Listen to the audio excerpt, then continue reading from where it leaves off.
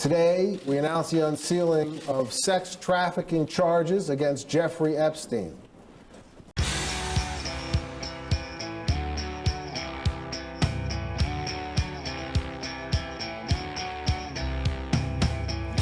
Dear hero imprisoned, with all the new crimes that you are perfecting.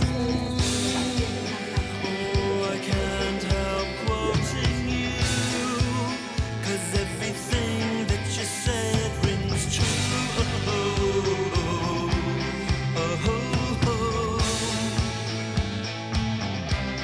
And now in my cell, well, I followed you. And here's a list of who I slew. Reggie Craig, do you know my name? Oh, don't say that, please say that. I am the last of the famous international playboys. The last of the famous international playboys. People that were involved with Jeffrey Epstein included some of the richest and most politically powerful people in the world. Run me crazy, you know my face. Oh, don't say that, please say that. I am the last of the famous international playboys. The last of the famous. He was evil personified. I had nightmares about it afterwards. In our lifetime, those who kill, the news world hands them stardom. And these are the ways on which I was raised. These are the ways on which I was raised. I never wanted to kill. I am not naturally evil. Such things I do. Away. So in the end, he obviously didn't kill himself, just like Jeffrey Epstein. Shut up! I know he's your friend, but I don't care. You had to make your own way here in your own plane, didn't you? I've had the story for 3 years. I've had this interview with Virginia Roberts. We would not put it on the air. First of all, I was told, who's Jeffrey Epstein? No one knows who that is. This is a stupid story. There will come a day where we will realize Jeffrey Epstein was the most prolific pedophile this country has ever known.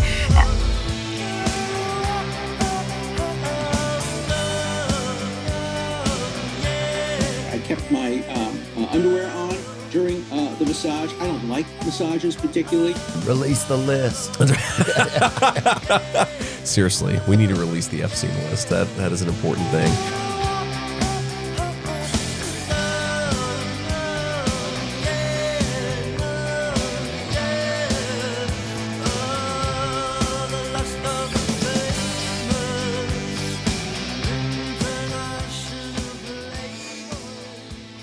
Any comments on the alleged allegation of your connection with Jeffrey Epstein?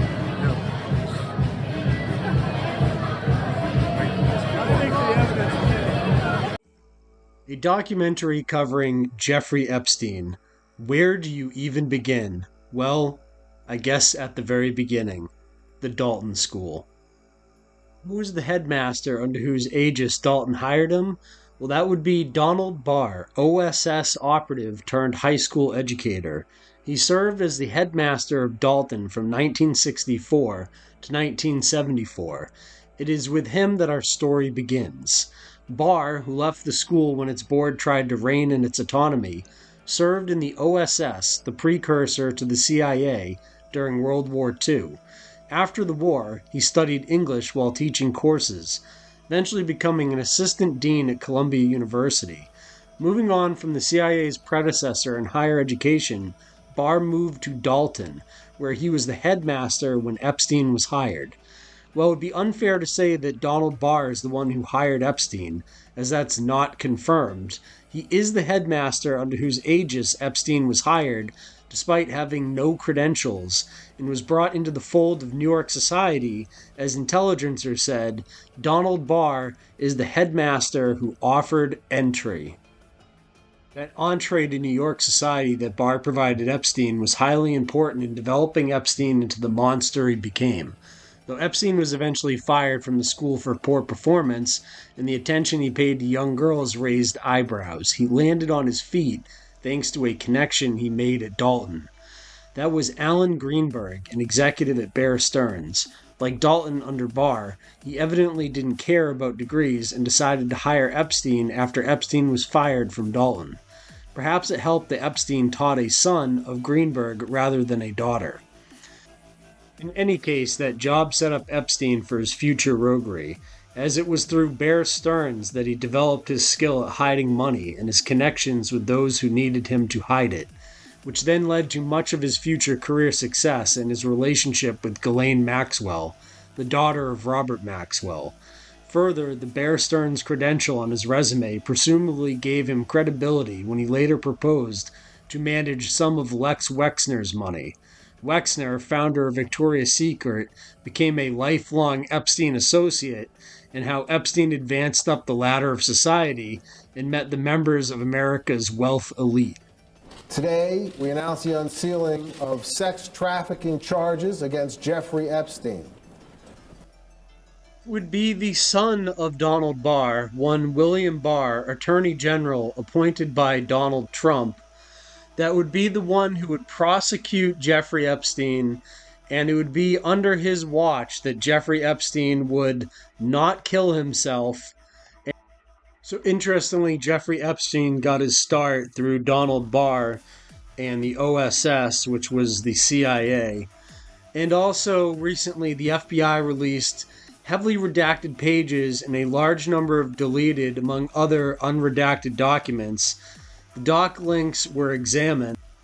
Most of what was in there was, as you can see here, heavily redacted, but there were some gems hidden amongst the files. So you can see in this FBI document, it states, on 9/11/08, case agent advised writer that Epstein is currently being prosecuted by the state of Florida and is complying with all conditions of his plea with the state of Florida. Epstein has also provided information to the FBI as agreed upon. Case agent has advised that no federal prosecution will occur in this matter as long as Epstein continues to uphold his agreement with the state of Florida.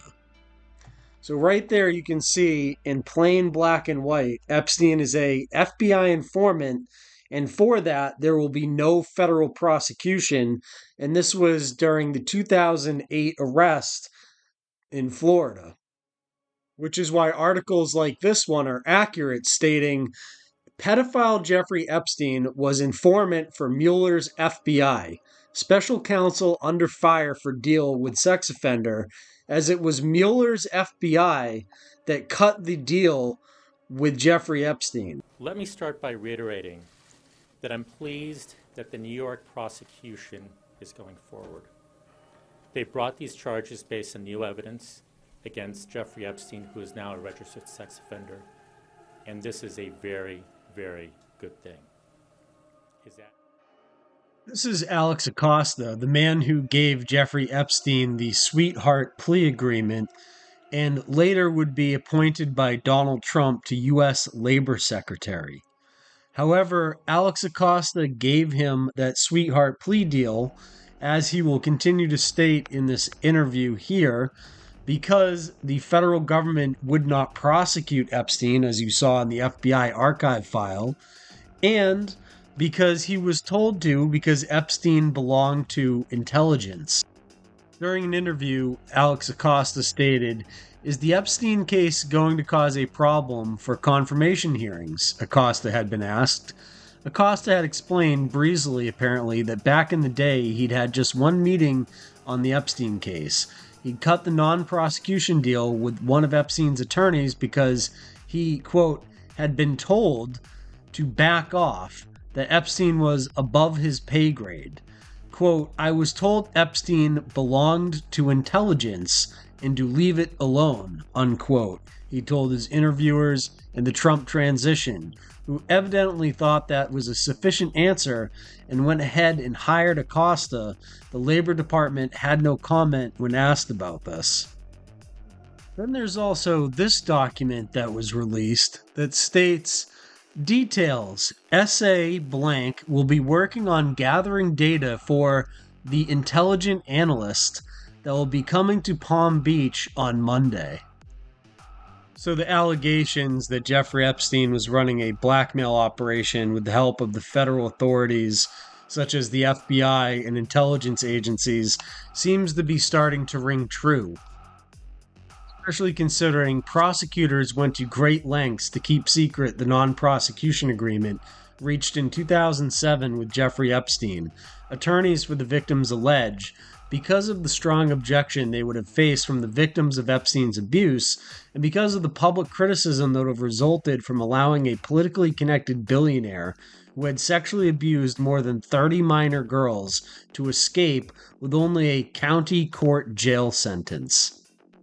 Keep in mind that Robert Mueller was the head of the Federal Bureau of Investigations from 2001 to 2013. He oversaw the investigation of Jeffrey Epstein in 2008, and prior to that, he oversaw the investigation of 9/11 in 2001. The Attorney General at the time was Michael B. Mukasey. So it was Mueller's FBI that was involved in the investigation of Epstein in 2008 when he was named a federal informant for the FBI, and the same Mueller's FBI had countless Israeli connections to Mueller's probe of Trump and Russia. The Israel lobbyists, Netanyahu cronies, PSYOP manipulators, and well-connected oligarchs. Could it all just be one big coincidence? Well, one of the things they wanted to take a look at back in 2019 was the FBI wanted to probe Netanyahu ties to cousin Milikowski. Another interesting thing of note is James Comey's daughter was a lead prosecutor in Ghislaine Maxwell's child sex trafficking case. This is the daughter of the FBI director. Maureen Comey is one of the lead prosecutors in the criminal case against Ghislaine Maxwell. The daughter of former FBI Director James Comey also worked on sex crimes against Jeffrey Epstein.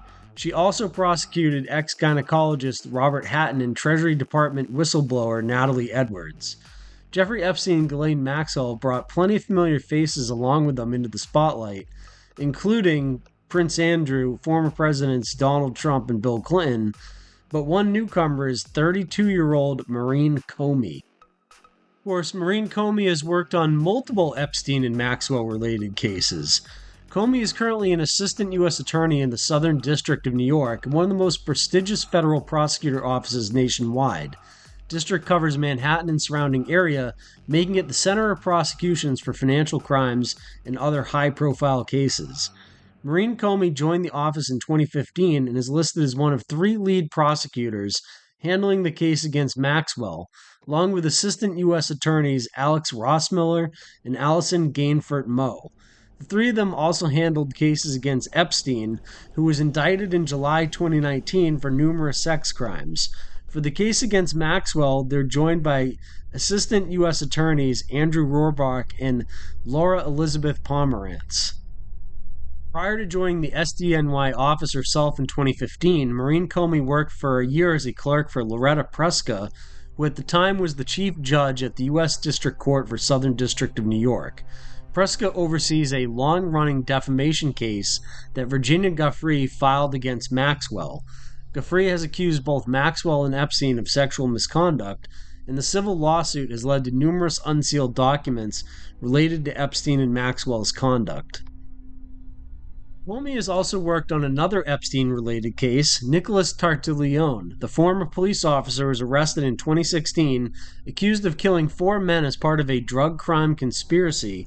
Prosecutors are seeking the death penalty, and he's been jailed for the past 5 years, often getting into arguments with correctional officials, court records show, as his case has been delayed. Tartaglione was briefly roommates with Epstein in Manhattan's Metropolitan Correctional Center in 2019, and was living with him when Epstein made his first suicide attempt in jail on July 23rd. Tartaglione claimed to have helped Epstein after finding him unconscious. The jail was shut down earlier this year after numerous scandals. You will see this often recurring in the Epstein situation, where all of these places where things happen are quickly demolished or destroyed shortly after everything happened. One thing that was demolished was Comey's career because of how bad of a job she did prosecuting Ghislaine Maxwell and Epstein and any of the clients of those two. And you can see here she had to step down. Prosecutor in Diddy and Epstein cases fired by the U.S. Justice Department. Many people believe that Epstein Island and other various properties was a blackmail operation for the Mossad. One of those people who believe that is Mr. Hoffenberg. Jeffrey Epstein boasted he was selling Prince Andrew's secrets to a Mossad spy and called him his Super Bowl trophy. Mr. Hoffenberg, the 74-year-old widower who now lives in Connecticut, claims that Epstein told him about his blackmail plots, which became ever more sophisticated, especially when the Maxwell became involved. Cameras were set up in all the houses. His private plane, nicknamed the Lolita Express, and Epstein threw parties for his high-profile friends, providing a roster of younger, underage women, Hoffenberg said. Hoffenberg, who attended some of these parties, says that any recordings and information was used for financial gain and also given to Mossad, the feared Israeli intelligence service. Quote, he told me that Ghislaine Maxwell was going to be the breakthrough to bring him into that orbit, to be able to be part of the agency in Israel, and that's what did occur, unquote, he said. Quote, he always explained to me what he was up to. He acquired his first royal connection in the early 90s. He told me about it. He got it from Ghislaine Maxwell and used it substantially. That was the Super Bowl to him, and it was the most important relationship to him. Epstein did meet Prince Andrew around 91, and this was said to me by Epstein. Epstein was very pleased with meeting the prince, and it was in the UK. Epstein knew he could manipulate Andrew. That's a solid fact. Epstein's ability to manipulate was extraordinary. If he wanted to, he could have been the president of America. Andrew respected Epstein highly and was tremendously impressed, so that's what made him vulnerable to Epstein. This was a trophy friendship. It was the strongest bond, even more than the Clintons. Prince Andrew was always denied any wrongdoing and played down the extent of his friendship with Epstein. The Sun reached out to a representative from Maxwell and Buckingham Palace for comment. Quote, they created the plan of installing the honeypot cameras and had taken over the house in Manhattan, given to him by his billionaire client Lesley Wexner, to blackmail politicians. Quote, he then took over the house in Florida and put in cameras. The cameras were to record rapes. It wasn't just about gathering intelligence, but compromising the politicians. When he befriended Andrew, he had a deal with the Israelis to gather the intelligence and information from people who Epstein took into his homes and his plane. Unquote, Steve Hoffenberg. Here's a picture of New York Governor Mario Cuomo with Steve Hoffenberg in 1993. Quote, Andrew had a weakness for the girls and fast life. Epstein provided that fantasy. Andrew would then give intelligence that Epstein would give to Israel. This was happening when I was working with Epstein, unquote. My close friends call me Randy. I'm a naughty guy. Contraception comes in handy, or I'd have more children than Princess Di. I like to have a lie down wherever I go, 'cause I'm... Hoffenberg is considered Epstein's original mentor after making him his right-hand man while he was CEO of the collection agency, Towers Financial Corporation, in the mid-80s. Hoffenberg says Epstein was living in London at the time working for British arms dealer Douglas Lease after being fired by the U.S. investment bank Bear Stearns for a deal that went wrong. He says Epstein, who was found dead in his cell last year awaiting trial for sex trafficking, came to him broke, and together they made hundreds of millions working on a Ponzi scheme to siphon off company funds instead of paying investors. So you can see here seated Ghislaine Maxwell with her father, Robert Maxwell, Robert Maxwell was a media mogul and also considered by many to be an Israeli super spy. In this image, you can see Robert Maxwell meeting with Ariel Sharon, former Prime Minister of Israel. And as we all know, nothing is true until officially denied. Here we have Naftali Bennett, former Israeli Prime Minister, stating, "As a former Israeli Prime Minister, with the Mossad having reported directly to me, I say to you with 100% certainty, the accusation that Jeffrey Epstein somehow worked for Israel or the Mossad running a blackmail ring is categorically and totally false. Epstein's conduct, both the criminal and merely despicable, had nothing whatsoever to do with the Mossad or the State of Israel. Epstein never worked for the Mossad. This accusation is a lie being peddled by prominent online personalities, such as Tucker Carlson, pretending they know things they don't. They just make things up, say it with confidence, and these lies stick because it's Israel. There's a vicious wave of slander and lies against my country and my people, and we just won't take it anymore."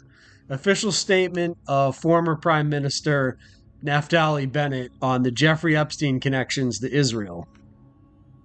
A special report on occurrences, foreign and domestic, identifies the fact that one of Jeffrey Epstein's suspected trafficking aircraft shared the same tail number, N474AW, as a State Department Bronco used under contract by DynCorp.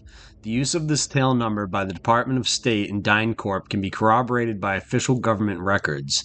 This would mean that Jeffrey Epstein trafficked underage girls using a tail number registered by DynCorp, and during the same time period as DynCorp when they trafficked minors in Bosnia and other parts of the Balkan states.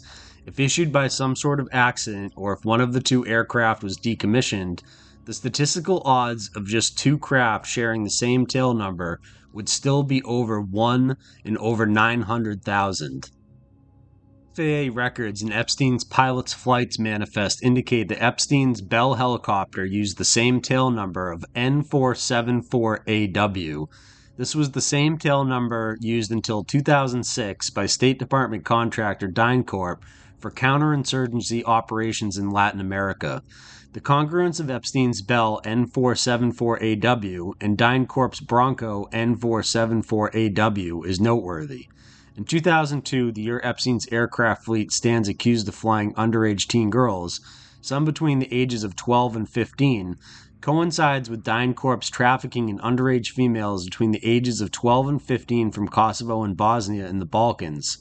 One DynCorp whistleblower reported the Washington Times Insight magazine's Kelly O'Meara in 2002 the following on one of DynCorp employee in Bosnia.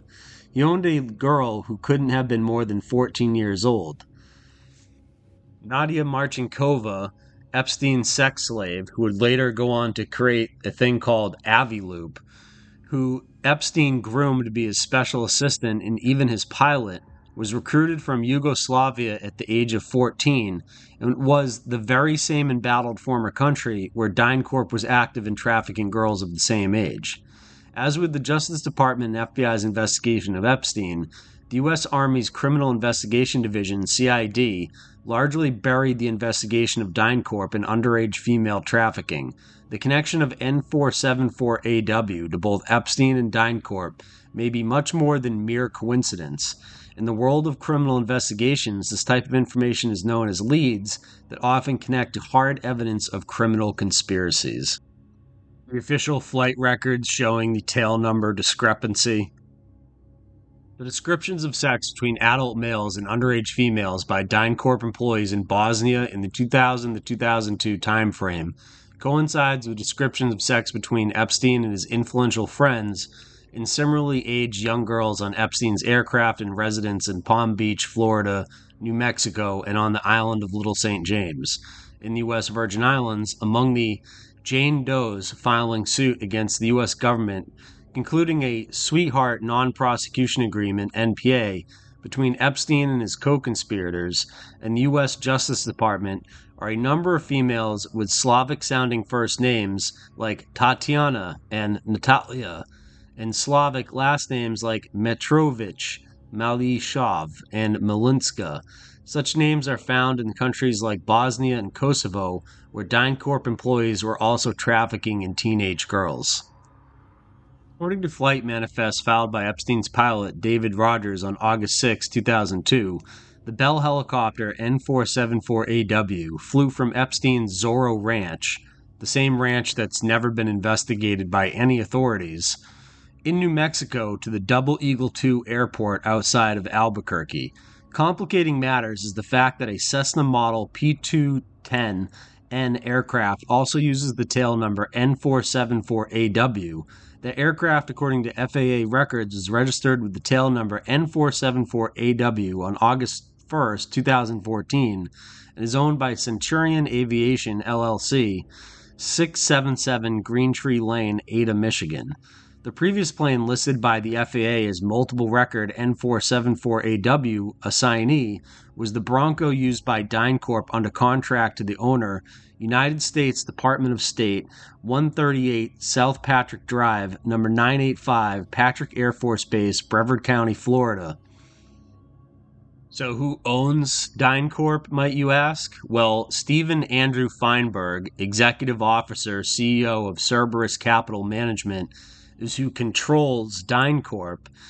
And on May 11th, 2018, U.S. President Donald Trump named Feinberg to the head of the President's Intelligence Advisory Board. Feinberg has been described as secretive in the New York Times. In 2007, Feinberg told Cerberus shareholders, "If anyone at Cerberus has his picture in the paper and a picture of his apartment, we will do more than fire that person. We will kill him. The jail sentence will be worth it." Cerberus is the parent company of DynCorp, which is a major national security contractor with the U.S. government. The next part of our story brings us to Nicole Junkerman, the Epstein associate nobody's talking about, the IDF-linked Bond girl infiltrating the UK NHS. This was written by Johnny Vedmore. I have a story to tell you, a story that causes my heart to pound and blood pressure to rise as I type each and every word. A true story of a woman of great wealth and power who rode on Epstein's Lolita private jet on several occasions. She appears to be German-born Israeli state intelligence operative based in London, an ex-model whose name appeared in the Panama Papers from the Mossack Fonseca leaks, and who became embroiled in a FIFA corruption scandal with Sepp Blatter and his family. She is perhaps the closest example of what you could possibly find to a real-life Bond girl, yet she is almost completely unknown to the majority of us. Nicole Junkerman, along with Ehud Barak, sits on the board of directors for Carbine 9/11. Link between Nicole Junkerman, the Israeli State Intelligence Services, and the Israeli Defense Force is not a tenuous one. The ominously named Reportee Homeland Security was the first incarnation of what has now been rebranded Carbine 9/11, and is referred to simply as Carbine. Described as a global leader in public safety technology, Carbine is a call-handling platform app that allows you, amongst other things, stream any ongoing emergency directly to the responding emergency services. It claims in the information section of a promotional video on YouTube entitled Nicole Junkerman Presents Carbine that it will, quote, provide a plug-and-play solution that allows 911 callers to connect their smartphone features to the emergency operator so that the operator can make a better assessment of the emergency. Location data, audio, camera, and video access can be shared, providing the operator with greater detail on the situation. The use of Carbine's solution will allow emergency management teams to better triage their cases and improve the utilization of downstream emergency services. In this Epstein case, one of the best pieces of evidence which was available to researchers was the flight manifest, and as you can clearly see, Nicole Junkerman's name appears on that flight manifest multiple times. As of 2019, Nicole Junkerman's current business portfolio is very impressive. She's often described as an ex-model, entrepreneur, and investor. Ms. Junkerman is much more than just what you see at first glance. Born in Dusseldorf, Germany on 27 April 1975, Nicole Junkerman studied business administration at the International University of Monaco, then went on to study management development at prestigious Harvard Business School in the United States.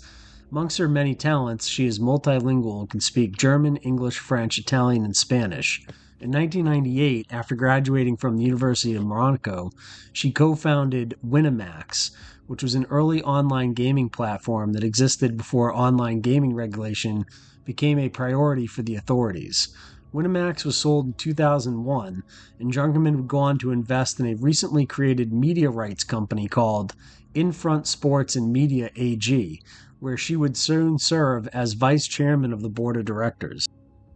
In 2002, Junkerman acquired the rights for the 2006 FIFA World Cup in Germany with a relatively new company, Infront Sports and Media. The company was best known at this time for its president and chief executive, Philip Blatter, the nephew of Sepp Blatter, then the president of FIFA. This overt corrupt nepotism left Junkerman's Infront Sports and Media as the company to market the TV rights to the future major FIFA tournaments. The company went on to acquire the rights of all FIFA's World Cups. And even though this deal was watered down in 2006, in 2011, FIFA again gave Infront permission to sell the TV rights in the Asian markets for the 2018 and 2022 World Cups. During her time at Infront Sports and Media, Junkerman would be caught flying on Jeffrey Epstein's Lolita Express on 3 occasions. The first flight, recorded on 22 March 2002, she would share with Epstein, Sean Koo, and one other passenger. But it's her second trip which really stands out. On Saturday, 31st August 2002, Jeffrey Epstein and Nicole Junkerman would fly from Paris Le Bourget Airport to Birmingham Airport in the UK alone. They would return to Paris via the same route on Monday, 2nd September 2002. For Jeffrey Epstein to fly without any of his normally present entourage is very unusual. So what was happening that weekend? I've done a lot of research on these dates, but as yet, no answers. Whatever the reason for these two incredibly rich people being together, this meeting was a very private one. Junkerman had also just completed Harvard University's program for management development, and Jeffrey Epstein had a high-profile relationship with Harvard, which in 2003 led him to donating money to the Ivy League college while stating that he had given the school $30 million in funding, a claim later revealed to be false. Was Epstein using the famous American college to recruit for his own business or other interests? Continuing with Junkerman's career, in 2005 she founded a private equity fund focused on media and sports investments in Asia and Europe called United in Sports, and managed to raise £242 million for the venture in 2007. Her other project, Infront Sports and Media, was ultimately sold to a Europe private equity firm, Bridgepoint, for £600 million in 2011. And that year, Nicole Junkerman had officially become one of the hottest investors in the world. Since her very first acquisitions, which I've already referred to, Junkerman has invested or purchased Shanghai Really Sports, Ziggurat, Thousand Child, Aloha, Jobio, Emodicast, LV, Auctionata, Coindrum, Spoon Guru, OptioPay, Grabio, Magnum Global Ventures, Songza, and a list of other companies. Some of these businesses draw additional interest, being Health Tech Digital, OWKIN, Reporty Homeland Security, which would become Carbine 9/11. Matt Hancock, Member of Parliament for West Suffolk and Secretary of State for Health and Social Care in the UK, appointed Nicole Junkerman to the Health Tech Advisory Board. So not only is Nicole Junkerman appointed to the advisory board for the NHS, she also sits on the board of Carbine 9/11. They promise to combine the use of personal data, location data, live video, data from surrounding wearable tech, and even information from park smart cars to deliver more information to the emergency services who should be responding. They can pinpoint your location, even indoors, to within 3 feet, and they claim that they can even collect data from drop calls. However, they fail to mention how they'll get permission to use such masses of available data. Who are these angels behind this revolutionary technology which aims to get between a victim and the emergency services? One of the directors of Carbine is Nicole Junkerman. The chairman of the board of directors is Ehud Barak, the 10th Prime Minister of Israel, the 14th Chief of Staff of the Israel Defense Forces, former Minister of Defense and former head of military intelligence for Israel, Ehud Barak has a long history as one of the more public faces of Israeli covert operations. Before he was prime minister, Ehud Barak was a big name in the IDF. Through the 1970s, he led many operations, including famously disguising himself as a woman to kill members of the PLO. See Ehud Barak here sitting on the board of Carbine 9/11, and also a regular visitor of Jeffrey Epstein's. This is an image of Ehud Barak sneaking out of Jeffrey Epstein's Manhattan apartment with his security guard in detail. Little closer up image, and you can clearly see Ehud Barak leaving Jeffrey Epstein's residence in New York City. And obviously Ehud Barak brought some sort of security with him for this visit to Epstein's Manhattan mansion. Ehud Barak referred Weinstein to ex-Mossad agents he hired to quash allegations. Former Prime Minister admits putting Hollywood Mogul in touch with private Israeli intelligence agency, but says he didn't know why Weinstein needed it. So Ehud Barak recommended to Harvey Weinstein, seen here standing left, to use a company called Black Cube Intelligence to go and harass Harvey Weinstein's American citizen victims. One of those victims was actress Rose McGowan. See here, Black Cube in retaliation against victims of sexual harassment. Harvey Weinstein used an Israeli private investigation firm called Black Cube to gather information on victims he harassed that were taking legal action.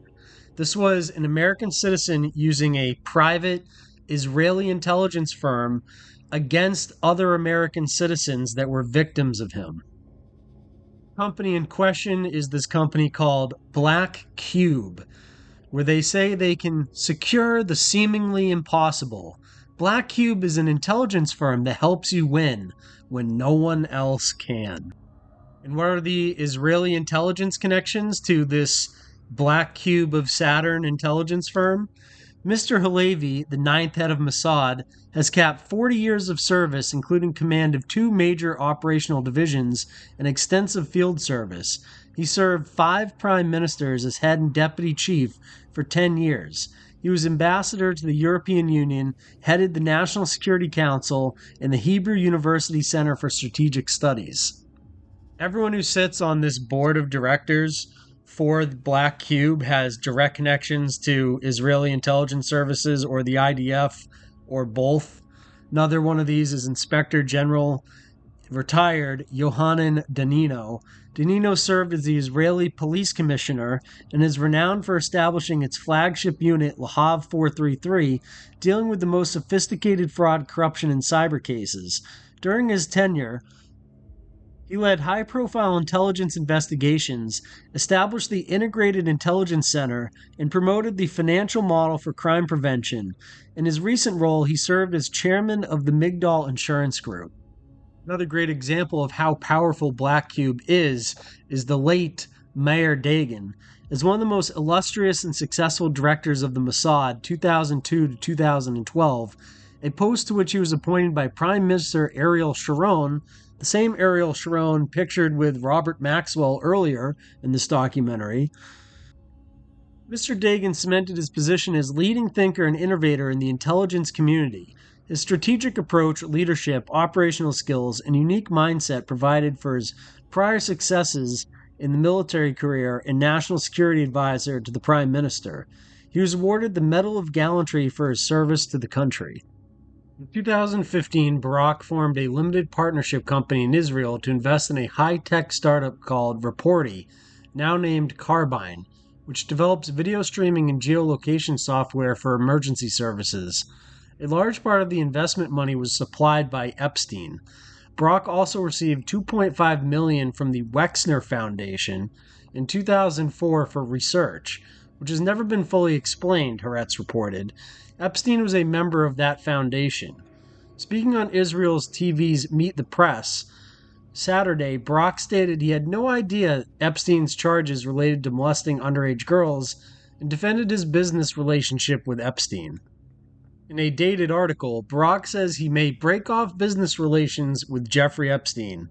keyword may, as in has not done it yet. Quote, for almost 5 years, a company associated with Epstein has been a passive investor in a limited partnership, legally registered in Israel and under my control, wrote Barak on his Facebook page. Every investor in this partnership is bound by the same commercial contract. As soon as the present charges related to Epstein became known, I instructed my lawyers to examine the options we have for expelling the company associated with Epstein from this partnership, wrote Barak. The same Ehud Barak is pictured here with Anthony Weiner, who was involved in a similar type scandal to what we're talking about tonight, and some naughty things on his laptop. Lauren Witzke on Twitter asks, how did Netanyahu have access to Bill Clinton Monica Lewinsky tapes? Because Jeffrey Epstein was Mossad collecting video evidence against politicians and used those blackmail tapes to help Israel push through American policy that Israel wanted. And you know, this is just the tip of the iceberg. Israel's Mossad is blackmailing a majority of politicians in the U.S. government. Bill Clinton, who we will go through as one of the clientele of Jeffrey Epstein, a person definitely on the Epstein Client list, is involved in this story here where Netanyahu is said to have offered Lewinsky tapes for Pollard. New critical book on the Clinton family claims that Israel tapped the White House phones, blackmailed the president recordings of the intern, Monica Lewinsky. So as you can see, this is another example of this very small country blackmailing U.S. politicians. In an article credited to Johnny Vedmore, the husband of Whitney Webb, in an article last week with the independent outlive narrative, Ben Menashe, who was himself involved in the Iran-Contra arms deal, told his interviewer, Zev Shalev, that he'd been introduced to Jeffrey Epstein by Robert Maxwell in the mid-1980s, while Maxwell's and Ben Menashe's involvement with Iran-Contra was ongoing. Ben Menashe did not specify the year he met Epstein. Ben Menashe told Shalev that he, Maxwell, wanted us to accept him, Epstein, as part of our group. I'm not denying that we were at the time a group that it was Nick Davies, foreign editor of the Maxwell-owned Daily Mirror. It was Maxwell, it was myself, and our team from Israel. We were doing what we were doing. Past reporting by Seymour Hersh and others revealed that Maxwell, Davies, and Ben Menashe were involved in the transfer and sale of military equipment and weapons from Israel to Iran on behalf of Israeli intelligence during that time period. He then added that Maxwell had stated during the introduction that your Israeli bosses have already approved of Epstein. Shalev later noted that Maxwell had an extensive network in Israel at that time, which included the later Prime Minister Ariel Sharon, according to Ben Menashe. Ben Menashe went on to say that he had met Epstein a few times in Maxwell's office. That was it. He also said he was not aware of Epstein being involved in arms deals for anyone else he knew at the time, but that Maxwell wanted to involve Epstein in the arms transfers in which he, Davies, and Ben Menashe were engaged on Israel's behalf. However, as Mint Press reported in Part 4 of the investigative series Inside the Jeffrey Epstein Scandal, Too Big to Fail, Epstein was involved with several arms dealers during that period of time, some of whom were directly involved in Iran-Contra arms deals between Israel and Iran. For instance, after leaving Bear Stearns in 1981, Epstein began working in the realms of shadow finance as a self-described financial bounty hunter, where he would both hunt down and hide money for powerful people. One of these powerful individuals was Adnan Khashoggi, a Saudi arms dealer with close ties to both Israeli and U.S. intelligence, and one of the main brokers of Iran-Contra arms deals between Israel and Iran. Epstein would later forge a business relationship with a CIA front company involved in another aspect of Iran-Contra, the airline Southern Air Transport, on behalf of Lesley Wexner's company, The Limited. During this period, it is also known that Epstein became well acquainted with the British arms dealer Sir Douglas Leese, who was collaborated with Khashoggi on at least one British-Saudi arms deal in the 1980s. Leese would later introduce Epstein to Stephen Hoffenberg, calling Epstein a genius and describing his lack of morals during that introduction. Thus, there are indications that Epstein was involved with Middle Eastern arms deals, including some related to Iran-Contra, during this period. In addition, Epstein would later claim, and then subsequently deny, having worked for the CIA during this period. This source, who has direct knowledge of the unauthorized use of promise to support U.S. and Israeli intelligence projects, told Mint Press that some of the proceeds from the illicit sales of promise were made available to Jeffrey Epstein for use in compromising targets of political blackmail.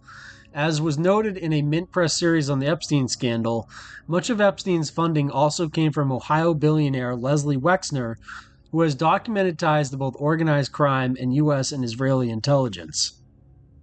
After Promise software was stolen from its rightful owner and developer Inslaw Incorporated, through the collusion of both U.S. and Israeli officials, it was marketed mainly by two men, Earl Bryan, a close aide to the Ronald Reagan, later U.S. envoy to Iran, and close friend of Israeli spy master Rafi Eitan, and Robert Maxwell. Bryan sold the bug software through his company Hadron Incorporated, while Maxwell sold it through an Israeli company he acquired called Degem. Before and following Maxwell's acquisition of Degem, the company was a known front for Mossad operations, and Mossad operatives in Latin America often posed as Degem employees. With Maxwell, Epstein's alleged recruiter and father of Epstein's alleged madam, having been one of the main salespeople involved in selling Promise software on behalf of intelligence, he would have been a key position to furnish Epstein with nascent sexual blackmail operations with the proceeds from the sale of Promise. This link between Epstein's sexual blackmail operation and the Promise software scandal is notable, given that the illicit use of Promise by U.S. and Israeli intelligence has been for blackmail purposes on U.S. public figures and politicians, as was described in a recent Mint Press report. In a completely unrelated photo, we have John Luc-Brunel wearing an Israeli army hat. One of the most interesting rabbit holes in this entire investigation has to do with Epstein's yacht, which was known as the Lady Ghislaine, also known as the Lady Mona Kay, and is now known as Dancing Hare. Dancing Hare, formerly Lady Ghislaine and Lady Mona Kay, is a super yacht built by Amels in 1986. Built for Ehud Khashoggi, it was then purchased also in 1986 by Robert Maxwell, who died by drowning in 91 while cruising on the yacht off the Canary Islands. It was then owned by Arabian businessmen who sold it in 2017. The new owner, Anna Murdoch, had it refitted and renamed Dancing Hare. So the current owner is Anna Murdoch, who is married to Rupert Murdoch, the news media mogul. One of the previous owners was Ghislaine Maxwell's dad, Robert Maxwell, who was known as an Israeli super spy. On their toes, one thing about the party aboard British media mogul Robert Maxwell's yacht, everybody had to doff their shoes before boarding the plush-carpeted Lady Ghislaine. Maxwell insisted and his guests cooperated, including Donald Trump, minus Ivana, who was a much bigger yacht and was happy to compare them with Maxwell. According to the book The Assassination of Robert Maxwell, Israel's Super Spy, Robert Maxwell was murdered by Israel's Mossad for revealing means and methods aboard the Lady Ghislaine yacht. But first we need to go back to that name that the boat was originally built for, Ehud Khashoggi. Ehud Khashoggi was born in Lebanon's capital, Beirut. His father, Adil Khashoggi, has headed up several property developments in Saudi Arabia. His grandfather, Mohammed Khashoggi, was of Turkish origin from Kayseri, and the personal physician to King Abdul al-Saud. Ehud Khashoggi is also the nephew of businessman Adnan Khashoggi. His surname, Khashoggi, means spoonmaker. So who is Adnan Khashoggi, you might be asking? He's a Saudi businessman and arms dealer known for his business dealings, extensive geopolitical influence, and opulent lifestyle, which earned him the moniker the Great Gatsby of the Middle East. During his peak in the early 1980s, Khashoggi's net worth was estimated around $4 billion, amassed through his pivotal role as intermediary between Western defense companies and the Saudi government. Khashoggi was the founder of Triad International Holding Company, which held diverse investments worldwide, including in luxury hotels, oil refineries, and real estate. Known for hosting lavish parties attended by celebrities and politicians, Khashoggi's lifestyle made him a media fixture and inspired popular culture, even influenced songs by Queen and appearing in shows like Lifestyles of the Rich and Famous. Adnan's geopolitical involvement: he was directly involved in helping organize and fund the top-secret Operation Moses in 1984 to airlift to safety 14,000 Ethiopian Jews from Sudan to Israel during a famine caused by the Ethiopian Civil War. Khashoggi was implicated in the Iran-Contra affair as a key middleman in the arms for hostages exchange, along with Iranian arms dealer Menachem Ghorbanifar. In a complex series of events, was found to have borrowed money for these arm purchases from the Bank of Credit and Commerce International, BCCI, with Saudi and United States backing. His role in the affair created a related controversy when Khashoggi donated millions to the American University in Washington, D.C. to build a sports arena which would bear his name. Khashoggi was a member of the University Board of Trustees from 1983 until his indictment on fraud and other charges in May 1989. Khashoggi was a principal foreign agent of the United States and helped establish the supranational intelligence partnership known as the Safari Club. During this period, Khashoggi was a financial client and financier of sex offender Jeffrey Epstein. In January 2003, Seymour Hersh reported in the New Yorker magazine that former U.S. Secretary of Defense Richard Perle had a meeting with Khashoggi in Marseille in order to use him as a conduit between Trireme Partners, a private venture capital company of which he was one of three principals, and the Saudi government. At the time, Perle was chair of the Defense Policy Board Advisory Committee, a Defense Department advisory group which provided him with access to classified information and a position to influence defense policy. Khashoggi told Hersh that Perle talked to him about economic costs regarding a proposed invasion of Iraq. Quote, "If there is no war," he told me, "why is there a need for security? If there is a war, of course, billions of dollars will have to be spent." In the 1960s and 1970s, Khashoggi helped bring together Western companies and the Saudi Arabian government to satisfy its infrastructure and defense needs. Between 1970 and 1975, Lockheed paid Khashoggi $106 million in commissions. His commissions started at 2.5% and eventually rose to as much as 15%.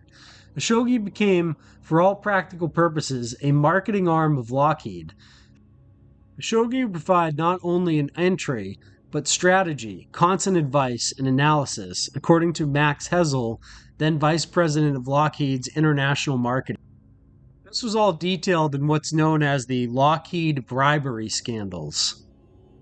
Adnan Khashoggi's enormous yacht was the inspiration for Queen's song Khashoggi's Ship. In 1991, Khashoggi made an extended appearance on the British television program After Dark, discussing the Middle East alongside, among others, former Prime Minister Edward Heath and Lord Weidenfeld. Khashoggi also appeared in Lifestyles of the Rich and Famous in 1985 with host Robin Leach, which showcased Khashoggi's extravagant lifestyle. During this peak, Khashoggi was a well-known figure who frequently appeared in the press and media. He also appeared in various television shows, newspapers, and notable magazine covers such as Time and The Washington Post. You can see from this magazine back in 1995 in Australia, Captain Bob's Girl Afloat, and a picture of Ghislaine Maxwell. Back before Ghislaine Maxwell was arrested and she was still missing, one of the things I was doing and publicly posting was tracking the Dancing Hare yacht using AIS and following wherever it went, and having crew members of my pirate crew go down and try to get photographs of the people coming on and off the yacht. One of the places we tracked her to was Silo Marina in New Zealand, and one of my pirate crew members went down there and took some photos of a very interesting person coming off the yacht. Now, this photo was taken pre-COVID 9/11, so it was unusual to see people walking around with face masks at this time, and the photo was taken at night of some individuals walking off the Lady Ghislaine, and this was just a few days before the alleged arrest in New Hampshire. When you zoom in on the photo of the people walking off the boat, it looks to me like Ghislaine Maxwell walking off the boat with a security detail. This would have been during the time Ghislaine Maxwell was on the run from the authorities, and this yacht was owned now by Anna Murdoch. The next part of our story comes out of Mint Press News, titled The Mega Group, Maxwell's, and Mossad, the spy story at the heart of the Jeffrey Epstein scandal. The Mega Group's role in the Epstein case has garnered some attention, as Epstein's main financial patron for decades, billionaire Lesley Wexner, was a co-founder of the group that unites several well-known businessmen with a penchant for pro-Israel and ethno-philanthropy, philanthropy benefiting a single ethnic or ethno-religious group. However, this report will show another uniting factor among Mega Group members is deep ties to organized crime, specifically the organized crime network discussed in Part 1 of the series, which was largely led by notorious American mobster Meyer Lansky. Perhaps the best illustration of the connections between many of these players often meld together can be seen in Ronald Lauder, a Mega Group member, former member of the Reagan administration, longtime donor to Israeli Prime Minister Benjamin Netanyahu and Israel's Likud party, as well as longtime friend of Donald Trump and Roy Cohn. From cosmetics heir to political player, often overlooked yet famous client and friend of Roy Cohn is the billionaire heir to the Estee Lauder cosmetics fortune, Ronald Lauder. Lauder is often described in the press as a leading Jewish philanthropist and is the president of the World Jewish Congress, and yet his media profiles tend to leave out his highly political past. In a statement given by Lauder to New York Times reporter Maggie Haberman in 2018, the cosmetics heir noted that he has known Trump for over 50 years, going back to at least the early 1970s. According to Lauder, his relationship with Trump began when Trump was a student at the Wharton School of University of Pennsylvania, which Lauder also attended. See an image here of President Trump meeting with Ronald Lauder at Mar-a-Lago in 2016. It is worth noting one particular act apparently undertaken by Lauder while he was U.S. Ambassador to Austria that has recently come to light in relation to the arrest in early July of Jeffrey Epstein. A finding first reported by journalist Edward Saul. When police recently discovered an Austrian passport with Epstein's picture and fake name after raiding his Manhattan residence, the source and purpose of the passport came under media scrutiny. According to the Associated Press, Epstein's defense lawyers specifically argued that a friend gave it to him in the 1980s after some Jewish Americans were informally advised to carry identification bearing a non-Jewish name when traveling internationally during a period when hijackings were more common. This claim appears to be related to concerns that followed the hijacking of Air France Flight 139 in 1976, when Israeli and Jewish hostages were separated from other hostages based largely on the passports in their possession.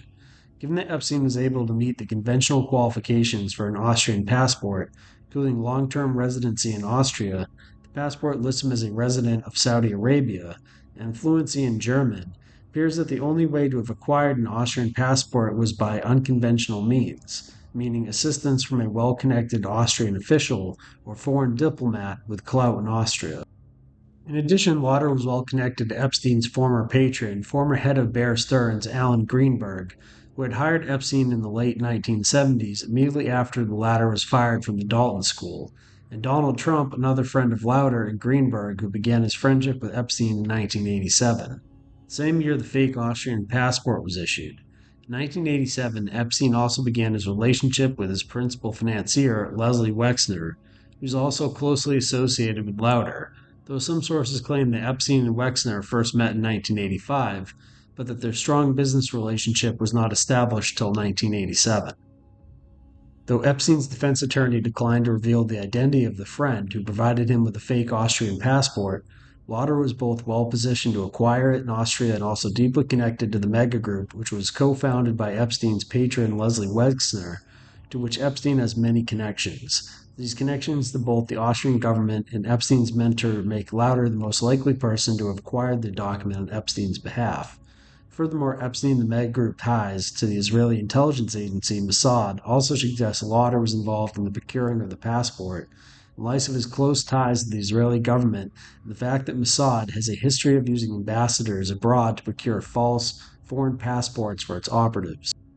Lauder himself has been alleged to have ties to Mossad, as he is a longtime funder of IDC Herzliya, an Israeli university closely associated with Mossad, and the recruiters as well as Israeli military intelligence. Lauder even founded IDC Herzliya's Lauder School of Government, Diplomacy, and Strategy. Furthermore, Lauder co-founded the Eastern European Broadcasting Network, CETV, with Mark Palmer, a former U.S. diplomat, Kissinger aide, and Reagan speechwriter. Palmer is better known for co-founding the National Endowment for Democracy, NED, an organization often described as an accessory to U.S. intelligence, one whose first president confessed to the Washington Post that a lot of what we do today was done covertly 25 years ago by the CIA. A 2001 report in the Evening Standard noted that Epstein once claimed that during the 1980s he worked for the CIA, but later Epstein backed away from that assertion. Megagroup, a secretive group of billionaires to which Lauder belongs, was formed in 1991 by Charles Bronfman and Lesley Wexner, the latter of whom has received considerable media scrutiny following the July arrest of his former protege, Jeffrey Epstein. Media profiles of the group paint it as a loosely organized club of 20 of the nation's wealthiest and most influential Jewish businessmen focused on philanthropy and Jewishness, with a membership due upwards of $30,000 per year, yet several of its most prominent members have ties to organized crime. Megagroup members founded and are closely associated with some of the most well-known pro-Israel organizations. For instance, members Charles Bronfman and Michael Steinhardt formed Birthright Taglit with the backing of then and current Prime Minister Benjamin Netanyahu. Steinhardt, an atheist, has stated that his motivation in helping to found the group was to advance his own belief that devotion to and faith in the State of Israel should serve as a substitute for Jewish theology. Other well-known groups associated with the megagroup include the World Jewish Congress, whose past president Edgar Bronfman and current president Ronald Lauder are both megagroup members, and B'nai B'rith, particularly to spin off its known as the Anti-Defamation League. The Bronfman brothers were major donors to the ADL, with Edgar Bronfman serving as the ADL's honorary national vice chair for several years. Former Israeli President Shimon Peres, second from left, listens to Edgar Bronfman during a 1995 lunch thrown in Peres' honor. From left are Lawrence Tish, Chairman, President, and Chief Executive Officer of CBS, Israeli Ambassador to the United States, Itamar Rabinowitz, and Bronfman. Photo by David Karp, Associated Press. Les Wexner, the other megagroup co-founder, also has ties to organized crime. Wexner's ties to Jeffrey Epstein have come under scrutiny following the latter's recent arrest, as Wexner was the only publicly acknowledged client of Epstein's suspicious hedge fund, the source of much of his wealth, and the previous owner of Epstein's $56 million Manhattan townhouse, which Wexner transferred to Epstein, a controlled entity, for free.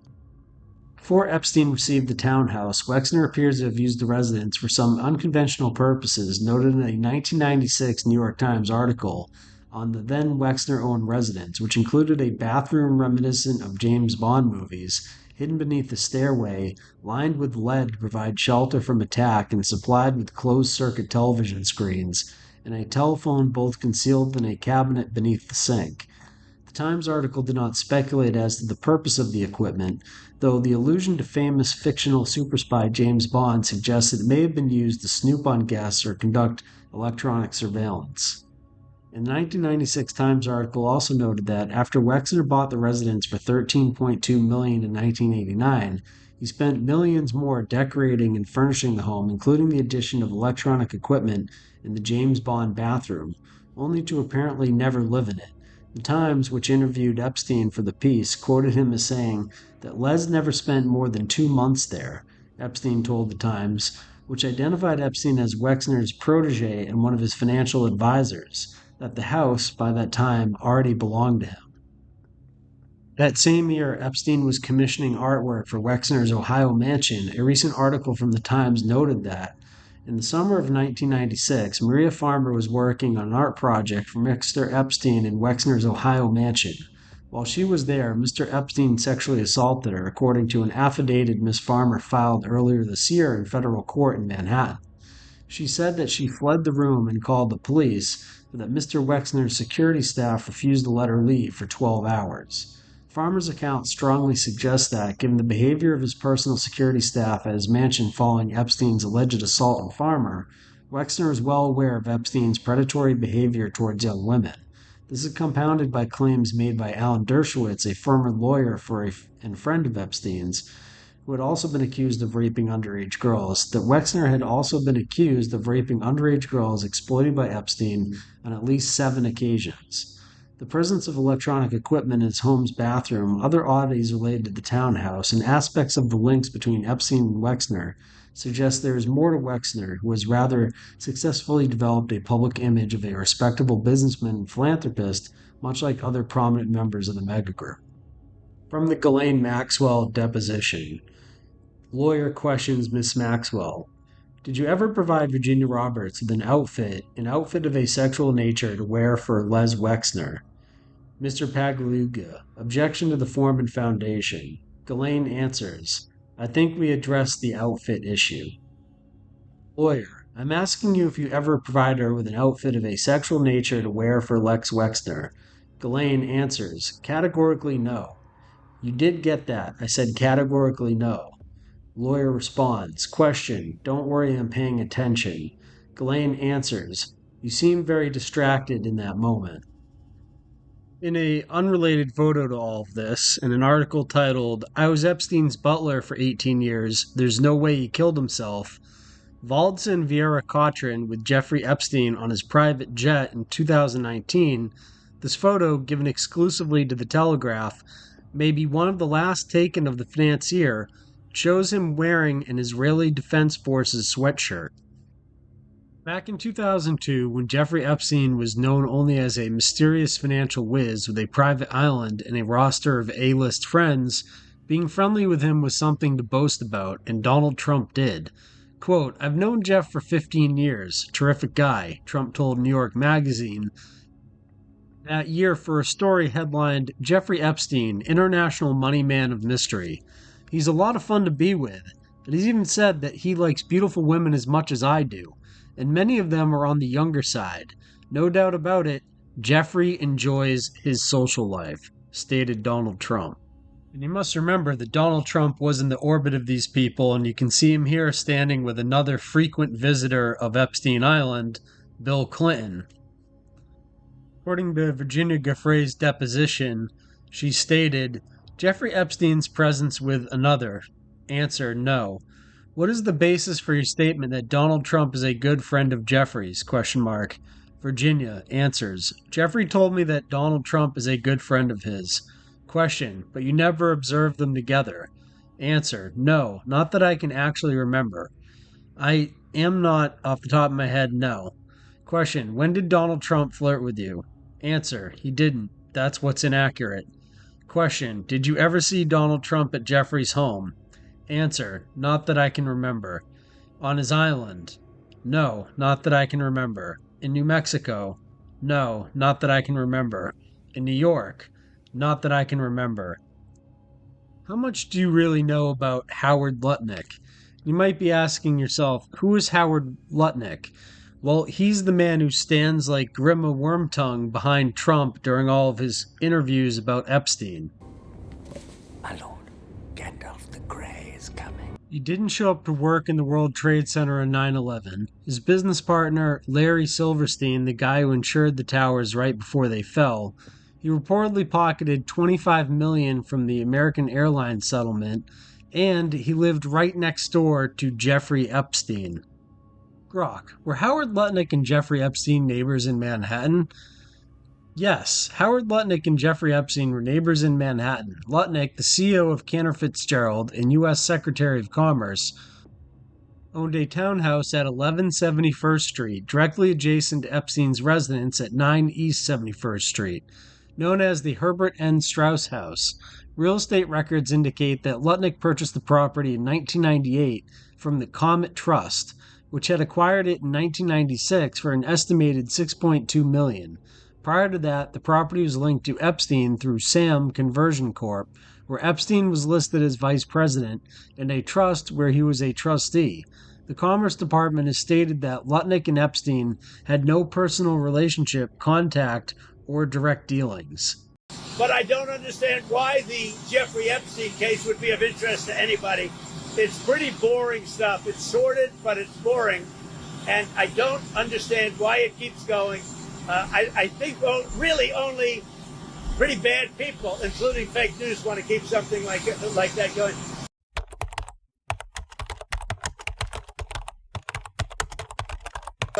But credible information, let them give it. Anything that's credible.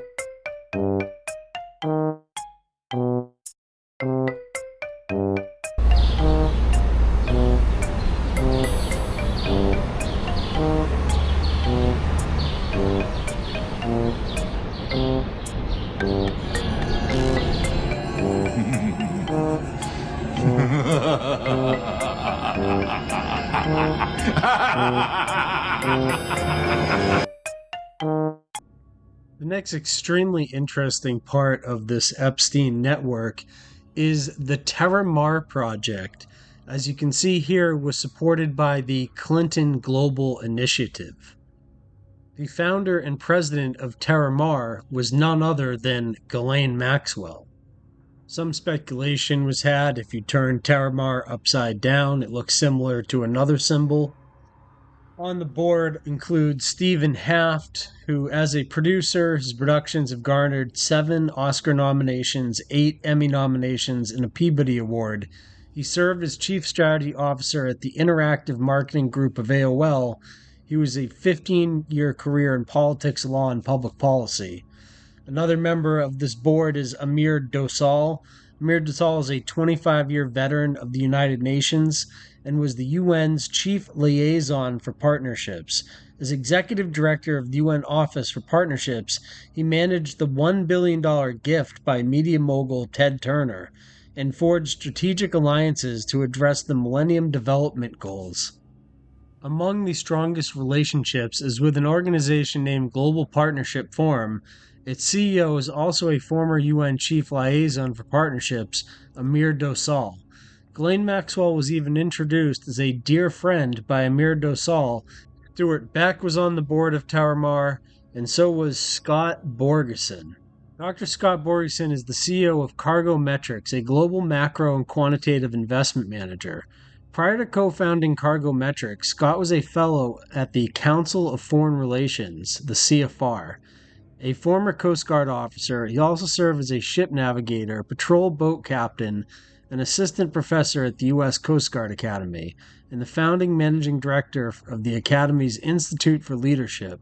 Scott has testified for a number of congressional committees, and as op-eds and articles have appeared in the Wall Street Journal, New York Times, The Atlantic, and Foreign Affairs, among other publications.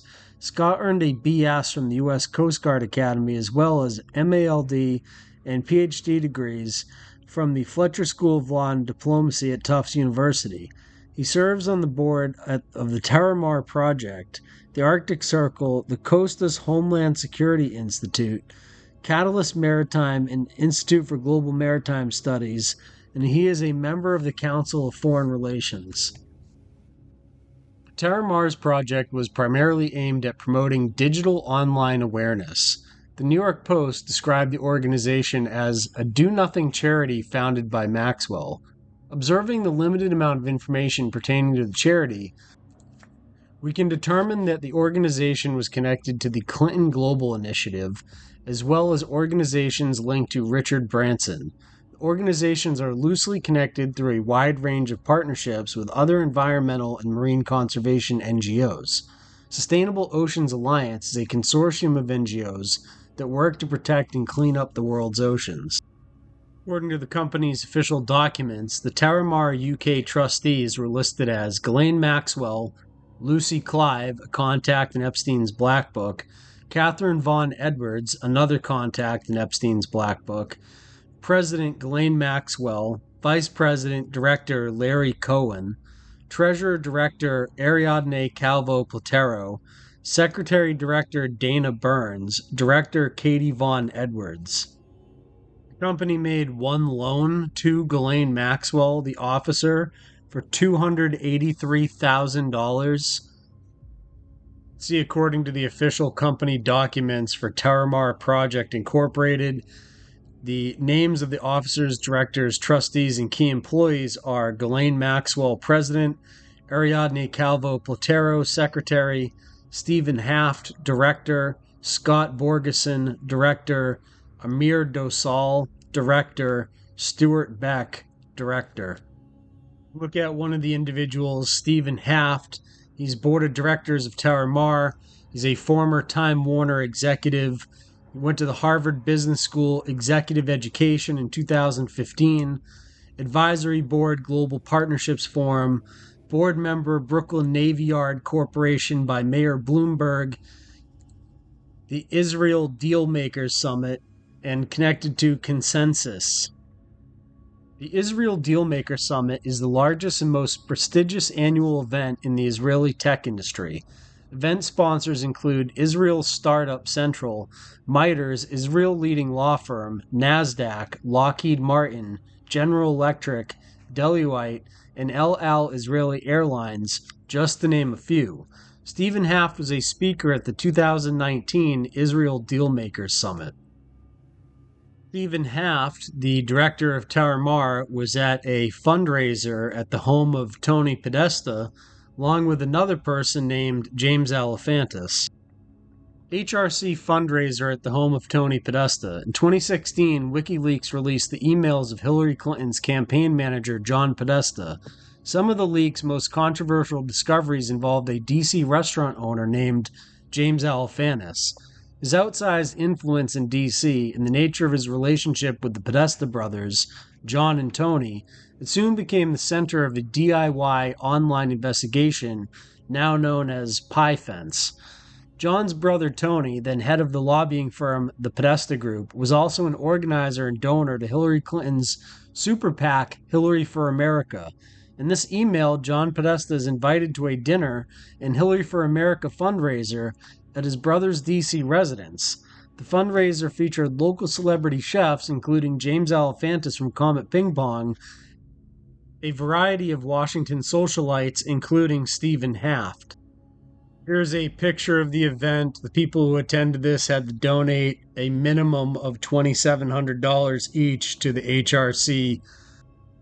Another of Terramar's board members appears to have some sort of connections with intelligence. His freight tracking business, Cargo Metrics, boasts Eric Schmidt as an investor in the company.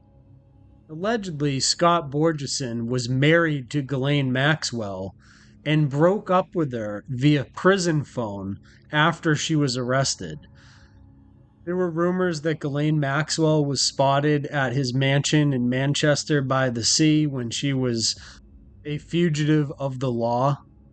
So who is Scott Borgeson? He was the chief executive of Cargo Metrics, a Boston-based data analytics company for maritime trade and shipping that he founded in 2010. The company was valued at $100 million last year, but the 44-year-old recently resigned, explaining in a statement that it was to ensure his presence would not become a distraction from the work he believes in so deeply. He reportedly lives in a sprawling 2.3 million pound oceanfront mansion in Massachusetts, more than 1,000 miles from rural Missouri, where he grew up.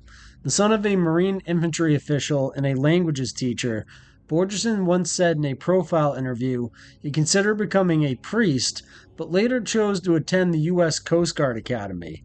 He went on to earn a master's in law and diplomacy from Tufts University, before teaching history at the Coast Guard Academy. According to the documentary Epstein's Shadow, he was very connected to the Trump administration. According to the New York Times, in 2007, Borgeson became a fellow in residence at the Council on Foreign Relations think tank in 2007, writing about oceanic issues. Philanthropist David Rockefeller and former Bill Clinton Secretary Robert Rubin are among the think tank's former officers and directors. Big tech with access to critical infrastructure. That's what Scott Borgeson was involved in. His company website describes one of their patents as such.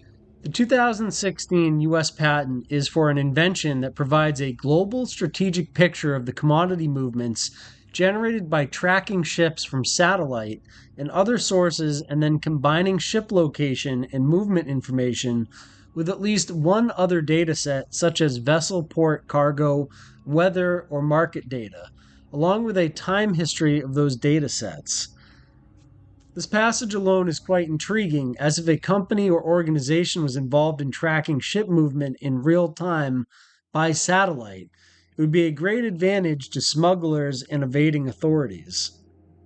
Cargometrics, some very big names have backed the company. One of Cargometrics' investors is Eric Schmidt, former CEO and executive chairman of Google.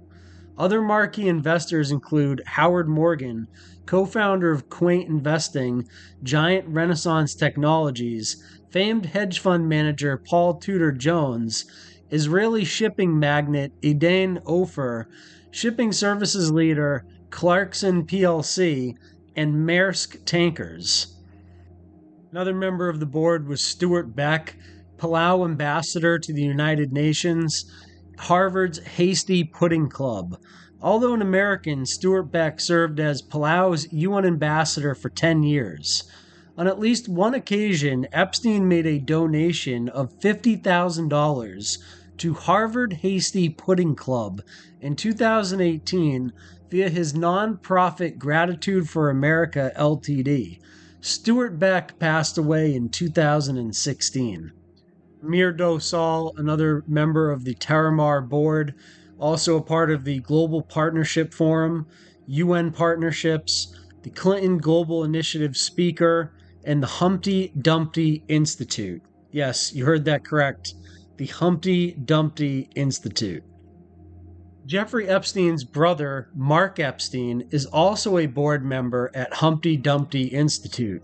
Jeffrey Epstein, along with MC2 Models CEO John Luc-Brunel, housed and paid for the rent of hundreds of young models at an apartment on 66th Street in Manhattan.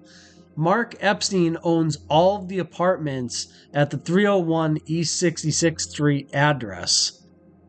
That's right, Mark Epstein, the brother of Jeffrey Epstein, which was obviously a hard one for the authorities to miss. In 1976, Mr. Epstein founded the Ismo Family of Companies Incorporated, a silkscreen printing company serving the advertising and fine arts communities. Over the next 21 years, Ismo became one of the most versatile silkscreening printing companies in New York. Man who could inherit Jeffrey Epstein's millions. The unexplained wealth of artist turned real estate magnate Mark Epstein, the deceased sex offender's younger brother, is likely to come under further scrutiny by the feds, except it didn't at all. In fact, it came under such little scrutiny that Jeffrey Epstein's estate got a $112 million tax refund. The estate's assets have swelled to $145 million. A probate court filing in the U.S. Virgin Islands shows much of that won't make its way to Mr. Epstein's victims. Who will it go to? Looks like Mark Epstein, actually. This brings us to the company Aviloop, which has this YouTube channel, and this company, as far as I can tell, is still in operation today, and it's run by none other than... Aviloop was founded by a female pilot, Nadia Marchenkova, the same Nadia Marchenkova that was a pilot for Jeffrey Epstein. She's one of the main conspirators that helped Jeffrey Epstein recruit underage girls and then traffic them around by being the pilot for him, and that's all after she was a victim of Jeffrey Epstein's at the age of 14. Now she's running this company, Aviloop.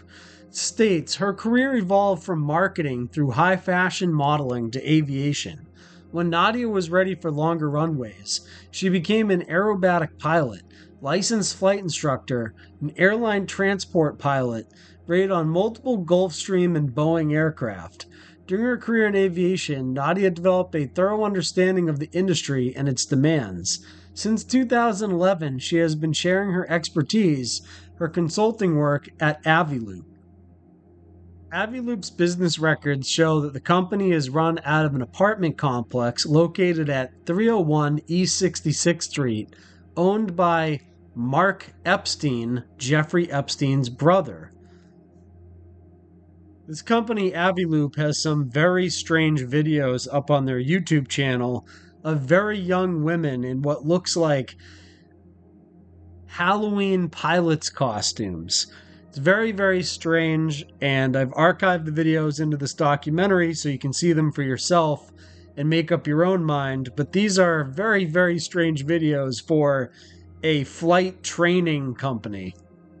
Hi, welcome to Cole's Flight School on Aviloop.com. My name is Ashley and I'm your deal attendant. Anyone who claims that humans were not meant to fly never experienced the thrill of their own successful landing. If you've been bitten by the flying bug and you want to add multi-engine to your pretty green license, this is your opportunity to do it at 50% off. You don't see that very often. Today's deal includes all the necessary ground school and 15 hours of multi-engine flight training. Get ready to fly big boy airplanes. To purchase this deal, you must hold at least a private pilot license and a current medical certificate. Don't miss out and click on that big blue button. You know you want to. On the deed for Aviloop, 9 East 71st Street Corp. listed as its address, Unit 10F at 301 East 66th Street. Both the unit and the building records show belong to 301-66 Owners Corp., an affiliate of OSA Properties, the real estate company belonging to Mark Epstein. Welcome to Aviloop, your collective buying website for anything aviation. We offer deals on flight lessons, pilot accessories, fuel, FBO services, charter flights, and even small aircraft. Our deals are usually 50 to 90% off. That means whether you want to learn to fly, charter an airplane, or just see more girls like me, Aviloop can help. You can even vote for your favorite deal attendant and win special prizes.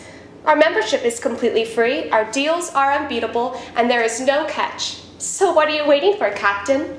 Subscribe to our newsletter and get in the loop. Hi, welcome to Classic Flight Training on Aviloop.com. My name is Claire, and I'm your deal attendant.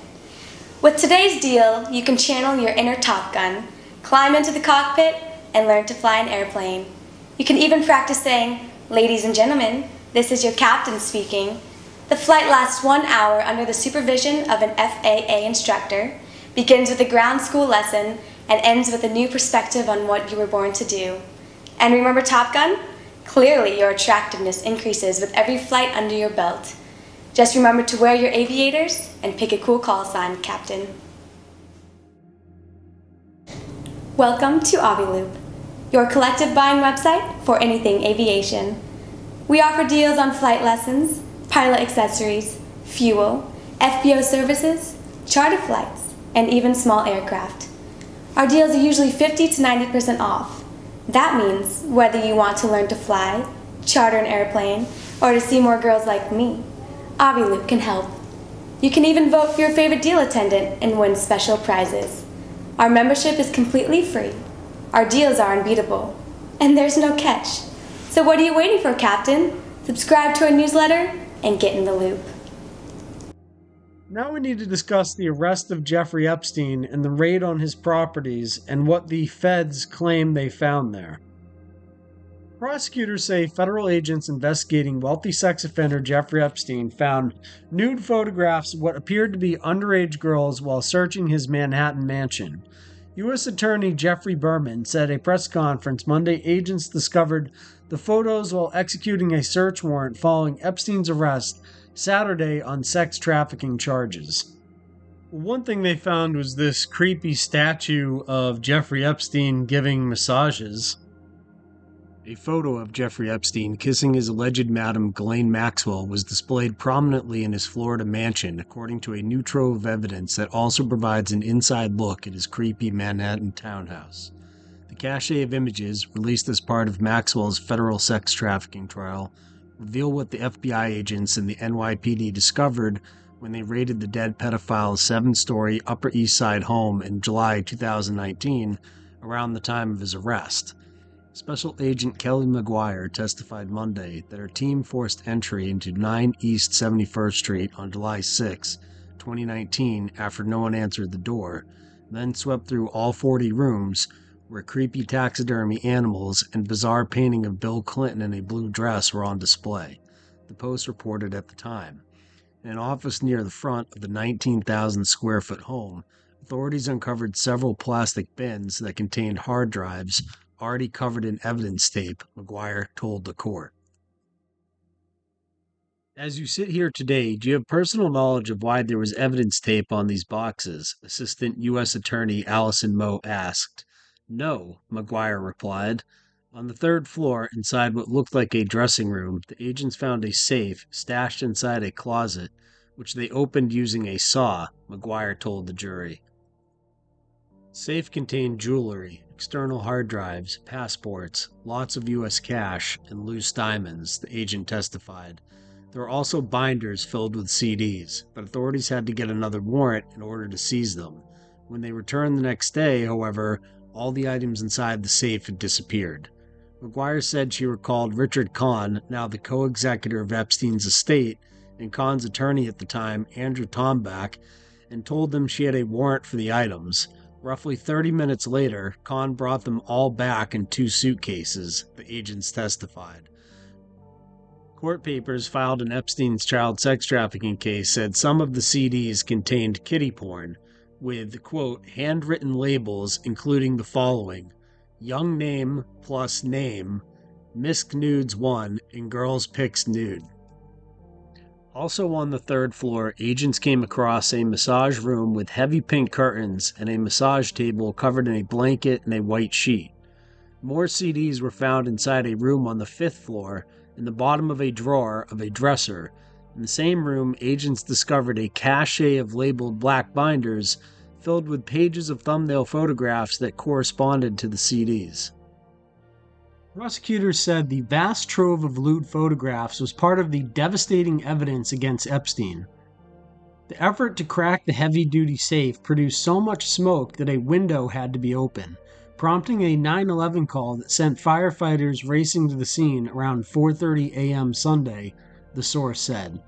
The raid turned up at least hundreds, perhaps thousands, of sexually suggestive photographs of fully or partially nude females, kept by the unmarried financier, court papers said. Some of the photos appear to be of underage girls, including at least one girl who, according to her counsel, was underage at the time the relevant photographs were taken, according to the Manhattan federal court filing. So in the photos, several images on the wall of the massage room are blacked out for some reason. It's a picture of Epstein's Palm Beach office, and once again, a lot of the photos have been blacked out.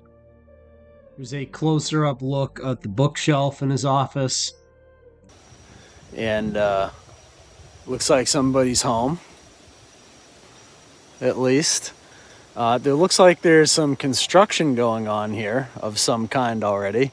This place is set for demolishment, but obviously it looks like they've just begun in whatever took place here. They've started the cover-up. Soon they're going to demolish this place. And I'll just have you note, there's a camera here at this entrance. There's also another camera. If I take a look over here, at every entrance. So like, see, there's another one looking right at me. And then if I go to the other one over there, there's another camera. So like every car that's come in and out of this place must be on camera, right? Seen had a lot of photos of himself and his property with famous people. In these pictures here, you can see he's photographed with Pope John Paul II, Mick Jagger, Elon Musk, and Fidel Castro. Also in the photos were Larry Summers, former President Bill Clinton, and Richard Branson. You can see the camera above Jeffrey Epstein's bed in his mansion, and the entire property was covered in surveillance equipment. For example, a second camera can be seen in an adjoining room. This was Jeffrey Epstein's jet known as the Lolita Express. This image is from inside Jeffrey Epstein's Lolita Express. You can see the Lolita Express was outfitted with multiple beds. Here's one of the other beds from the images. Another one of the oddities of the Jeffrey Epstein mansions is the dental chair that was in there, a fully functional dental chair. And the only explanation people have come up with this is one of his girlfriends had a dental license, but the girlfriend they're referencing did not move in until 2009, and the dentist chair photos are from 2005, 4 years before. So in the comments, why do you think Jeffrey Epstein had a dental chair? Another one of the interesting things Jeffrey Epstein was up to towards the end was he purchased a second island next to Little St. James called Great St. James. Epstein's primary residence is on Little St. James, an island off the coast of St. Thomas. Last year he purchased a second larger island, Great St. James, where he's been clearing land in preparation for building. Great St. James is much larger than Little St. James, and it's much closer to St. Thomas. One of the rumors was that Jeffrey Epstein was going to build the first casino in the Caribbean islands on Great St. James Island and do a multi-billion-dollar development of the much larger island. Of course, that never happened because the FBI raided the island along with the NYPD, and then they literally covered things up, as you can see them doing here, blocking the window so that we can't see what they're up to, covering things up. And then they sold the island, of course, after a very small amount of time to a financier who buys Jeffrey Epstein's private islands with plans to create a resort. I mean, who wouldn't want to go to a resort on Jeffrey Epstein's private island? Well, it was bought by a capital management firm called Black Diamond. And yes, I know immediately you're thinking, skiing? Fun, yes. Or also, Black Cube. That sounds a lot like Black Diamond. Or Black Rock. The Black Cube of Saturn just keeps popping up randomly. Let's take a look at the team, and the financier who bought this was Stephen Deckoff, who now owns both of Jeffrey Epstein's islands, and the rest of his team here. And there's one thing that I noticed taking a look at their backgrounds. Let's see if you can pick up on the pattern. Prior to the founding of Black Diamond, Mr. Deckoff worked at Bear Stearns. Mr. Nahas joined J.P. Morgan Partners, where he led a 20-person department responsible for overall product and investment. Mr. Walker began his career in investment banking at Kidder, Peabody, and Bear Stearns. Jeffrey Epstein worked at the investment bank Bear Stearns from 1976 to 1981. Are you catching on to the pattern here? Let me help you with it some more. That would be J.P. Morgan Chase, who was financing Jeffrey Epstein. Virgin Islands sues J.P. Morgan for facilitating the Epstein abuse. The U.S. Virgin Islands is suing J.P. Morgan Chase & Company for turning a blind eye to the former client Jeffrey Epstein's sex trafficking on his private island. USVI Attorney General Denise George said her suit filed Tuesday in Manhattan Federal Court was part of an ongoing effort to hold accountable those who facilitated Epstein's activities. Epstein brought many of his victims to his villa on Little St. James, the private island he owned. Quote, human trafficking was the principal business of the accounts Epstein maintained at J.P. Morgan, the USVI complaint states. J.P. Morgan declined to comment. According to the suit, J.P. Morgan concealed wire and cash transactions that raised suspicion of a criminal enterprise whose currency was sexual servitude of women and girls in the Virgin Islands. George also claims J.P. Morgan's willingness to do business with Epstein unfairly enriched it at the expense of other banks. George said in her suit that her office conducted an investigation into Epstein's activities and presented the findings to J.P. Morgan in September. According to the complaint, the USVI probe found that the bank pulled the levers through which recruiters and victims were paid and was indispensable to the operation of Epstein's trafficking enterprise. earlier this year, Epstein's estate reached a $105 million settlement with the Virgin Islands after the U.S. territory filed racketeering claims against it. Another bank that facilitated transactions and allowed this to go on without facing any actual repercussions was Deutsche Bank, which settles over ignored red flags on Jeffrey Epstein. The German leader repeatedly overlooked suspicious transactions, including payments to people a New York regulator described as his co-conspirators. Payments to his alleged co-conspirators, money wired to Russian models, a cash withdrawal of $100,000 for tips and household expenses. When Jeffrey Epstein moved his money, Deutsche Bank didn't ask many questions. In a $150 million settlement to be announced on Tuesday, the New York Department of Financial Services said that Epstein, a convicted sex offender, engaged in suspicious transactions for years, even though Deutsche Bank had deemed him a high-risk client from the moment he became a customer in 2013. Despite knowing Mr. Epstein's terrible criminal history, the bank inexcusably failed to detect or prevent millions of dollars of suspicious transactions, Linda A. Lacewell, the department superintendent, said in a statement. But of course, no one at any of these banks was ever actually held accountable. No one was arrested. All they faced was some fines, and considering they were willing to settle, I'm sure the bankers still made a profit on Jeffrey Epstein even after paying out a $150 million settlement. So who were the clientele of Jeffrey Epstein? Well, we have clues to that by what was found and things like the blacklist. Images like this. Mr. Epstein's office displayed a photo of him with Saudi Arabia's crown prince, Mohammed bin Salman.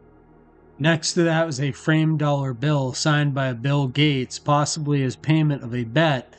I was wrong, the Microsoft co-founder wrote over George Washington's face. Many people, including the victims of Jeffrey Epstein, have requested accountability for what is known as the Epstein Client list. But of course, according to the authorities, there is no Epstein Client list, and Epstein didn't even blackmail anybody. The U.S. Department of Justice and FBI have concluded that there is no credible evidence that Jeffrey Epstein engaged in blackmail or maintained a client list for such purposes. A two-page memo released in July 2025 detailed an exhaustive review of Epstein-related files, including databases, hard drives, and physical records, and found no incriminating list or evidence that Epstein blackmailed prominent individuals. The memo also stated that no evidence was uncovered to justify investigating uncharged third parties. So you remember these clowns holding up these Epstein files? Well, their massive investigation found no wrongdoing of anyone other than, of course, Jeffrey Epstein and Ghislaine Maxwell, who were convicted of sex trafficking minors to nobody. There was no client list. Here's the official announcement of that. As part of our commitment to transparency, the Department of Justice and FBI have conducted an exhaustive review of investigative holdings relating to Jeffrey Epstein. And they conclude at the bottom of this, the systematic review revealed no incriminating client list. There was also no credible evidence found that Epstein blackmailed prominent individuals as part of his actions. We did not uncover evidence that could predicate an investigation against uncharged third parties. In other words, they're not going after anyone else. They've gotten the bad guy, Jeffrey Epstein, and Ghislaine Maxwell, and that's it. So don't worry when this clown that also tells you Pie Fence was fake tells you that the DOJ and the FBI found no credible evidence of any client list for Epstein. Of course, court transcripts don't exactly match up with that, as we have victims of Jeffrey Epstein testifying. Do you know how old you were? Answer, no. Other than Glenn Dubin, redacted name, Prince Andrew, John Luc-Brunel, Bill Richardson, another prince, the large hotel chain owner, and Marvin Minsky, is there anyone else that Ghislaine Maxwell directed you to go have sex with? Answer: I'm definitely sure there is, but can I remember everyone's name? No. Okay, can you remember anything else about them? Answer: look, I've given you what I know right now. I'm sorry. This is very hard for me and very frustrating to have to go over this. I don't recall all of the people. There was a large amount of people that I was sent to. Of course, that victim of Jeffrey Epstein, Virginia Giuffre, has died of an untimely death recently, and some people think it's rather suspicious, but her testimony no longer matters because she's no longer here. I was trafficked to other billionaires. I was trafficked to politicians, professors, even royalty.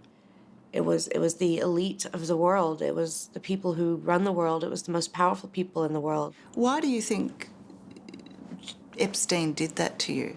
He used me as a form of blackmail. So, these people would owe him favors. So he wanted to always have something on someone just in case he needed it. So a single name is redacted in this list of individuals who Ghislaine Maxwell directed underage girls to go have sex with. We have the other names, yet according to the DOJ and the FBI, there are no other names, even though they've already been identified in court documents. And the government is being so transparent, they're still hiding one of the names. Release the list. Seriously, we need to release the Epstein list. That is an important thing. So J.D. Vance, protege of Peter Thiel, once said that we should release the Epstein Client list, but then something happened, and he changed his opinion to the following. Jeffrey Epstein, now that you're in power, you say that there is no client list. Why do you think it is that so many of your own supporters don't believe you? Well, I think what the president has said, first of all, is he's told the Department of Justice to do full transparency here, to release what we have, to release the credible information. And I think you saw Todd Blanche just a couple of days ago actually release the 9-hour transcript of interview that he did with Ghislaine Maxwell.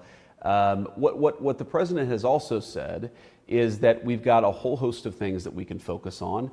You can both order the Department of Justice to do full transparency. You can also ask the Department of Justice to enforce the law. You can also ask the National Guard to make sure that DC's streets are safe. You don't have to do one of these things or the other.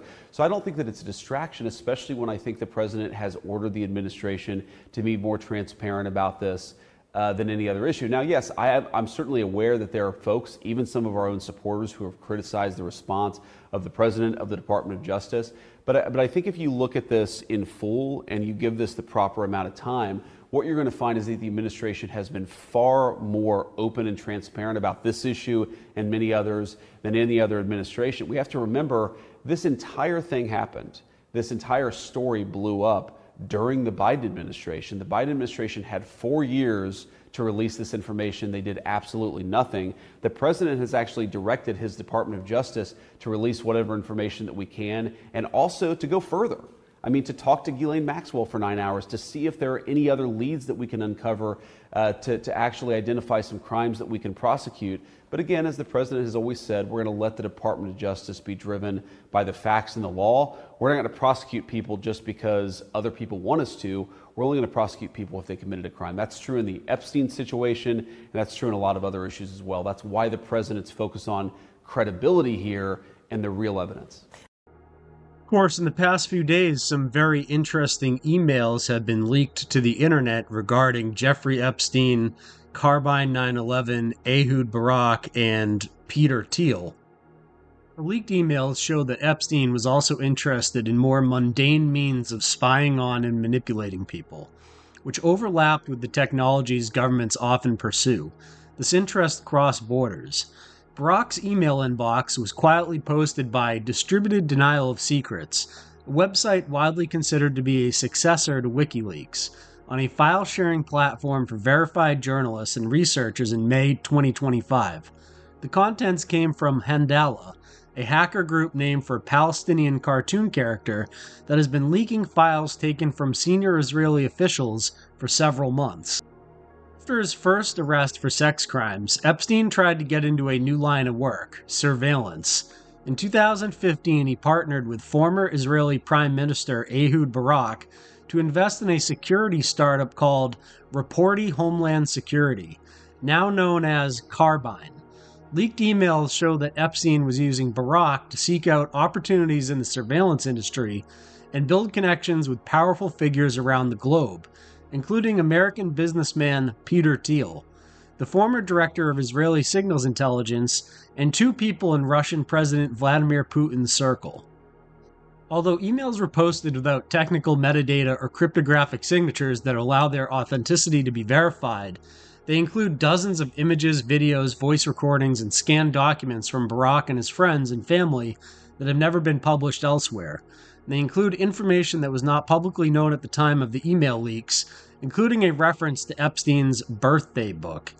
The emails below, which have not been published elsewhere, paint a picture of Epstein as a man very eager to be at the nexus between private money and public surveillance. While they were hammering out the Reporty investment, Epstein invited Barak to come to a meeting with Thiel, co-founder of PayPal, and the surveillance contract Palantir. In May 2014, although Barak couldn't make that meeting, Epstein insisted that Barak spend real time with Peter Thiel and offered to set up a dinner the following month. From Ehud Barak, Jeff, thanks. Peter Thiel could be very interesting, but I'm flying to Europe blank next time. Best, Ehud Barak. Jeffrey Epstein wrote, I have Peter Thiel on the 19th in New York, if you like, as well as the former president of the Maldives. Peter Thiel can come to dinner on the 9th. Can you stay until then? Barak wrote to a different business associate a few days later, without mentioning Epstein's role, that he and Thiel would have a first date and probably spend it talking just geopolitics, with an unnamed third person. In that email, Barak added that he had met Thiel once before in Davos, Switzerland, but speculated that Thiel probably doesn't even recall it. It's not clear exactly what happened in that meeting. In February 2016, however, Epstein pitched Reporty to Valer Ventures, a fund co-founded by Thiel and 2 close partners. We'd love to hear more about Reporty. Are you in New York City in that near term, or would a phone call make more sense? Thanks for thinking of us, Jeffrey. Valor Ventures general partner Andrew McCormick wrote back. Jeffrey Epstein to Ehud Barak, I spoke to Sergey afterwards. He will help. I suggest you send him a note that states that you think Putin and his advisors would benefit from spending some time with Jeffrey to discuss markets, currency, and the financial system in the new world of zero interest rates, and that I am not political. He has to answer certain questions. Speak today. According to the Russian opposition news outlet Dossier Center, Epstein offered Belyakov advice working around U.S. economic sanctions against Russia. Senator Ron Wyden alleged in 2025 that the U.S. Treasury had files on Epstein's transactions and now sanctioned Russian banks adding up to hundreds of millions of dollars. An email from Jeffrey Epstein to Ehud Barak reads, I've been surprised how many corporations are looking for a new military-like perspective on management. I think that, as in the past, corporations were focused only on stockholders and maximizing profits. They are now focused on stakeholders, the community, the employees, the suppliers. Frankly, that is much more a military point of view. And the military needs to be more, I think he's trying to say, usually corporate here. Focus on cost benefits. Security is now a concern. Cybersecurity, of course. Security of their brand, their personal, and their information.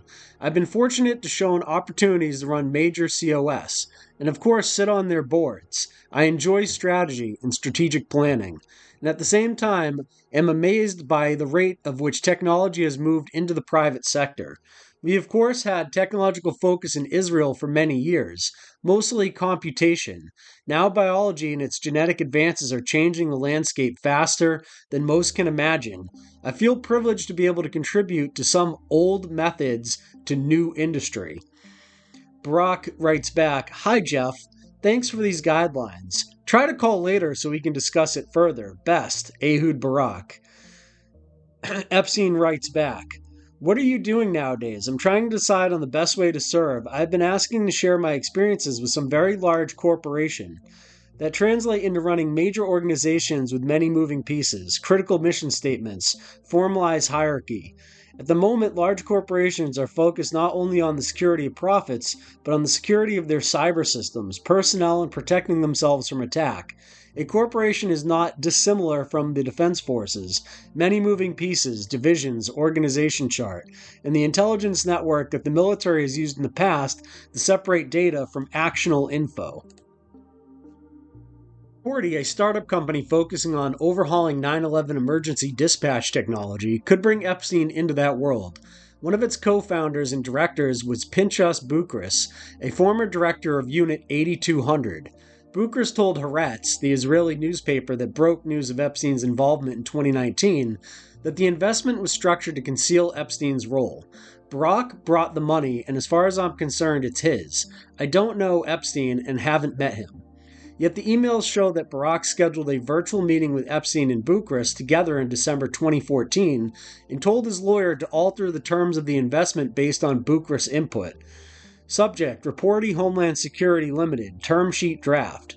Dear blank, PI, note the change, blank. This change was discussed by me with Jeff following a telco we both had with Pinchas Bukris.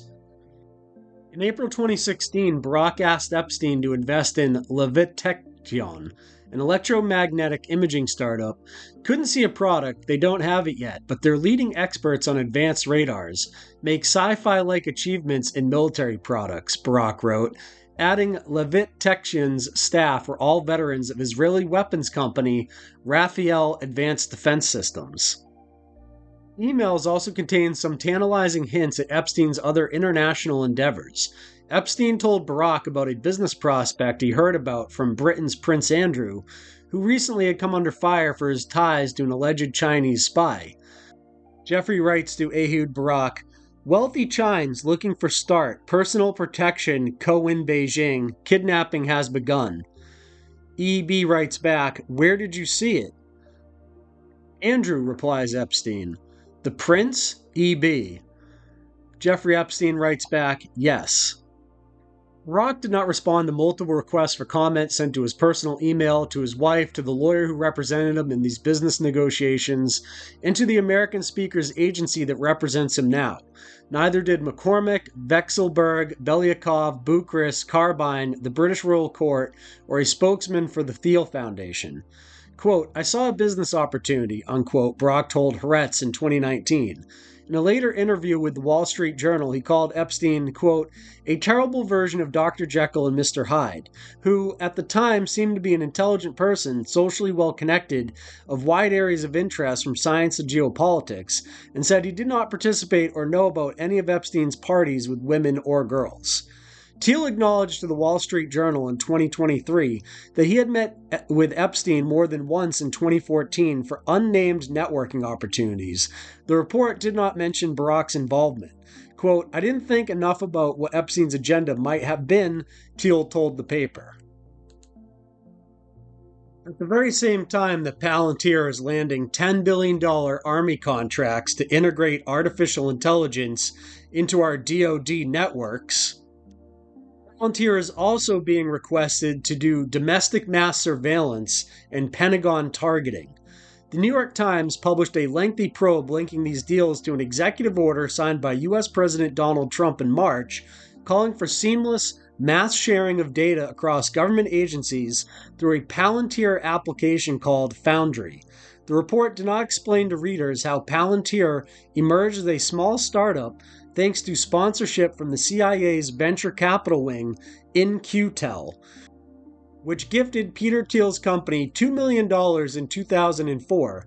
Instead, the paper leaned into a partisan angle playing on Democratic fears that Trump could abuse a unified database to target political foes. Whereas the focus of this should be is how a group of people connected to Epstein's Island, intelligence agencies, and the banking institutions are connected to Palantir and mass surveillance of American citizens in violation of the Fourth Amendment. Of course, all these ties to intelligence agencies and to surveillance equipment have nothing to do with what Epstein was actually up to, according to the DOJ and the FBI, which recently has come out with the statement, the U.S. Department of Justice and the FBI have concluded that there is no credible evidence that Jeffrey Epstein engaged in blackmail or maintained a client list for such purposes. A two-page memo released in July 2025 detailed an exhaustive review of Epstein-related files, including databases, hard drives, and physical records, and found no incriminating list or evidence that Epstein blackmailed prominent individuals. The memo also stated that no evidence was uncovered to justify investigating third parties. So the government is trying to tell you that Jeffrey Epstein was a lone bad guy individual, and all of this was just done to serve his pleasures, even though all of the transcripts, all of the victims, and all of the evidence point in the other direction. Nearly 200 pages of documents contain details of Epstein's crime, including first-hand accounts from victims and specifics about payoffs to underage victims. When prosecutors made that deal, they knew he had sexually assaulted teenage girls 2 years before, according to the transcripts. Monday, Circuit Judge Luis Delgado ordered the 16-year-old documents released, writing that details in the record will be outrageous to decent people. The testimony taken by grand jury concerns activity ranging from grossly unacceptable to rape. All of the conduct at issue is sexually deviant, disgusting, and criminal. Referring to Epstein as the most infamous pedophile in American history, the judge added that the state's leniency in the case been subject of much anger and has at times diminished the public's perception of the criminal justice system. Epstein is indeed notorious and infamous and is widely reported to have flaunted his wealth while cavorting with politicians, billionaires, and even British royalty, he continued. It is understandable that given those reports, the public has great curiosity what was widely reported by news agencies as special treatment regarding his prosecution. As part of the investigation, the Herald was able to identify nearly 80 girls who were molested by Epstein. 4 of the victims, now in their late 20s and early 30s, spoke on video about how they were traumatized first by Epstein, then by his lawyers and private investigators, and finally by prosecutors themselves, who deposed of the case without telling them. One of the victims, Virginia Roberts Giuffre, said that she was forced by Epstein and Maxwell to have sex with a number of wealthy and powerful politicians, academics, and government leaders, including Dershowitz and Prince Andrew. She has never named the other men, largely because she's been afraid, her lawyer said. And we're about to get into the client list that we know of, and Dershowitz is on that, yet even Dershowitz, who is named in the clientele list by many people, has come out and said the government is hiding information about the client list. I know for a fact documents are being suppressed, and they're being suppressed to protect individuals. I know the names of the individuals. I know why they're being suppressed. I know who's suppressing them, but I'm bound by confidentiality from a judge and cases, and I can't disclose what I know. But I hand to God, I know the names of people whose files are being suppressed in order to protect them, and that's wrong. Just out of curiosity, without names, are these politicians, business leaders, both? They're everything. So people have been calling for the Epstein client list to be released, and I highly doubt that'll ever happen. However, we do have the Little Black Book and the flight logs. Many people are calling for the release of the Epstein list. Many high-profile people, even people connected to the list, such as Elon Musk, have been calling for the release of the Epstein list. And there's a reason why it's never going to be released, as was exposed in the Australian 60 Minutes. It's because the highest levels of the government and intelligence agencies have shut down any investigation into Epstein Island. Will that ever come out, do you think? You know, I think part of why Kamala is getting so much support is that if Trump wins, that Epstein client list is going to become public. Yes. And some of those billionaires behind Kamala are terrified of that outcome. Yeah. Do you think Reid Hoffman's uncomfortable? Yes. Yeah. And Gates. And Gates. Yeah. So you believe that there was a conspiracy at play here? Oh, absolutely. What is your view of authorities signing up to that? That they're happy to protect a perpetrator at the cost of the victims. They won't even tell the victims what's going on. It was astonishing at the time, but I know for a fact that the directive to shut it down came from the highest levels from D.C. The Epstein client list has been a subject of much debate. However, we do have basically a Epstein client list thanks to the Black Book and the flight logs that are now public knowledge. So we won't be going through every name in this documentary in those two lists or any of the other lists that we have of these people. However, it's important to note that we do know who these people are. Epstein had a dark and insatiable sexual appetite for young girls, an obsession he shared with like-minded wealthy and powerful friends. The people that were involved with Jeffrey Epstein included some of the richest and most politically powerful people in the world. You'll hear that a lot. The richest and most powerful people in the world, but they won't actually go into the details of what the names are. However, this is not one of those types of documentaries. In this documentary, we name names. Sit ground on the shore with these satanic pedophiles, with Bill Gates and Prince Andrew, some billionaires and their wives, the movie stars, and the rest lost here on Billionaires Isle. So one of the more interesting things that took place with the flight logs was near tracking data was assembled on people visiting Epstein's island, and Wired did a very interesting breakdown of this information. These red dots on the map represent some of the 11,279 coordinates I obtained. They were left exposed online by a location data broker with ties to the Defense Department called Near Intelligence. Between 2016 and Epstein's final arrest in 2019, Near collected data on more than 200 cell phones that visited the island. We don't know why they did that or which client or prospective client of Near decided to query the data in this way to produce the maps. But the maps you'll see in this video show where visitors to Epstein Island spent most of their time. I don't know why, but billionaires obviously have some of the poorest OPSEC on planet Earth. This was clearly a mess up with them leaving their cell phones on to be captured by Near data. The maps of the data collected by Near, and which we at Wired recreated here, indicate the most visited spots on the island. From the main house here with the pool, to the beaches and the large sundial, it's all on display, including the enigmatic Hilltop Temple site over here, which has been the focal point in speculations about Epstein's mysterious activities on the island. But the tracking of phones wasn't contained to Little St. James. Surveillance continued long after the visitors left.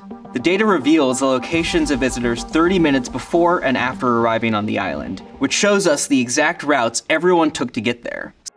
So if Wired.com is able to do this using Near data, why is the FBI so unable to bring to justice any of the members of the Epstein client list? Oh, that's right. They said there was no such thing. Yet we are literally looking at the notable passengers from the flight logs list right now as I'm talking. It's worth noting that the data reveals a regular flow of traffic to and from Little St. James between 2016 and 2019. A lot of people were visiting the island even after Epstein had pleaded guilty in 2008 and served jail time for procuring a minor for prostitution. If we keep following the data trail and we widen our view, we'll see that the tracking of visitors continues once they have left the island and presumably gone back home. The Near Intelligence data we uncovered pinpoints 166 locations throughout the United States in 80 cities across 26 states. Topping the list were Florida, Massachusetts, Texas, Michigan, and New York. The data points are labeled as common evening locations or common daytime locations, typically their homes or work. Many of the visitors were likely wealthy, as indicated by coordinates pointing to gated communities in Michigan, as well as homes in Martha's Vineyard and Nantucket in Massachusetts. We even have data points from a downtown Miami nightclub, and also the sidewalk across the street from Trump Tower in New York City. Potentially the most important name on the potential client list would be that of Bill Gates.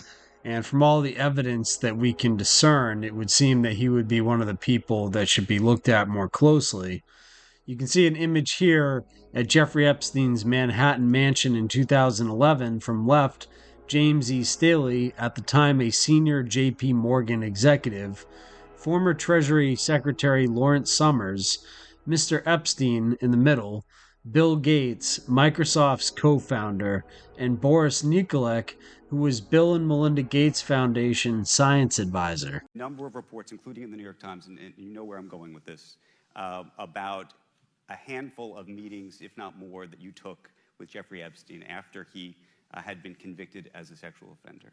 And I know that you have said it was a mistake and that it was something that you wished you had not done in retrospect. But I'm curious now, with hindsight, since those stories came out, what you think the lesson of that was, and when you think about that as an experience and this credentializing idea.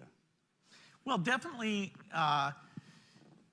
any people with a reputation spending time with him probably gave him an undeserved sense of, being back in the mainstream or not being a pariah. And so my doing that was a mistake. As I go about trying to raise money for global health, which, every extra $1,000 we raise for that cause saves one life. And so we are extremely resource limited. We can buy more bed nets, we can buy more vaccines. In that case, I made a mistaken judgment that I thought that those discussions would lead literally to billions of dollars going to global health. Turned out that was a bad judgment. That was a mirage. None of that money ever appeared. And I gave him some benefit by the association. So I made a doubly wrong mistake there. Employees of Mr. Gates Foundation also paid multiple visits to Mr. Epstein's mansion. Mr. Epstein spoke with the Bill and Melinda Gates Foundation and J.P. Morgan Chase about a proposed multi-billion-dollar charitable fund, an arrangement that he had potential to generate enormous fees for Mr. Epstein. Quote, his lifestyle is very different and kind of intriguing, although it would not work for me, unquote, Mr. Gates emailed colleagues in 2011 after his first get-together with Mr. Epstein. Bridget Arnold, a spokeswoman for Mr. Gates, said, quote, was referring only to the unique decor of the Epstein residence and Epstein's habit of spontaneously bringing acquaintances in to meet Mr. Gates. Two members of Mr. Gates' inner circle, Boris Nikolek and Melanie Walker, were close to Mr. Epstein and at times functioned as intermediaries between the two men. Miss Walker met Mr. Epstein in 1992, 6 months after graduating from the University of Texas. Mr. Epstein was an advisor to Mr. Wexner, the owner of Victoria's Secret, told Miss Walker that he could land her an audition for a modeling job there, according to Miss Walker. She later traveled to New York and stayed in a Manhattan apartment building that Mr. Epstein owned. After she graduated from medical school, she said Mr. Epstein hired her as a science advisor in 1998. Miss Walker later met Steven Sinofsky, a senior executive at Microsoft who became president of its Windows division, and moved to Seattle to be with him. In 2006, she joined the Gates Foundation with the title of Senior Program Officer. Foundation, Miss Walker met and befriended Mr. Nikolek, a native of what is now Croatia and former fellow at Harvard Medical School, who was Foundation's science advisor. Mr. Nikolek and Mr. Gates frequently traveled and socialized together. Miss Walker, who had remained in close touch with Mr. Epstein, introduced him to Mr. Nikolek, and the men became friendly. Mr. Epstein and Mr. Gates first met face-to-face on the evening of January 31st, 2011, at Mr. Epstein's townhouse on the Upper East Side. They were joined by Dr. Eva Anderson Dubin, a former Miss Sweden, who Mr. Epstein once dated, and her 15-year-old daughter. Dr. Anderson Dubin's husband, the hedge fund billionaire Glenn Dubin, was a friend and business associate of Mr. Epstein's. The Dubins declined to comment. The gathering started at 8 and lasted several hours. According to Miss Arnold, Mr. Gates' spokeswoman, Mr. Epstein subsequently boasted about the meeting in emails to friends and associates. "Bill's great," he wrote in one, reviewed by the Times. Later that spring, on May 3, 2011, Mr. Gates again visited Mr. Epstein at his New York mansion, according to the emails about the meeting and photograph reviewed by the Times. The photo, taken in Mr. Epstein's marble-clad entrance hall, shows a beaming Mr. Epstein in blue and gold slippers and a fleece decorated with an American flag, flanked by luminaries. On his right, James E. Staley, at the time senior J.P. Morgan executive, former Treasury Secretary Lawrence Summers. On his left, Mr. Nicolak and Mr. Gates, smiling and wearing gray slacks and a navy sweater. Around that time, the Gates Foundation and J.P. Morgan were teaming up to create the Global Health Investment Fund. Its goal was to provide individual and institutional investors the opportunity to finance late-stage global health technologies that have potential to save millions of lives in low-income countries. As the details of the fund were being hammered out, Mr. Staley told his J.P. Morgan colleagues that Mr. Epstein wanted to be brought into the discussions. According to two people familiar with the talks, Mr. Epstein was an important J.P. Morgan customer holding millions of dollars in accounts at the bank and referring a procession of wealthy individuals to become clients of the company. Ms. Arnold said Mr. Gates and the foundation had been unaware that Mr. Epstein had been seeking any fee. She said Mr. Epstein, quote, did propose to Bill Gates and then foundation officials that he promised would unleash hundreds of billions for global health-related work, unquote. In late 2011, at Mr. Gates' instruction, the foundation sent a team to Mr. Epstein's townhouse to have a preliminary talk about philanthropic fundraising. According to three people who were there, Mr. Epstein told his guests that if they searched his name on the internet, they might conclude he was a bad person, but that what he had done, soliciting prostitution from an underage girl, was no worse than, quote, stealing a bagel, unquote, two of the people said. Flying to Florida, Mr. Gates and Mr. Epstein kept seeing each other. Miss Arnold would not say how many times the two had met. In March 2013, Mr. Gates flew on Mr. Epstein's Gulfstream plane from Teterboro Airport in New Jersey to Palm Beach, Florida. According to a flight manifest, Miss Arnold said Mr. Gates, who has his own $40 million jet, hadn't been aware it was Mr. Epstein's plane. 6 months later, Mr. Nicolak and Mr. Gates were in New York for a meeting related to Schrödinger, a pharmaceutical software company in which Mr. Gates had a large investment. On that trip, Mr. Epstein and Mr. Gates met for dinner and discussed the Gates Foundation and philanthropy, Miss Arnold said. And in October 2014, Mr. Gates donated $2 million to the Massachusetts Institute of Technology's Media Lab. University officials described the gift in internal emails as having been directed by Mr. Epstein, Miss Arnold said. There was no intention, no explicit ask for the funding to be controlled in any manner by Epstein. Soon after the relationship between Mr. Epstein and Mr. Gates appears to have cooled, the charitable fund that had been discussed with the Gates Foundation never materialized. Mr. Epstein complained to an acquaintance at the end of 2014 that Mr. Gates had stopped talking to him, according to a person familiar with the discussion. The relationship, however, wasn't entirely severed. At least two senior Gates Foundation officials maintained contacts with Mr. Epstein until late 2017, according to former Foundation employees. Days before Mr. Epstein hanged himself in a Manhattan jail cell on August 10th, he amended his will and named Mr. Nicolak as a fallback executor in the event that one of the primary executors was unable to serve. Mr. Nicolak has declined in court proceedings to serve as an executor. Mr. Nicolak, who is now running a venture capital firm with Mr. Gates as one of his investors, said he was, quote, shocked to be named in Mr. Epstein's will. He said in a statement to the Times, I deeply regret ever meeting Mr. Epstein. Who this man was, and I regretted it from the second I stepped in the door. He was abhorrent.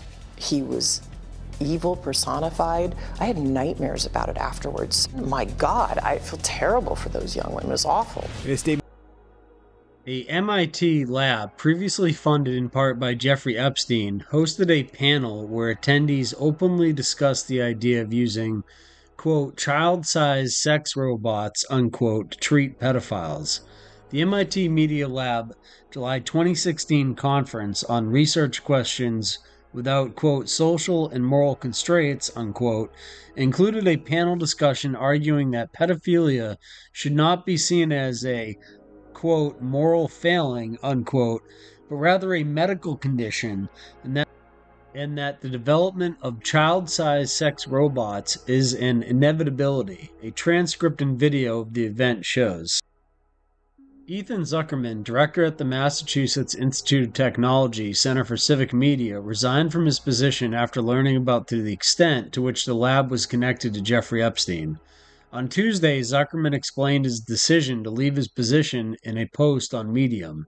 He called his logic simple, writing that the lab's violation of its own values made it difficult for him to conduct his work, which focuses on social justice and the inclusion of marginalized individuals and points of view.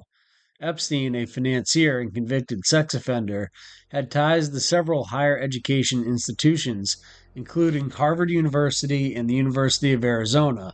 The schools, similarly to MIT, were criticized for accepting donations from Epstein.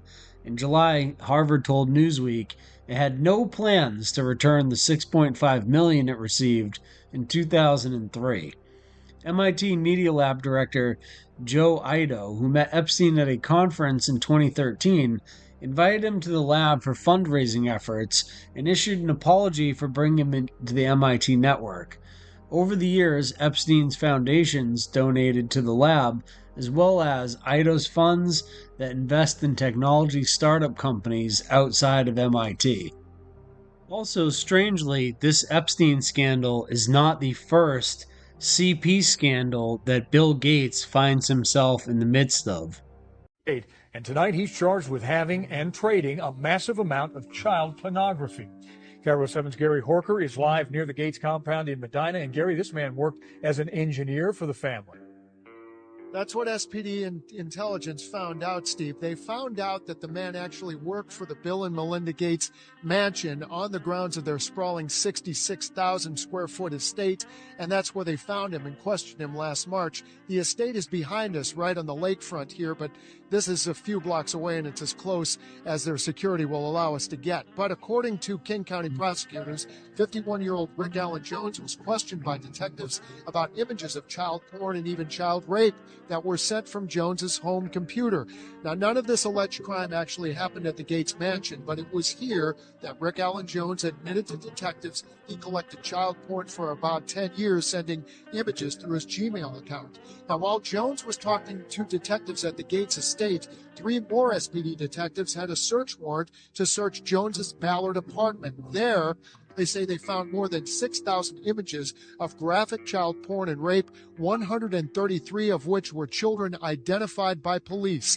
We tried Jones's apartment for comment. We got no response. We also reached out to Bill and Melinda Gates' foundation, and we did not hear back. So, in fact, we do not know if he's been fired by the Gates' family.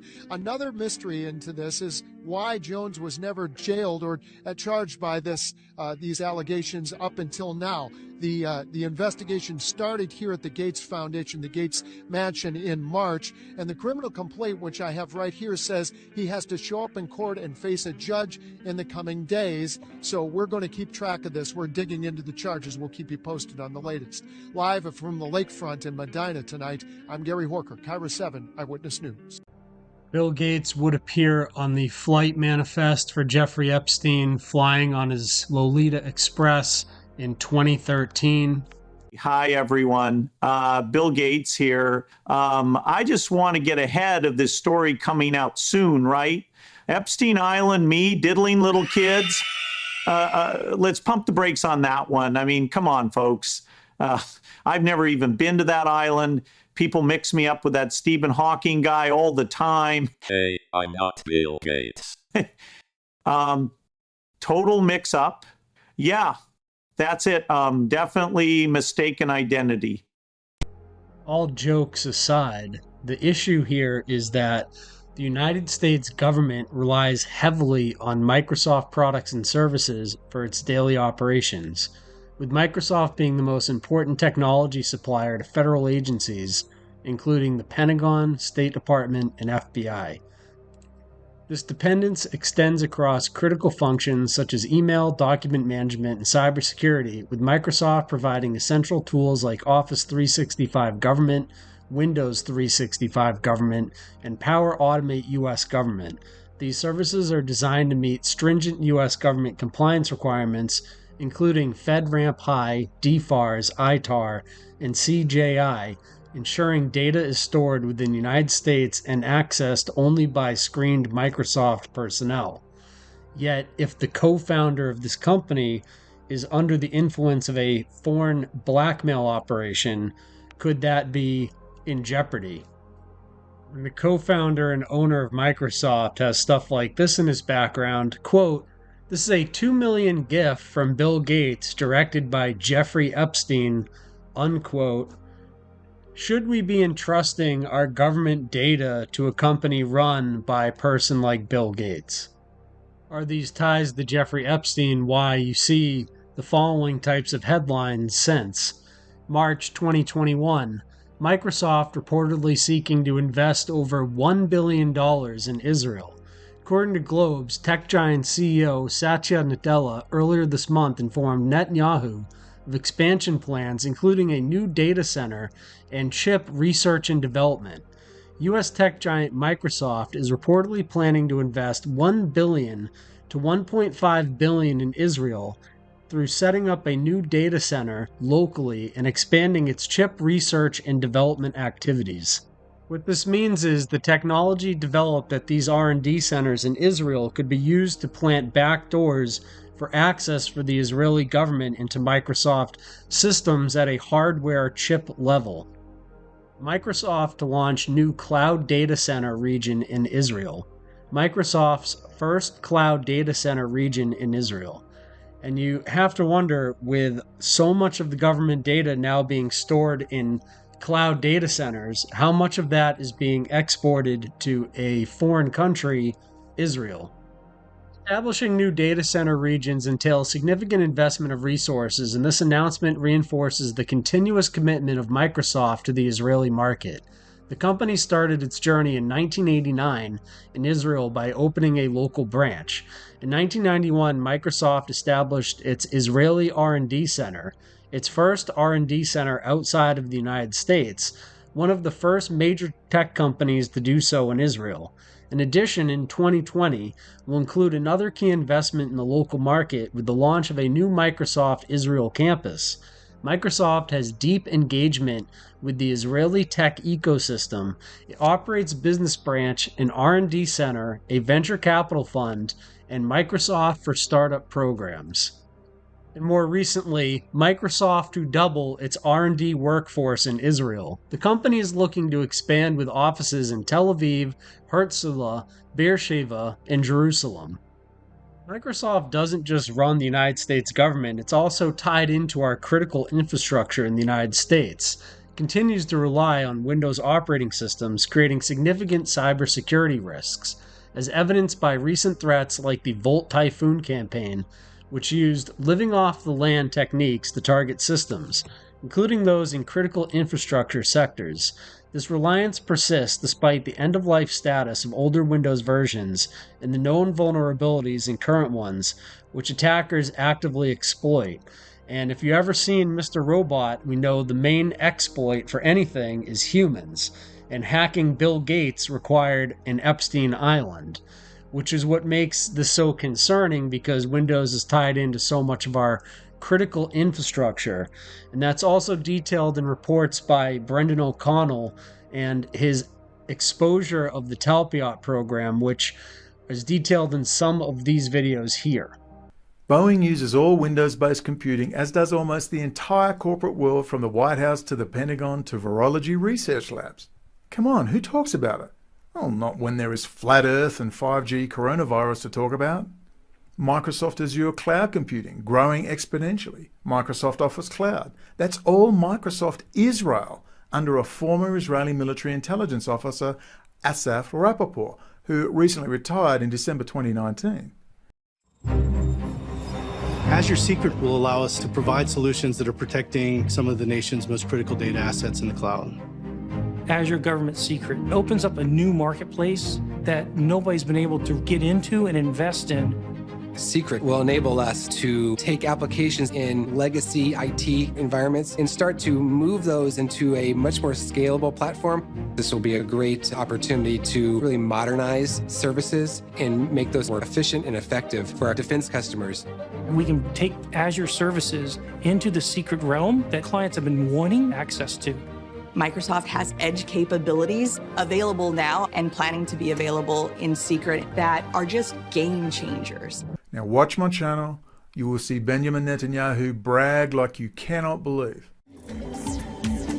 Cyber is a real domain of power. It's a huge domain of power. We're definitely in the top 5 cyber powers in the world. I think it's safe to say we're not number 5. And I'd argue we're not number 4, and then from here on we can start arguing. Israel now is a cyber power, it's a water power, it's a water power, it's a water power, it's a solar power, it's an agricultural power, it's a milk power. Can you imagine? You know which cow produces most milk per cow in the world? You think it's a Dutch cow? It's a French cow? It's an American cow? Almost. It's an Israeli cow. It's a computerized cow. Every move is computerized. This makes Israel very powerful. This makes Israel very powerful. And as a result, having the military on one side and the civilian technology on the other produces the third element of our national strength, which is alliances. These are the same alliances, which is alliances. These are the same alliances that we see now developing in Asia, in the countries of Africa, in Latin America. It was reported at that time that you had a number of meetings with Jeffrey Epstein, who, when you met him 10 years ago, he was convicted of soliciting prostitution from minors. What did you know about him when you were meeting with him, as you've said yourself, in the hopes of raising money? You know, I had dinners with him. I regret doing that. He had relationships with people he said, you know, would give to global health, which is a interest I have. You know, not nearly enough philanthropy goes in that direction. You know, those meetings were a mistake. They didn't result in what he purported, and I cut them off. You know, that goes back a long time ago now. So there's nothing new on that. It was reported that you continued to meet with him over several years, and that, in other words, a number of meetings. What did you do when you found out about his background? Well, you know, I've said I regretted having those dinners, and there's absolutely nothing new on that. Is there a lesson for you, for anyone else looking at this? Well, he's dead, so you know, in general, you always have to be careful. And you know, I'm very proud of what we've done in philanthropy. Very proud of the work of the foundation. You know, that's what I get up every day and focus on. Well, he's dead, so you know, in general, you always have to be careful. How did you kill Jeffrey Epstein? Because you're not in power, but you have all the power. I really need to understand how. In the hours after the convicted sex offender was found dead inside his Manhattan jail cell back in 2019, Barr pledged to personally lead the investigation into his death. Well, now, 6 years later, lawmakers want to hear how that inquiry was actually carried out. CBS News legal reporter Katrina Kaufman joins us now. And Katrina, thanks for being with us. I know this is something that you've been watching very carefully. What are some of the questions that lawmakers are really looking at getting answered here? I mean, there are so many questions, and he actually seemed to answer one as he was leaving today. Reporters were shouting questions at him, and they said, "Do you still believe that Mr. Epstein died by suicide?" And he appeared to answer, "Yes, I do." But some other questions are, did they ever investigate any other theories of Epstein's death? Also, Barr personally watched 11 hours of surveillance footage from the Metropolitan Correctional Center. There's this missing minute. Attorney General Pam Bondi has said that there's a refresh that happens before midnight, but a high-level government source told CBS reporter Dan Rutnick that actually there is original footage with that minute. Did Bill Barr see that minute? What is on it? And then, of course, everyone wants to know, was there a client list? Has President Trump's name come up? Have other notable names come up? And today, the chairman of the House Oversight Committee, James Comer, stepped out and he said that Bill Barr had testified that there was nothing that would implicate President Donald Trump, that he had never seen a client list. But there are just so many questions here. There's video clear as day. He's the only person in there and the only person coming out. You can see it. CBS News has reviewed the tape, and this is what it shows. The primary entrance is here. The pathway from the entrance to the stairs is completely out of view of the camera, leaving ample room for someone to enter unseen. This is the last time Epstein is believed to have been seen on camera, but we don't see him walking up the stairs to his cell. Bongino also said none of this video was doctored. It was the original, raw footage from the camera. We're going to give the original so you don't think there were any shenanigans. But a review by multiple video forensic experts found several indications this may not be raw footage. For example, at 11:21 p.m., a cursor appears briefly, indicating the video may have actually been a recording of a computer screen. Experts told CBS News the video's metadata, which tracks how a file is created and changed, shows it's made from 2 clips edited together. Then, at 11:58 p.m., the video suddenly jumps to midnight, and the aspect ratio shifts. Here's U.S. Attorney General Pam Bondi. There was a minute that was off the counter, and what we learned from Bureau of Prisons was every night, they redo that video. It's old, from like 1999, so every night the video is reset, and every night should have the same minute missing, so we're looking for that video to release that as well, showing that a minute is missing every night. But a government source familiar with the probe told CBS News the FBI and other agencies are in possession of a copy of the video that records with no interruption. Sharon spoke to a forensic pathologist, Dr. Michael Baden, who was hired by Mark Epstein to investigate his brother's death. It appears he had some kind of sleep apnea machine. You can see a long electrical cord. Yes, there were other wires and cords present that it would have been easy to use to hang oneself within a few minutes. But the key reason Dr. Baden thinks Jeffrey Epstein's death might be a homicide is because of the unusual fractures he saw in Epstein's neck. There were fractures of the left, the right thyroid cartilage, and the left hyoid bone. This is an autopsy photo of Epstein's broken hyoid bone, a U-shaped bone that sits under the jaw that part of the tongue attaches to. The thyroid cartilage sits at the front of the neck. I have never seen 3 fractures like this in a suicidal hanging. So in the end, he obviously didn't kill himself, just like Jeffrey Epstein. Shut up! I know he's your friend, but I don't care. You had to make your own way here in your own plane, didn't you? Next, we get into the story of Jeffrey Epstein's pilot, who has given testimony of some of the people he saw on board. Here is the pilot at the seat of Jeffrey Epstein's Gulfstream. Pilot Vysotsky revealed Donald Trump flew on Epstein's private plane. I certainly remember President Trump, but not many people associated with him, Vysotsky said, adding that Trump's flights happened before he was president. Vysotsky also confirmed that President Bill Clinton, Prince Andrew, and Kevin Spacey were all aboard his flights. He added that he was asked to clean up after Clinton's flight, but did not elaborate. Verdal asked the pilot, former President Bill Clinton flew on Epstein's plane a few times in the 2000s. Vysotsky replied, yes, he did. Vysotsky also confirmed that Lesley Wexner, the founder of The Limited, which owns Victoria's Secret, was on planes that he flew. Wazowski said Maxwell was number 2 and that Epstein was big number 1 when asked about their relationship. When asked how many other assistants Epstein had in addition to Maxwell, he replied that there were many, identifying Maxwell's own assistants. He specifically named Sarah Kellen, who has been accused of playing a pivotal role in Epstein's empire, procuring girls, coaching them, and acting as a lieutenant to Maxwell.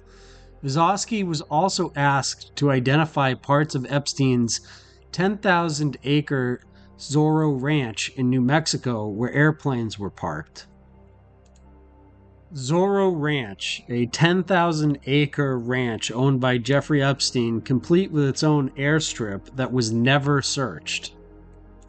In the arid hills outside of Stanley, New Mexico, about 30 miles southeast of Santa Fe, sits one of the most mysterious and unsearched pieces of real estate in the United States, Zorro Ranch. Spanning over 10,000 acres, complete with a 26,000 square foot mansion, guest homes, stables, a private airstrip, a firehouse, and a rail line. This fortress of stone and secrecy was once owned by Jeffrey Epstein, the disgraced financier and convicted sex offender at the center of the most notorious trafficking scandal in modern American history. First cries for help came long before Epstein's 2019 arrest. Maria Farmer, an artist briefly employed, reported abuse at Zorro Ranch all the way back in 1996. She and her younger sister, Annie, were flown there under the guise of an art commission. Once inside, Maria alleges she was sexually assaulted by Epstein and Ghislaine Maxwell, while Annie, only 16, was groomed and assaulted shortly after arriving. Virginia Giuffre, Shantae Davies, Jane Doe, and others gave sworn testimony what went on behind the sandstone walls of Zorro Ranch, describing underage massages, nude photography, sexual abuse, and a recruitment operation that stretched across state lines. Jane Doe recounted being told by another girl at the ranch, quote, "No one gets in trouble for anything here," unquote. Then came perhaps the strangest revelation of all, Epstein's desire to, quote, "seed the human race with his DNA," unquote. He wanted to use Zorro Ranch as a eugenics lab, impregnating multiple women at once to leave behind a legacy of genetically superior offspring. Survivors described how Epstein spoke about this goal openly and believed he had the money and influence to make it happen. And yet, even after the FBI arrested him, after victims gave interviews, after hundreds of pages of documents were turned over, Zorro Ranch was never searched. While federal agents raided Epstein's mansions in Manhattan and the Virgin Islands, Zorro Ranch was left untouched. New Mexico's Attorney General Hector Balderas confirmed his office gathered documents and interviewed victims, but insisted their role was merely to refer evidence to federal prosecutors. Even more bizarre, New Mexico Land Commissioner Stephanie Garcia Richard attempted to access the state trust land inside the ranch boundaries and was denied. Staff were required to give advance notice. Access was restricted. Even public officials couldn't go in. Despite survivors detailing abuse there as early as the 1990s, despite photographic and testimonial references, despite 400-plus pages of internal lease documents showing misuse of state property, no state charges were ever filed, no warrant ever issued, and the public never given answers. I get a call, I don't know, about 4 years ago. It's from, let's say, a friend, prior line of work thing, right? Guy says, listen, and this guy who calls me is an unimpeachable source. This guy's not like some ham and egg or tomato can guy throwing out some theory about a UFO he saw 72 years ago, whatever. This is like a legit, no-nonsense guy. Guy you trust with your, wife, kid, and car, right? He says, I got sent on a temporary assignment once. And on that assignment, I got sent out with on the WCD detail, William Clinton detail. And I knew this guy well. And he says, Dan, I got to share this with someone. He said, I go on a plane and Bill, Clinton gets on the plane with this guy. And it turns out later the guy's Epstein. Now, this guy I'm talking to, this source, he don't know who Jeffrey Epstein is. He's just getting on the plane doing the thing, the whole, protection gig, right? He says, I get on the plane, and there are these girls who are obviously not of age who are on this plane. They're clearly young. These are not women. These are girls. And he says, I see Clinton, like, disappear into the back he goes, I don't know what happened. I'm not saying what happened because all I know is he disappeared and these girls were back there or whatever. And he said they land at the next stop, wherever it was. And he goes up to the boss on the detail and he says, I ain't getting back on this plane. Because he's a temp. He's not used to like whatever Clinton was up to with the whole shenanigans thing. And this guy's clear as the driven snowman. He don't want to mess around with this. He says, whatever just happened back there, like, I don't want any piece of it. They sent him home. They sent that guy home. And he's never temped to that detail again. Now, remember, all those Blackberries on that detail. Here's where the story gets super weird.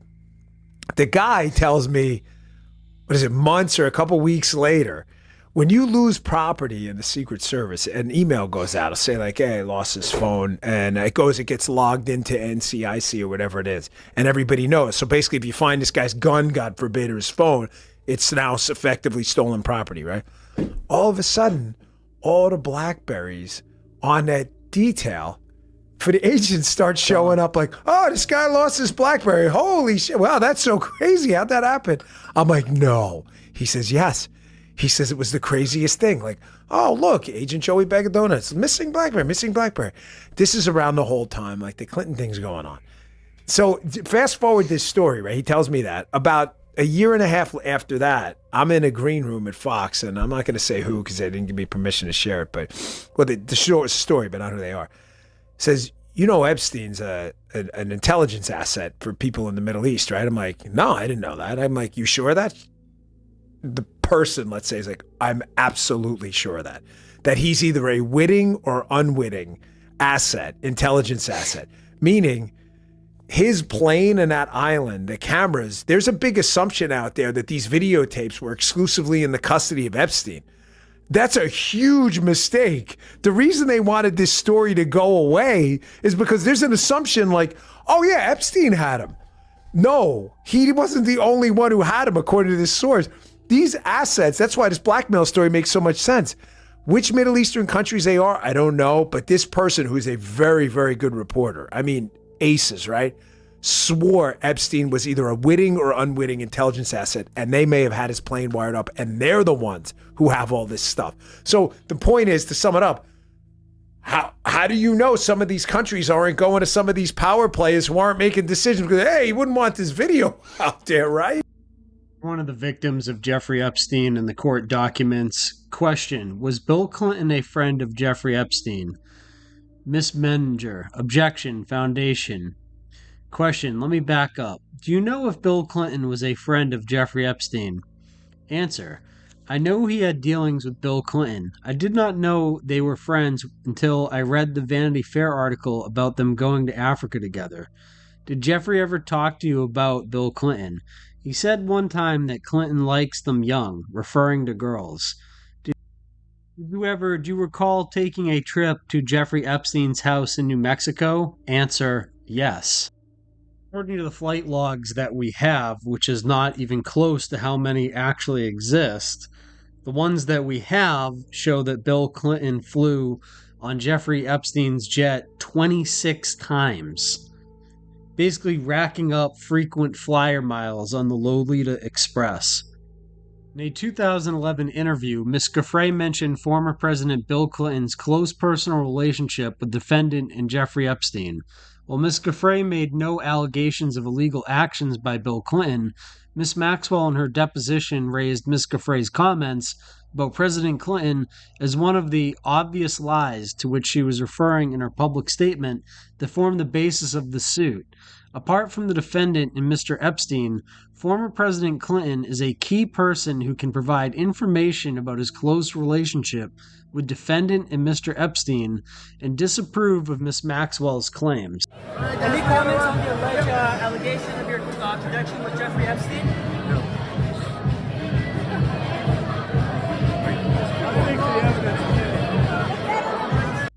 No. Well, the evidence is clear, and the evidence is former President Bill Clinton took more flights aboard a jet belonging to a registered sex offender than previously thought, according to a Fox.com analysis of flight logs.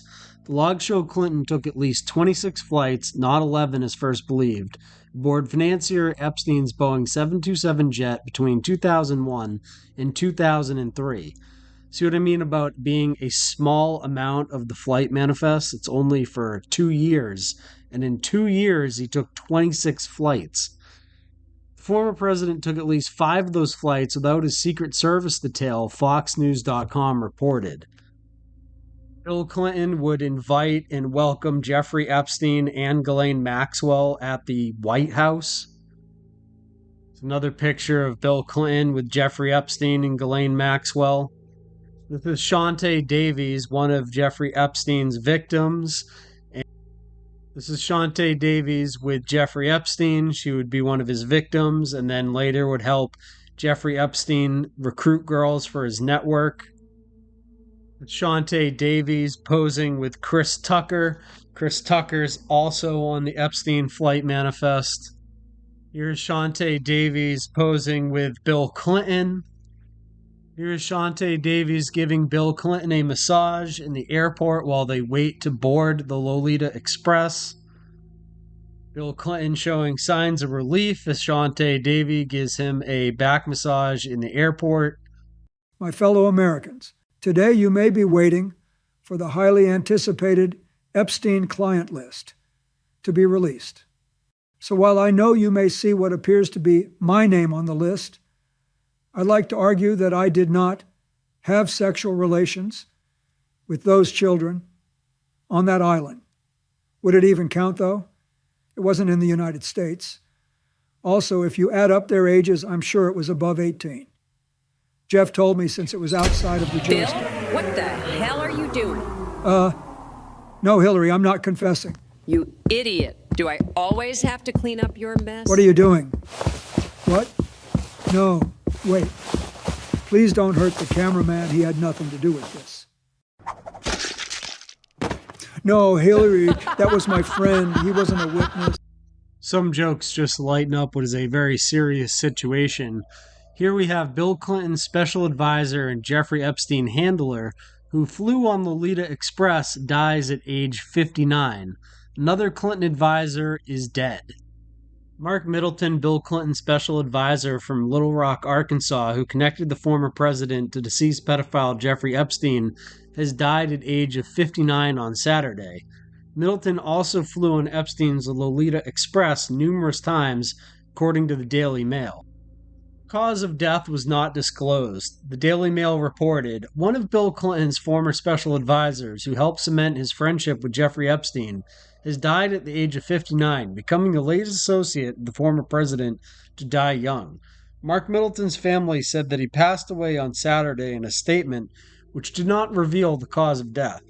The father of two lived in Little Rock, Arkansas, and local law enforcement and the county coroner told DailyMail.com that they were not investigating the death and did not respond to it. Here's an image of Bill Clinton getting off the Lolita Express, posing with Ghislaine Maxwell. Here's an image of Ghislaine Maxwell in the background at Chelsea Clinton's wedding. You can see under Doug Bands, the office of William J. Clinton appears in Jeffrey Epstein's Black Book with multiple contacts for Bill Clinton. Here's Bill Clinton on the Lolita Express smoking one of his infamous cigars. Former U.S. President Bill Clinton and his wife Hillary among high-profile figures to be sent legal summonses from a congressional committee investigating the late sex offender Jeffrey Epstein. Republican James Comer, chairman of the House Oversight Committee, issued the subpoenas to the Clintons and 8 other individuals. Former attorneys General Merrick Garland, Loretta Lynch, Eric Holder, and Alberto Gonzalez were summoned, along with Jeff Sessions and William Barr, who both led the Justice Department during Trump's first term. Former FBI directors James Comey and Robert Mueller were also sent subpoenas. The Clinton administration predates the Epstein investigation, but the couple's critics have long questioned their relationship with Epstein. This is not the first time the Clintons have found themselves in association with people that have committed crimes against children. If you remember the Anthony Weiner situation from the past. There's also the connections with the Bronfman family. So you can see here, Hillary Clinton remembers Edgar M. Bronfman. The friendship between the Clintons and the Bronfman went beyond the political realm. During her presentation, Clinton thanked Bronfman for the friendship he had forged with her daughter Chelsea and her husband Mark Mizvinsky. Clinton closed by summing up Bronfman's mission and forcing the world to face up to an ugly past we can help shape a more honorable future. The evening also included a video presentation featuring Israeli President Shimon Peres, who praised the late Bronfman and thanked him for his persistence in the face of adversity. Following Clinton's remarks, Edgar Bronfman Jr. said his father undoubtedly regretted not living long enough to help Clinton with her future plans, hinting heavily at the 2016 presidential race. You can see Edgar Bronfman Jr. appears in Jeffrey Epstein's Black Book in the upper left-hand page, on the same page as people such as John Luc-Brunel and Jimmy Buffett, and also Ron Burkle. Ron Burkle had another private jet similar to the Lolita Express, and Ron Burkle's private jet was called the Airfuck One, which is where this picture of Bill Clinton with Rachel Chandler was taken. You can see Rachel Chandler here commenting Ray.Chandler at 17 or 16, and here's a picture of her with Eminem, Marshall Mathers.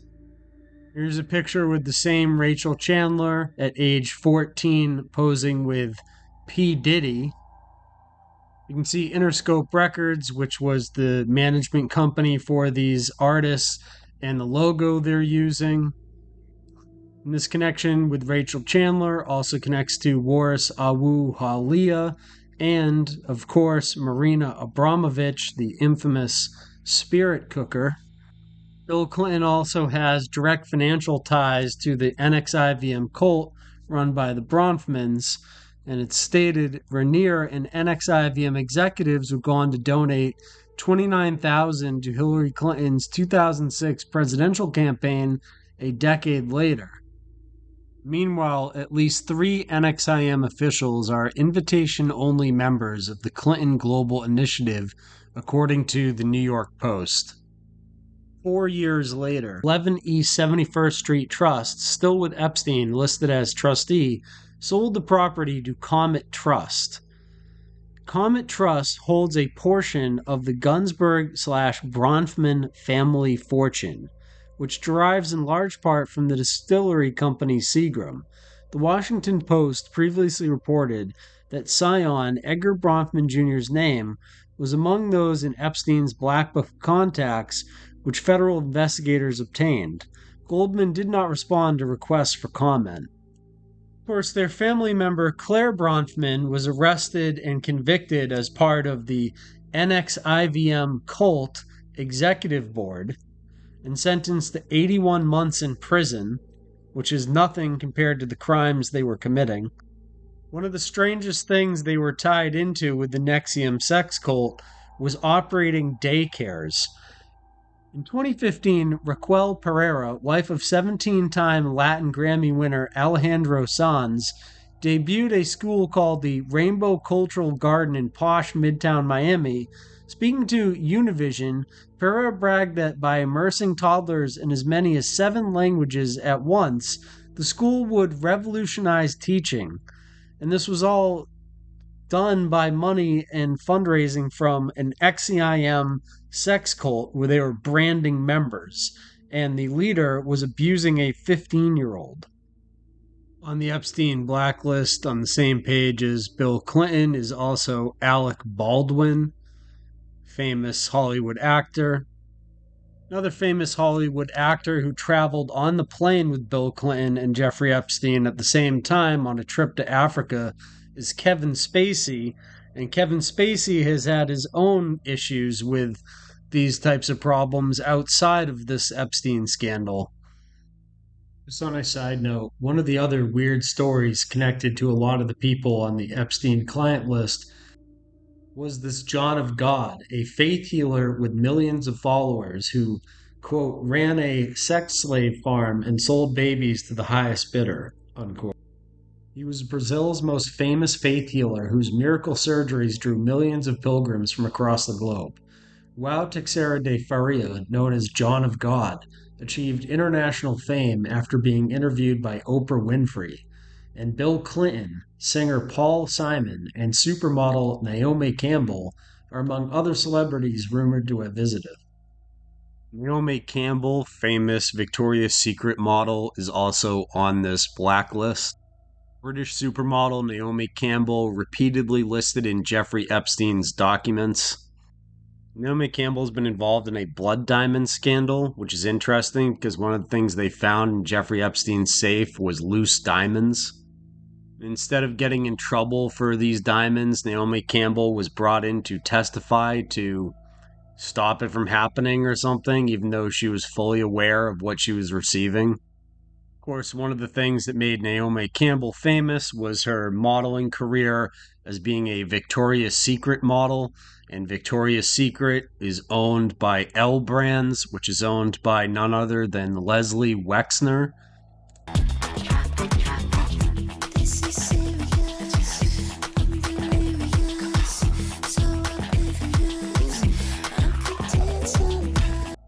Lesley Wexner is one of the most key figures to this entire scandal, as we've detailed many times in this documentary already. Lesley Wexner's name is circled here with countless addresses and contact information for Lesley Wexner. He even has a property company called NA Property Inc., which was a Lesley Wexner thing according to this black book, and once again is circled.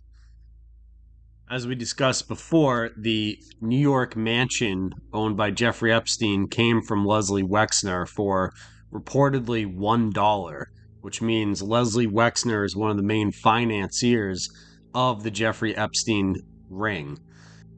In 1961, the mansion became home to the Birch Wathen School, which remained until Lesley Wexner, the founding chairman of Limited Inc., bought it in 1989 for $13 million. Wexner hired architect Terry Despont and interior designer John Stefanidis to help gut the 40-room home, showing it off in December 95 issue of Architectural Digest.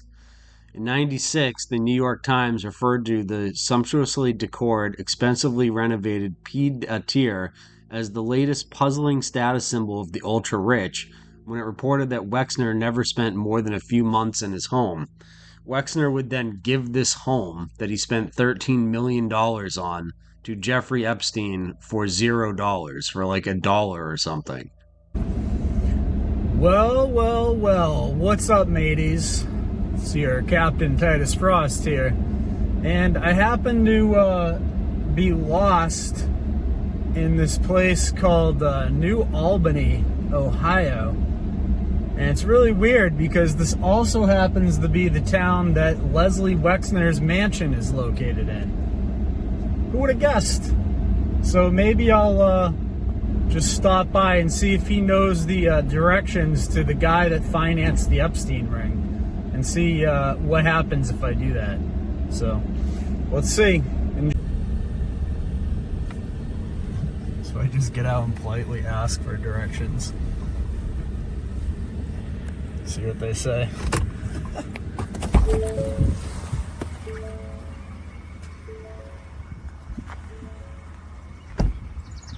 Nice.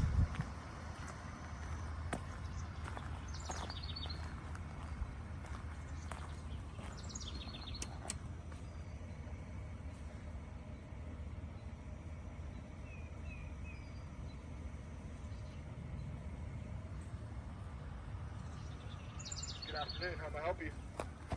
Hi, yes, my name is Titus Frost. I'm a journalist, and I was here wondering if Lesley Wexner could answer some questions about the Epstein ring.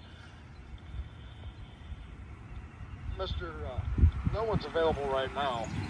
Okay. If I get your name and your information, I could pass it on. Who are you with? I'm just an independent journalist who does this as a hobby, and I just thought he might want to clear some things up. Because there's all types of rumors online, so I just thought maybe he would do a quick interview since I was in the area. But if he's busy, that's fine. I can leave you my number. Yeah, I'll go ahead and take your number. What can I, go ahead and give it to me.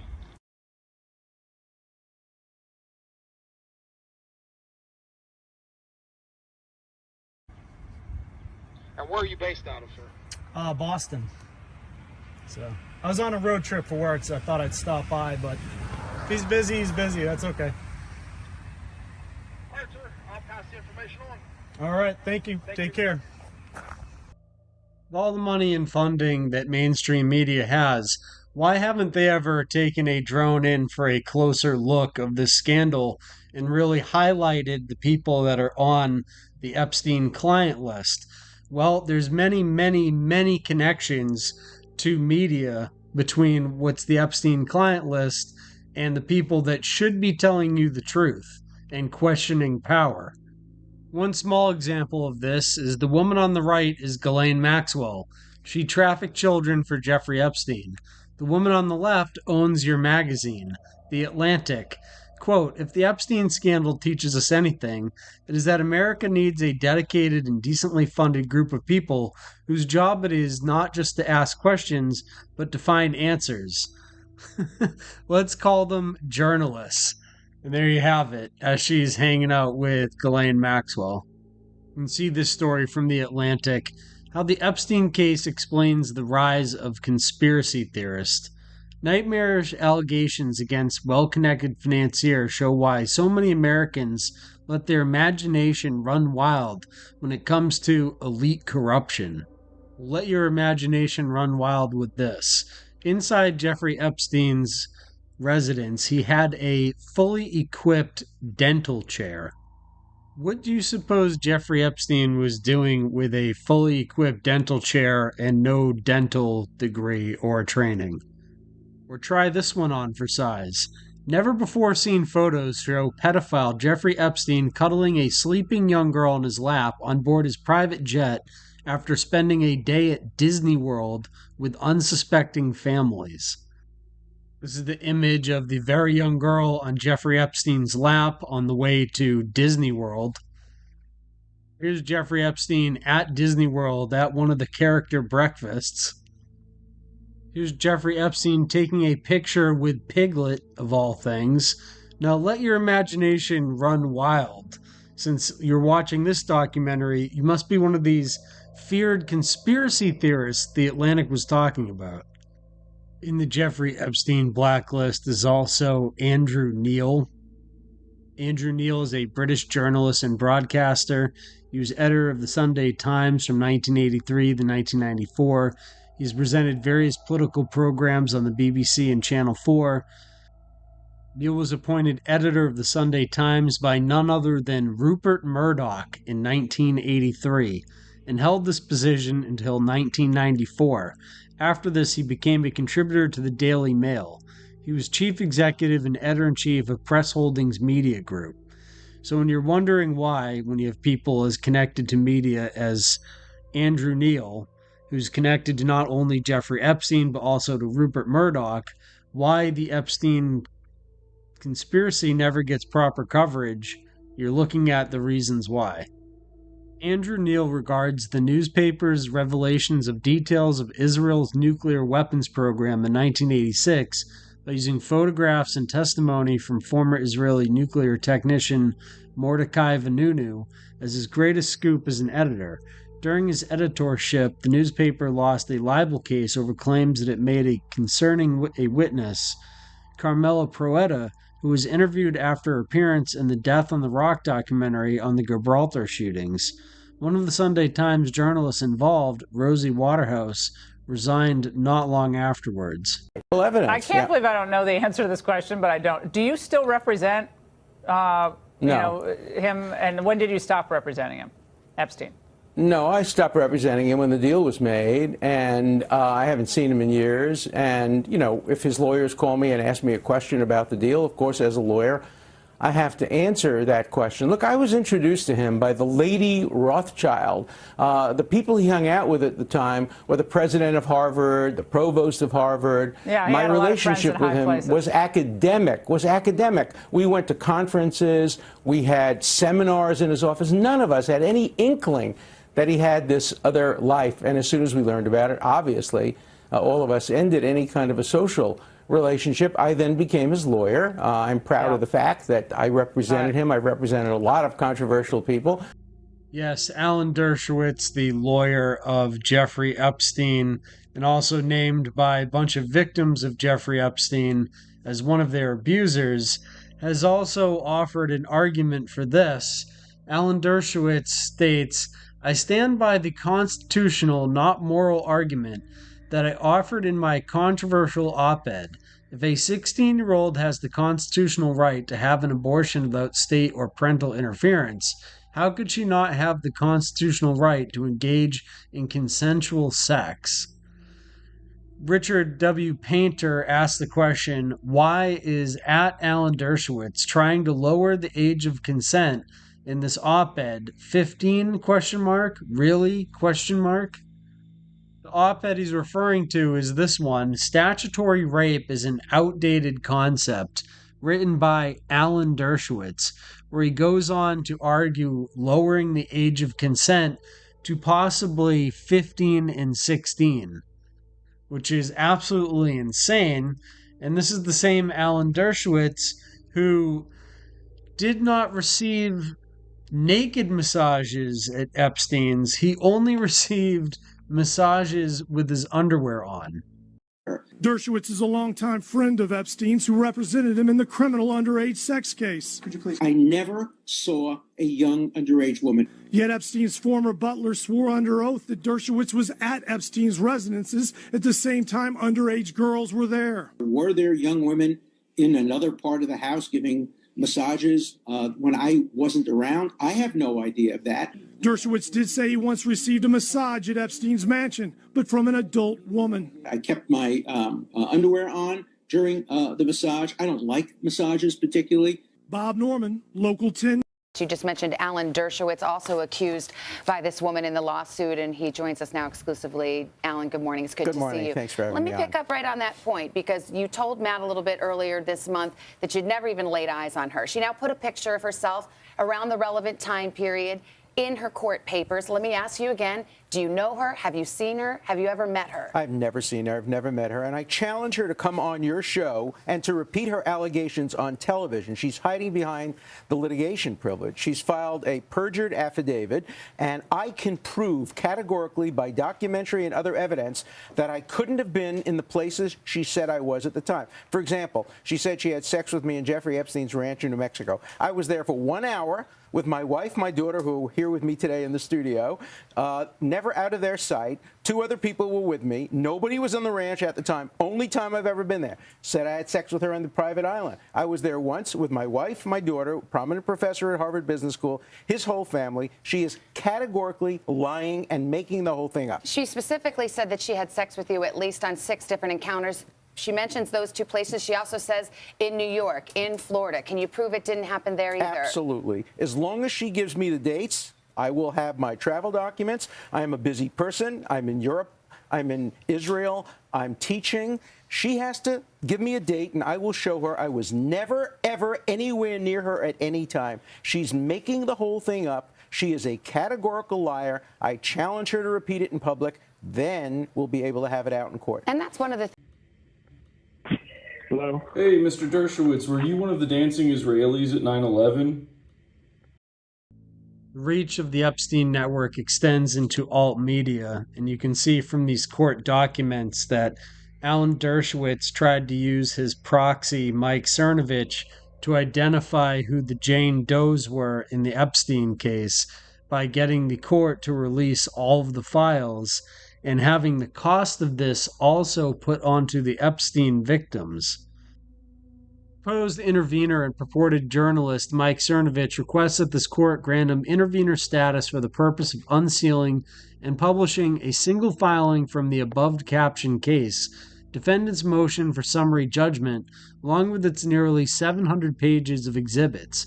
He claims that the public has a right to see Maxwell's motion for summary judgment, and the press is here to show it to them.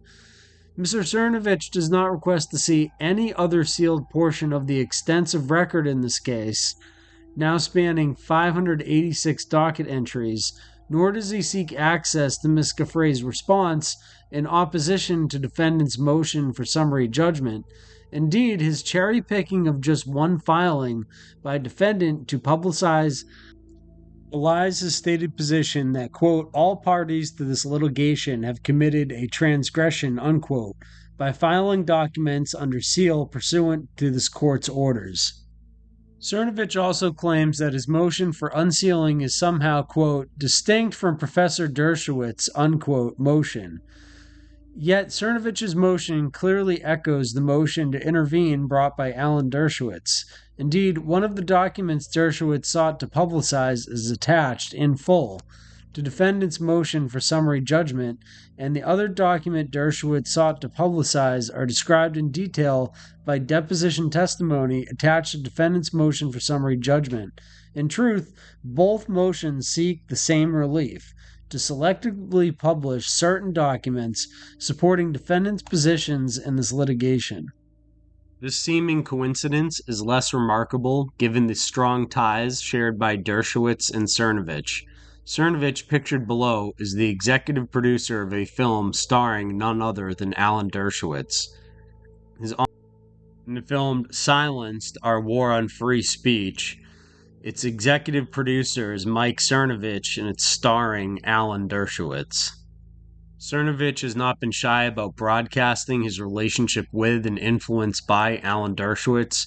Last summer, tweeted this picture of Mike Cernovich and Dershowitz together, where he says, spent the morning talking free speech, Twitter censorship, and the ADL with Alan Dershowitz for Silenced.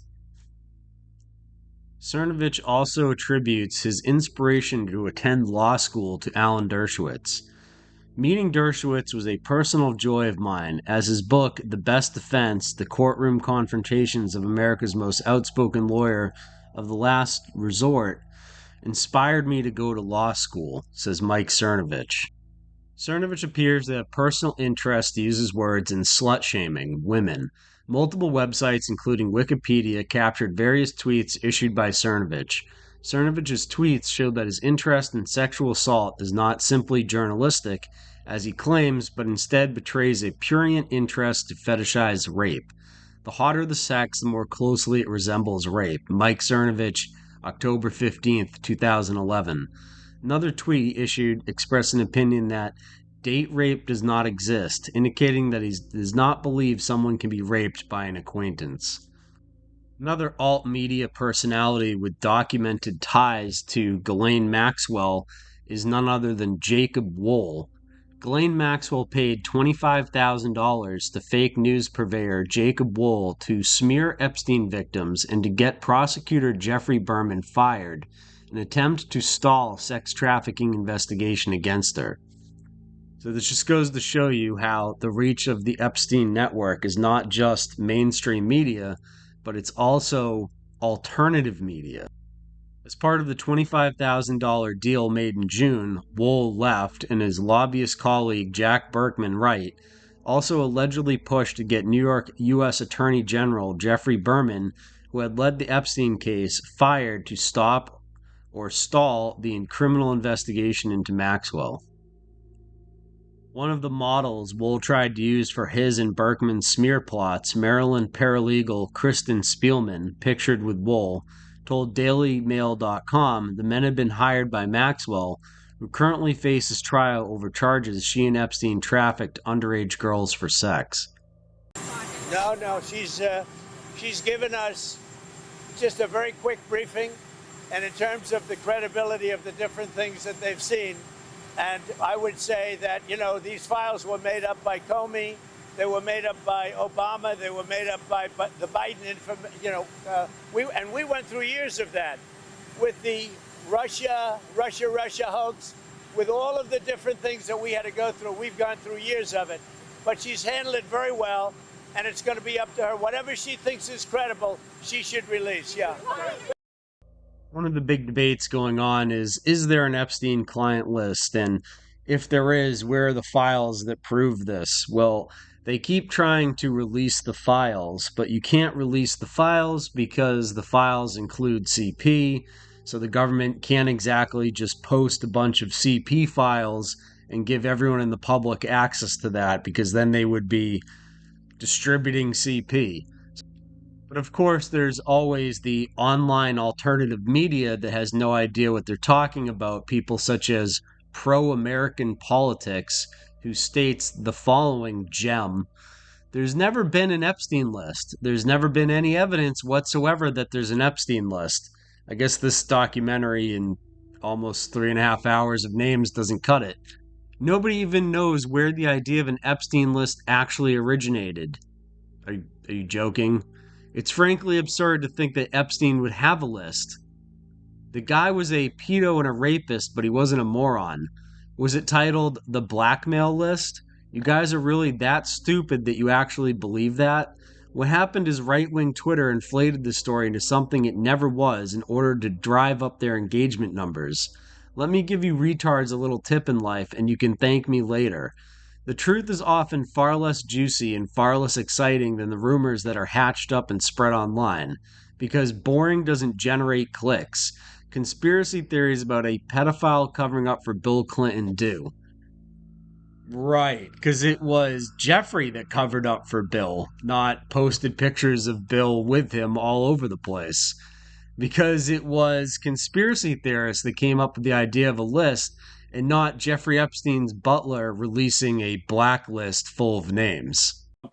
Fucking deliver an Epstein list, or you're not going to win the next election that you can't even run in. What's the threat to Donald Trump? You're not threatening Donald Trump. You're threatening America. You're a fucking terrorist. You're holding this country hostage if you don't get your way. Sound familiar?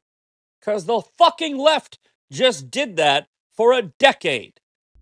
That was Miss Fist Patriot, who was telling everyone that if you look into the Epstein list, you're a terrorist, because Miss Fist is a crazy Zionist.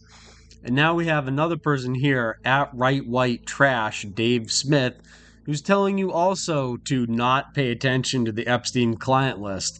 So let's take just a tiny little look at who this Dave Smith guy is. Dave Smith writes, "Listen up, retards. The boss asked everyone to cut the shit with Epstein, so cut the shit. Is it going to change any of your lives whatsoever if you find out some celebrity or politician fucked a 16-year-old on Lolita Island? It's not. So shut the fuck up and stop whining already. Wah, the files. Shut up. You're not getting them, so get over it. Fucking guy has been absolutely killing it for 6 months now. He's got more done than any president in our lifetimes, and you assholes are whining about this stupid shit.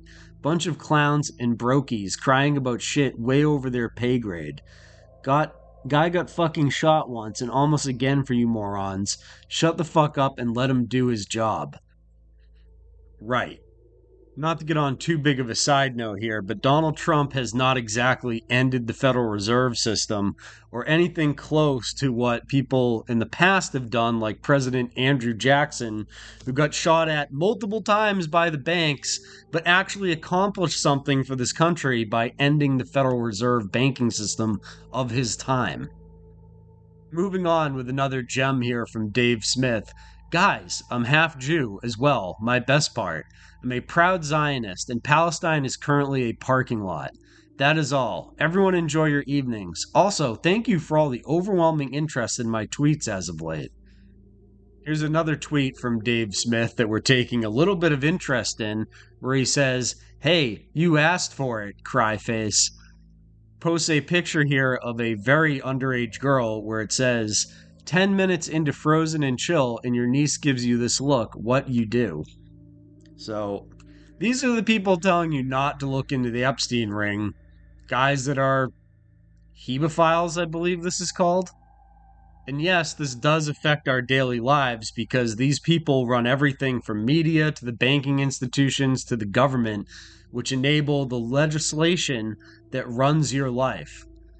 So, as part of its investigation, the Herald was able to identify nearly 80 girls who were molested by Epstein. 4 of the victims, now in their late 20s and early 30s, spoke on video about how they were traumatized first by Epstein, then by his lawyers and private investigators, and finally by the prosecutors themselves, who disposed of the case without telling them. One of the victims, Virginia Roberts Giuffre, said that she was forced by Epstein and Maxwell to have sex with a number of wealthy and powerful politicians, academics, and government leaders, including Dershowitz and Prince Andrew. She has never named the other men, largely because she has been afraid, her lawyers said. How many girls do you think you brought to Jeffrey Epstein? I would say at the minimum 50, but anywhere from 50 to 70 girls. And what were their ages? The same ages of me, 14, 15, 16. You know, I just hold a lot of guilt and shame for doing those things. And just to know that I had any influence on that happening to somebody else, just, you know, it's just devastating and breaks my heart. One of the most named and investigated people in this case is Prince Andrew, and that's because of the many connections Prince Andrew has to the Epstein ring, but also because of geopolitics. However, here is a very real picture of Prince Andrew posing with Virginia Roberts Giuffre in Ghislaine Maxwell's London apartment. This is a real photo. And that was the first time you met him? And that's the very first time I met him. And that's right before I was abused by him. Third-party report from another victim. When you got back to the house, what happened? I walked into the front door and Ghislaine stuck her head over the grand staircase and asked me to come upstairs into the living room. And can you describe the living room? Oh, it was very large and very formal. And Jeffrey and her and Virginia and Prince Andrew were there. What were they all doing when you came in? Just socializing. I don't remember them doing an activity.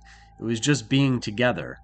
Therefore, third-party confirmation that Virginia and Prince Andrew were there at Ghislaine's. So as you know, Prince Andrew denies the allegations against him, and he says that this photo is a fake, that he was never there, and that is not his arm, and they're not his fingers. Those are his fingers. That is Andrew.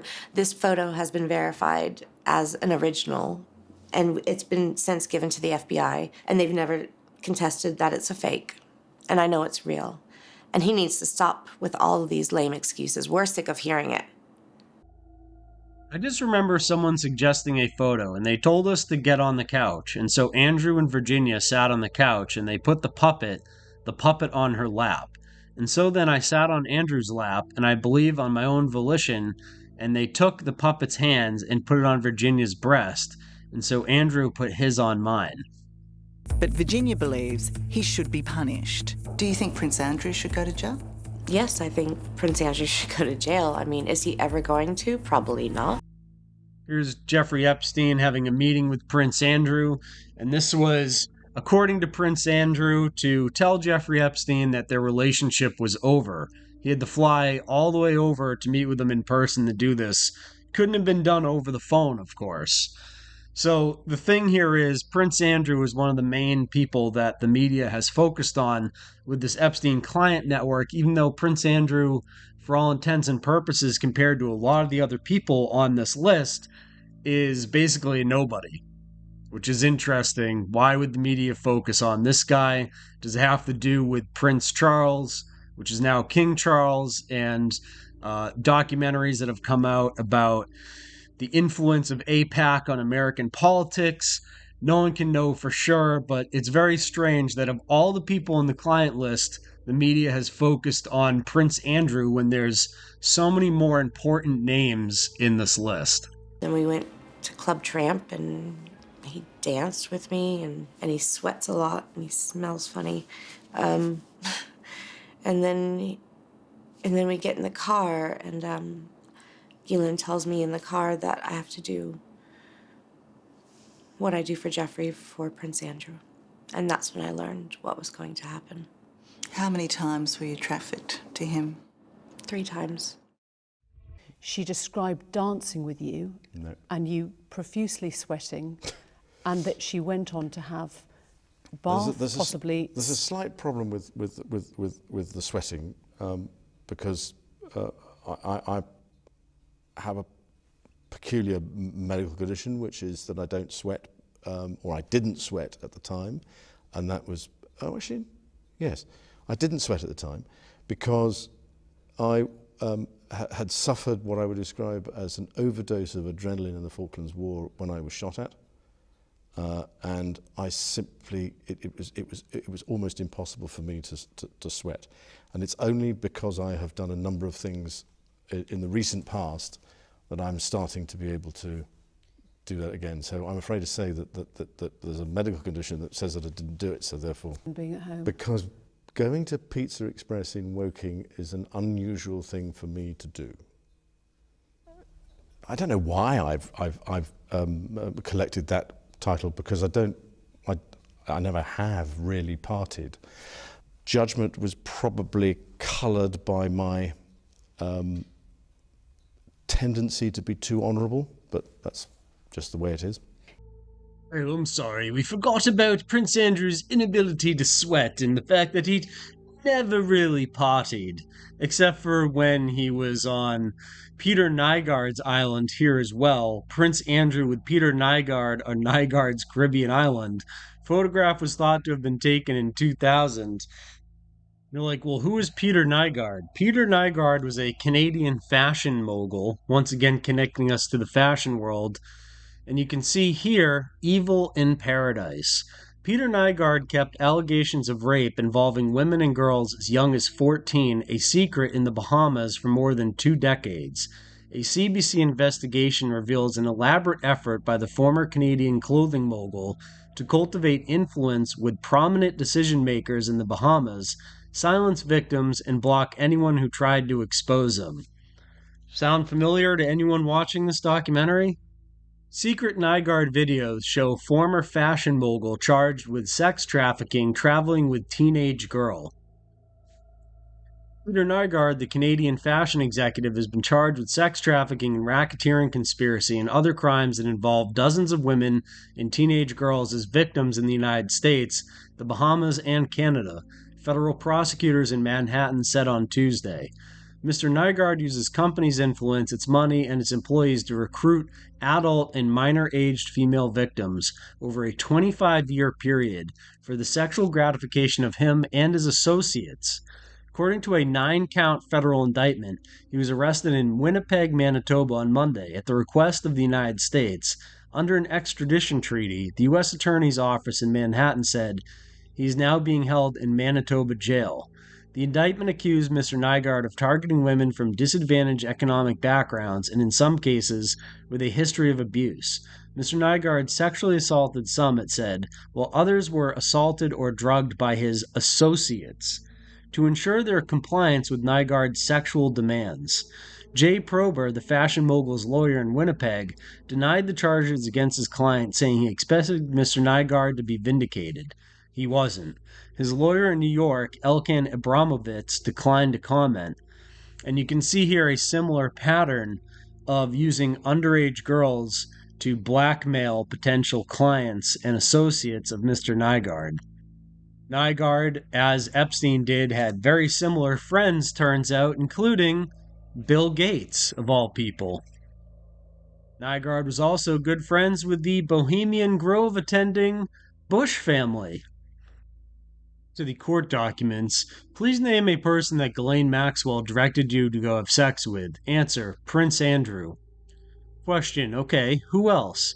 Answer, as a whole, they both trafficked me to people. It was under both of their direction, so it's not easy to just say Ghislaine.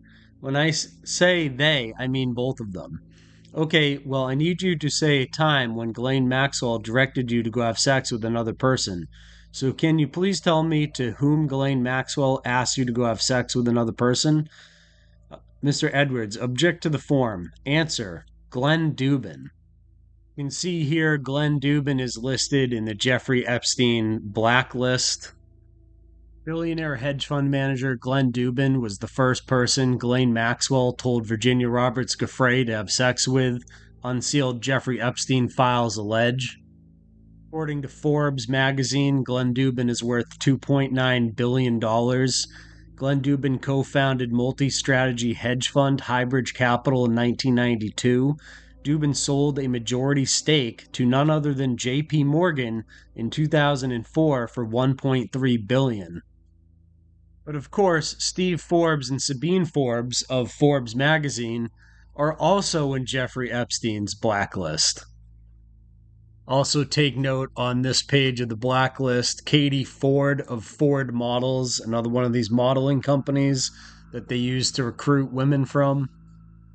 There's also in the blacklist the banks that were helping Epstein launder the money, most likely.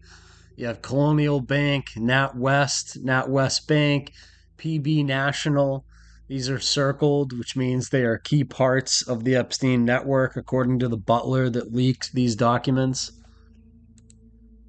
On the second page of finance from the blacklist, you have Bear Stearns again, which is one of the banks that Jeffrey Epstein went to work for.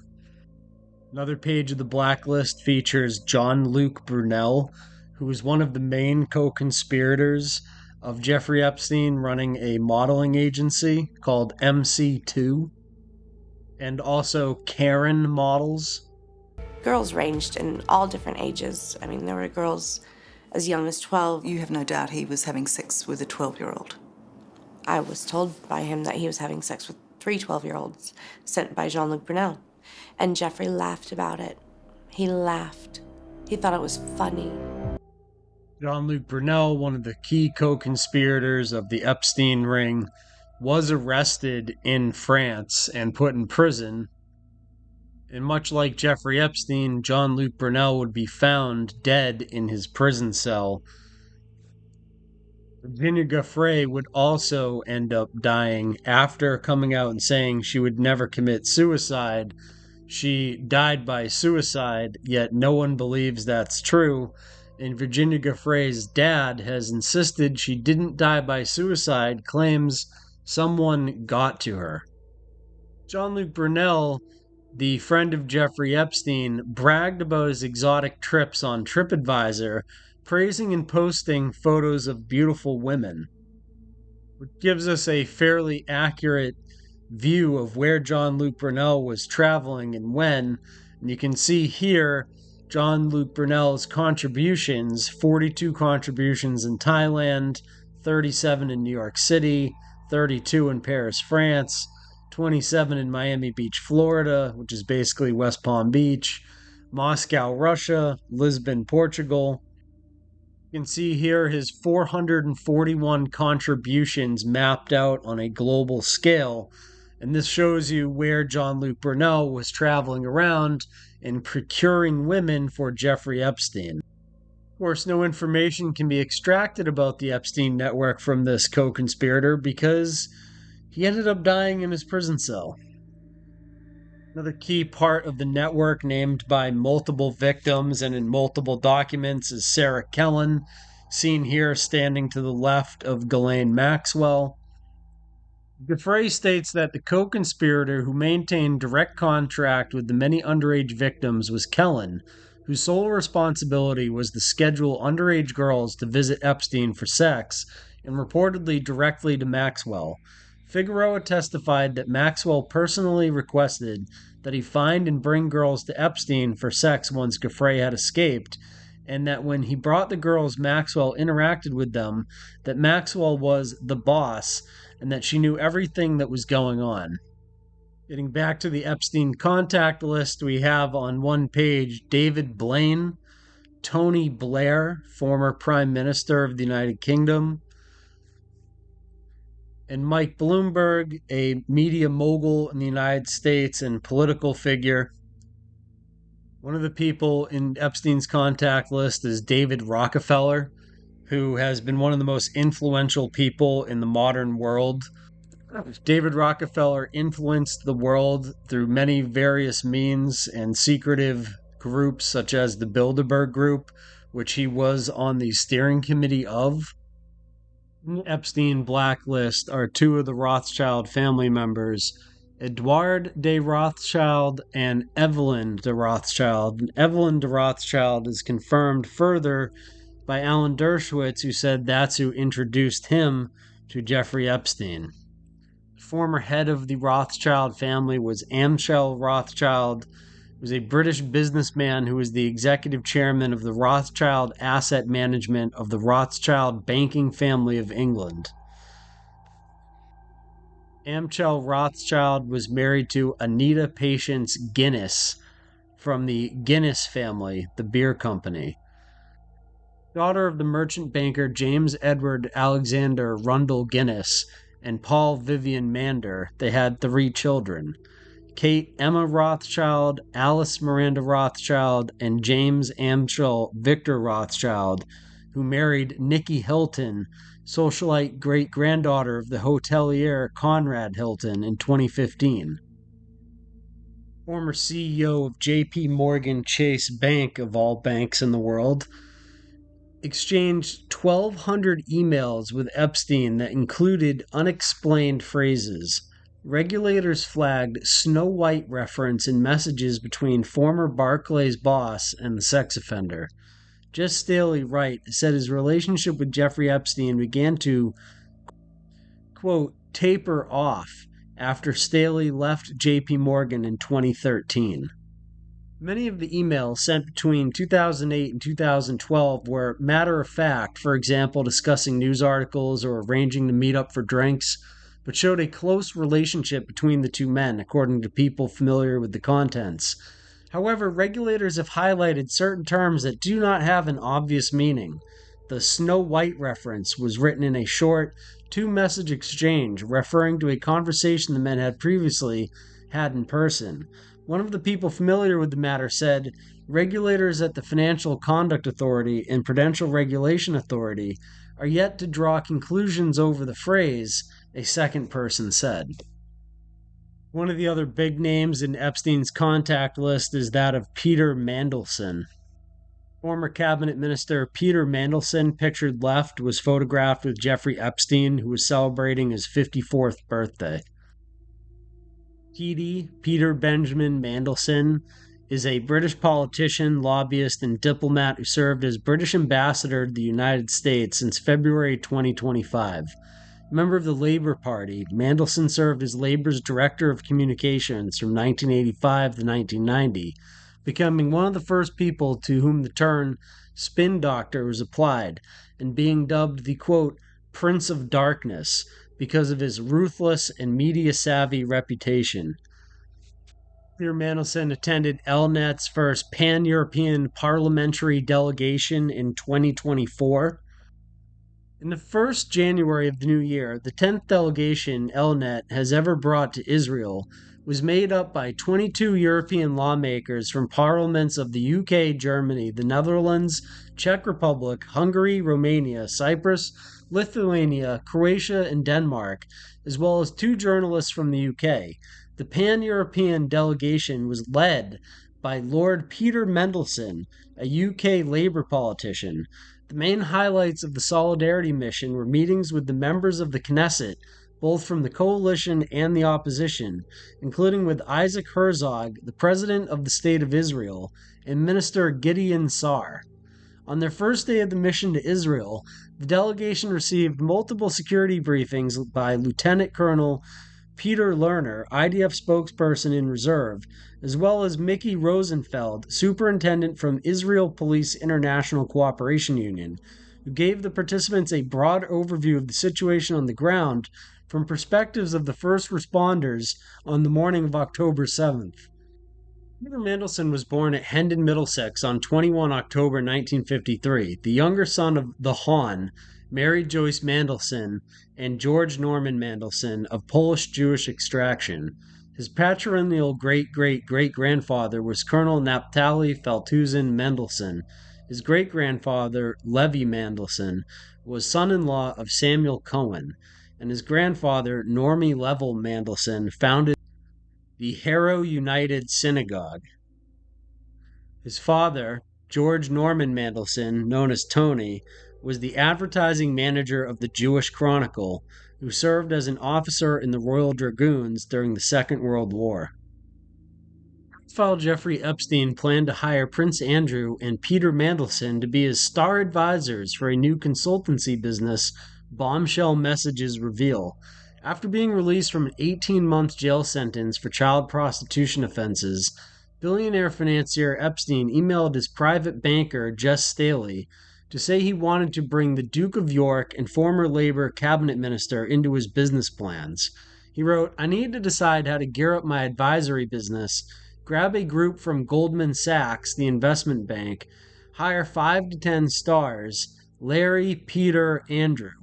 Is it understood? Larry, Peter, and Andrew refer to Larry Summers, former U.S. Treasury Secretary at the White House, Lord Mandelson, referred to affectionately in the emails as Petie by Epstein, and Prince Andrew.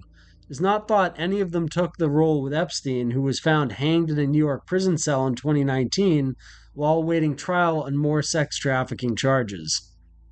22 pages of emails between Epstein and Mr. Staley mentioning Andrew and Lord Mandelson have been released as a result of the sex trafficking case filed against J.P. Morgan Bank by the U.S. Virgin Islands government. The bank, where Epstein was a client, is being sued over claims it knowingly benefited from Epstein's sex trafficking operation.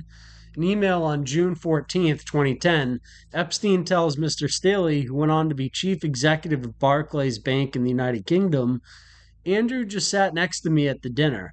In a further email in December 2010, Mr. Staley emailed Epstein that it was, quote, "sort of cool to get a Christmas note from Andrew."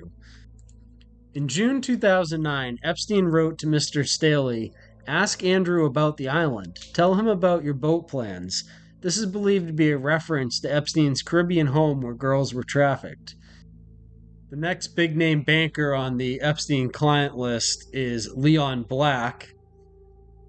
Black, whose company authors called Wall Street's apex predator over the last decade, the assets Apollo managed grew sixfold and Black's personal wealth had ballooned to $9.5 billion.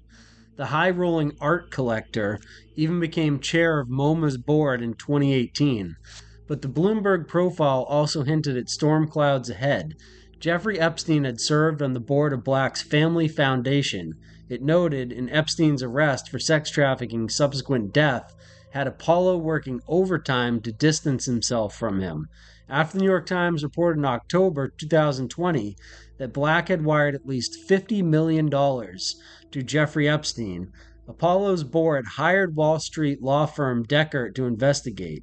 In January 2021, Deckert's report said Black sent Epstein $158 million from 2012 to 2017, and Black announced he'd leave his CEO job later in the year.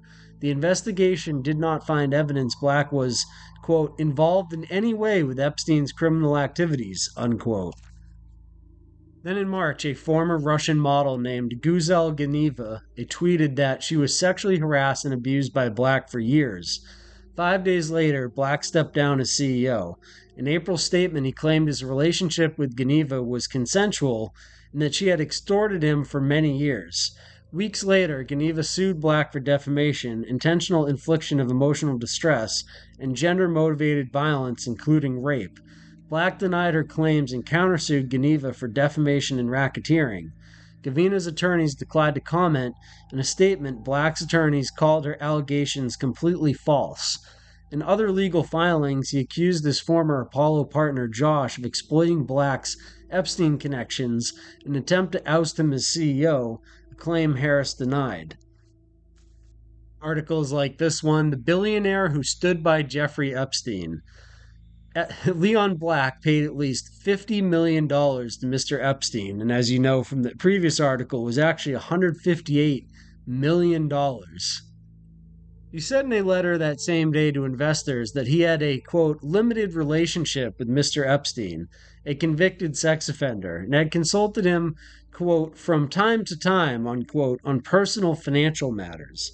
But their connection was deeper than Mr. Black let on. The two men often socialized and dined together, and Mr. Black was a lucrative client for Mr. Epstein over the final decade of his life. Mr. Black wired Mr. Epstein at least $50 million in the years after Mr. Epstein's 2008 conviction for soliciting prostitution from a teenage girl, according to documents reviewed by the New York Times and interviews with 4 people with knowledge of the transactions. The transfers included $10 million to a foundation started by Mr. Epstein and consulting fees that were sufficiently unusual to draw scrutiny from Deutsche Bank, where Mr. Epstein kept his accounts. 2 of the people said the total amount sent by Mr. Black to Mr. Epstein could be as high as $75 million. Some of the payments from Mr. Black are described in an internal report by Deutsche Bank, which served as Mr. Epstein's primary banker from 2013 to 2019.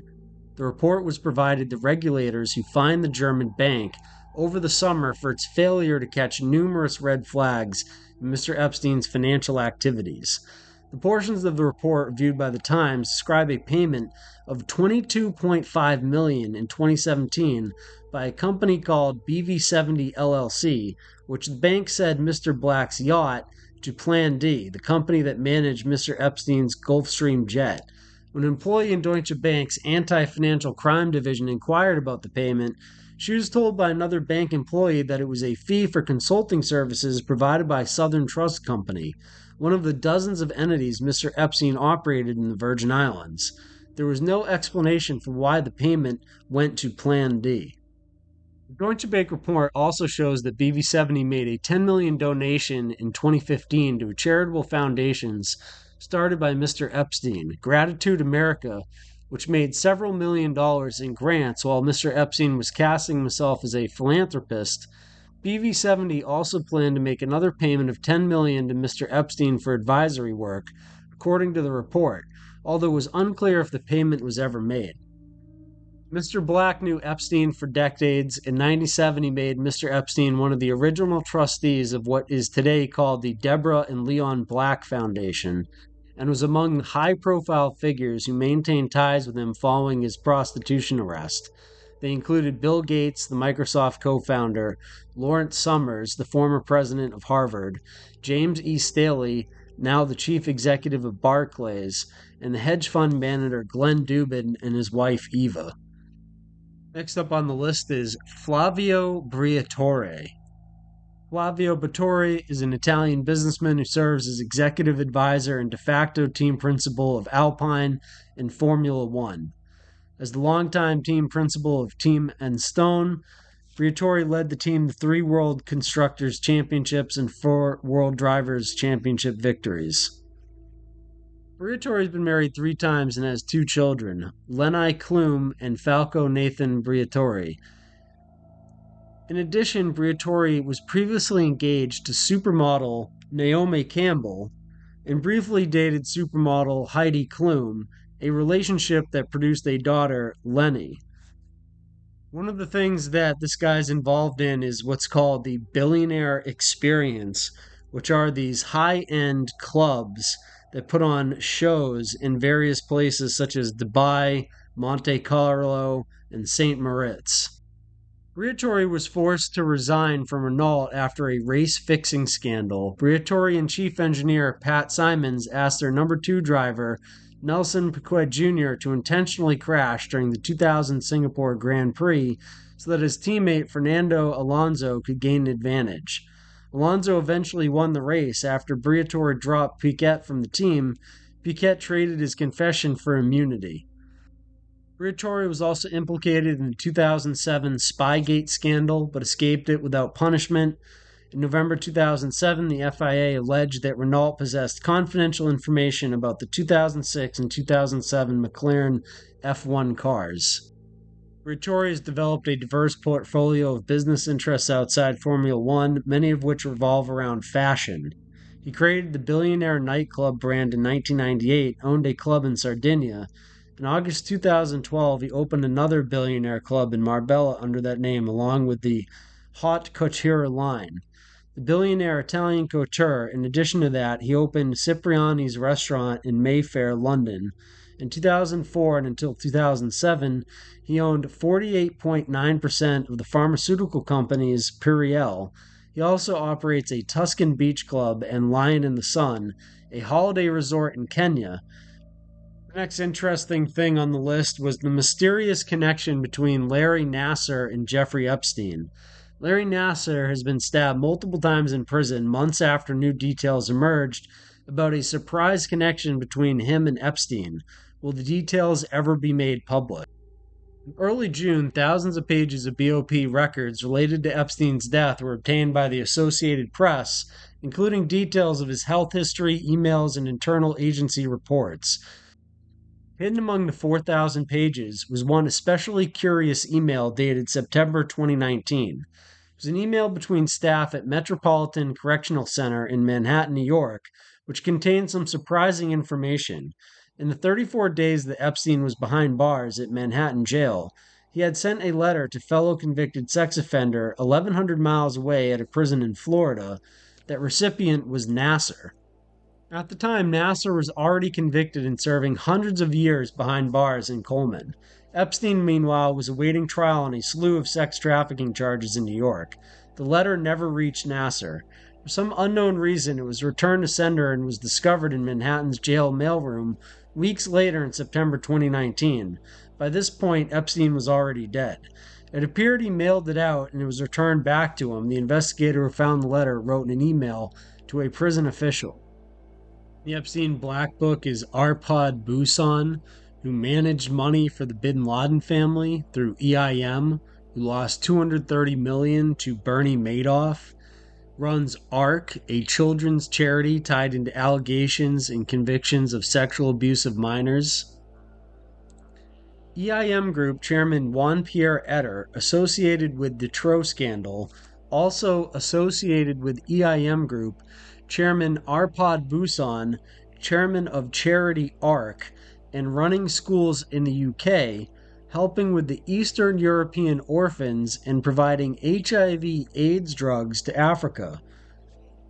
One of ARC's trustees, Bernard Sabriere, has his own charity, Children Action, and a partner of that is Bernard Kouchner.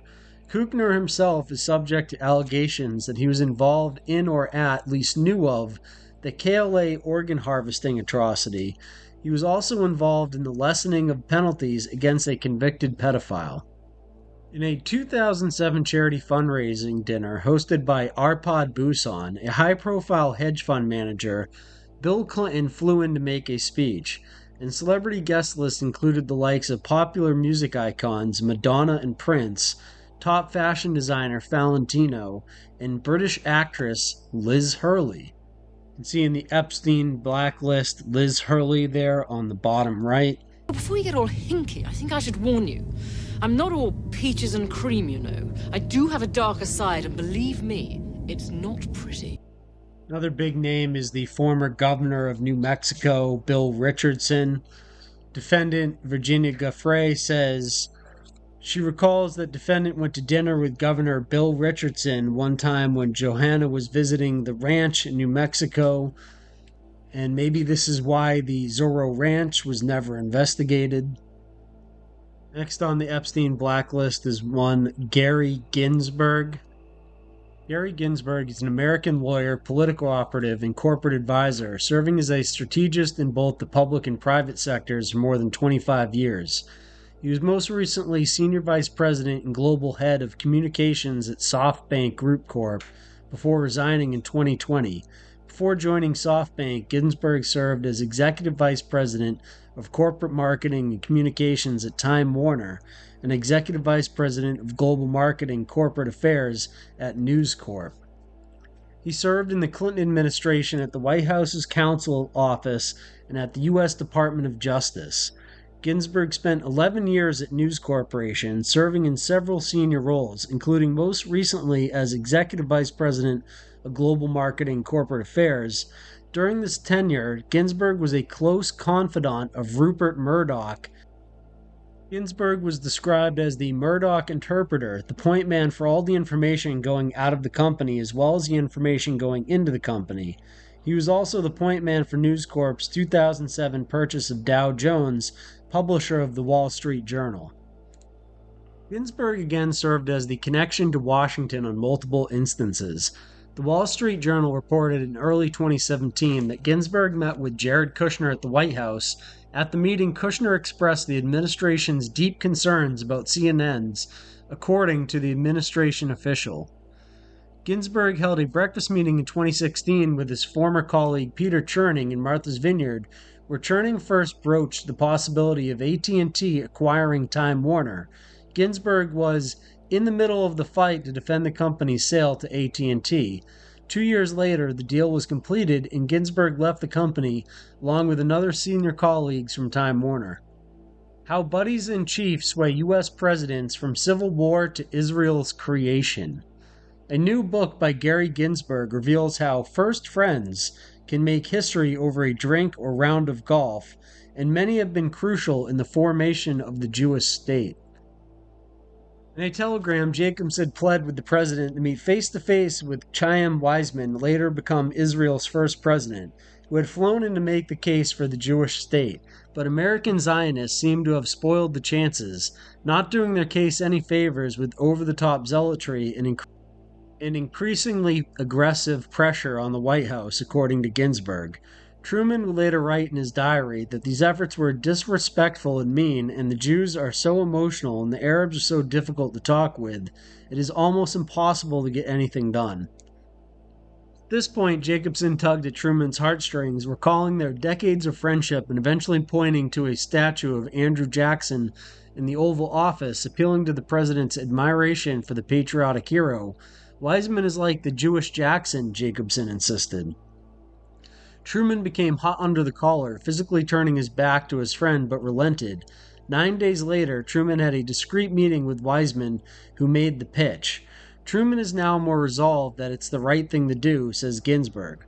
On May 14, 1948, Truman was the first foreign leader to recognize an independent Jewish state.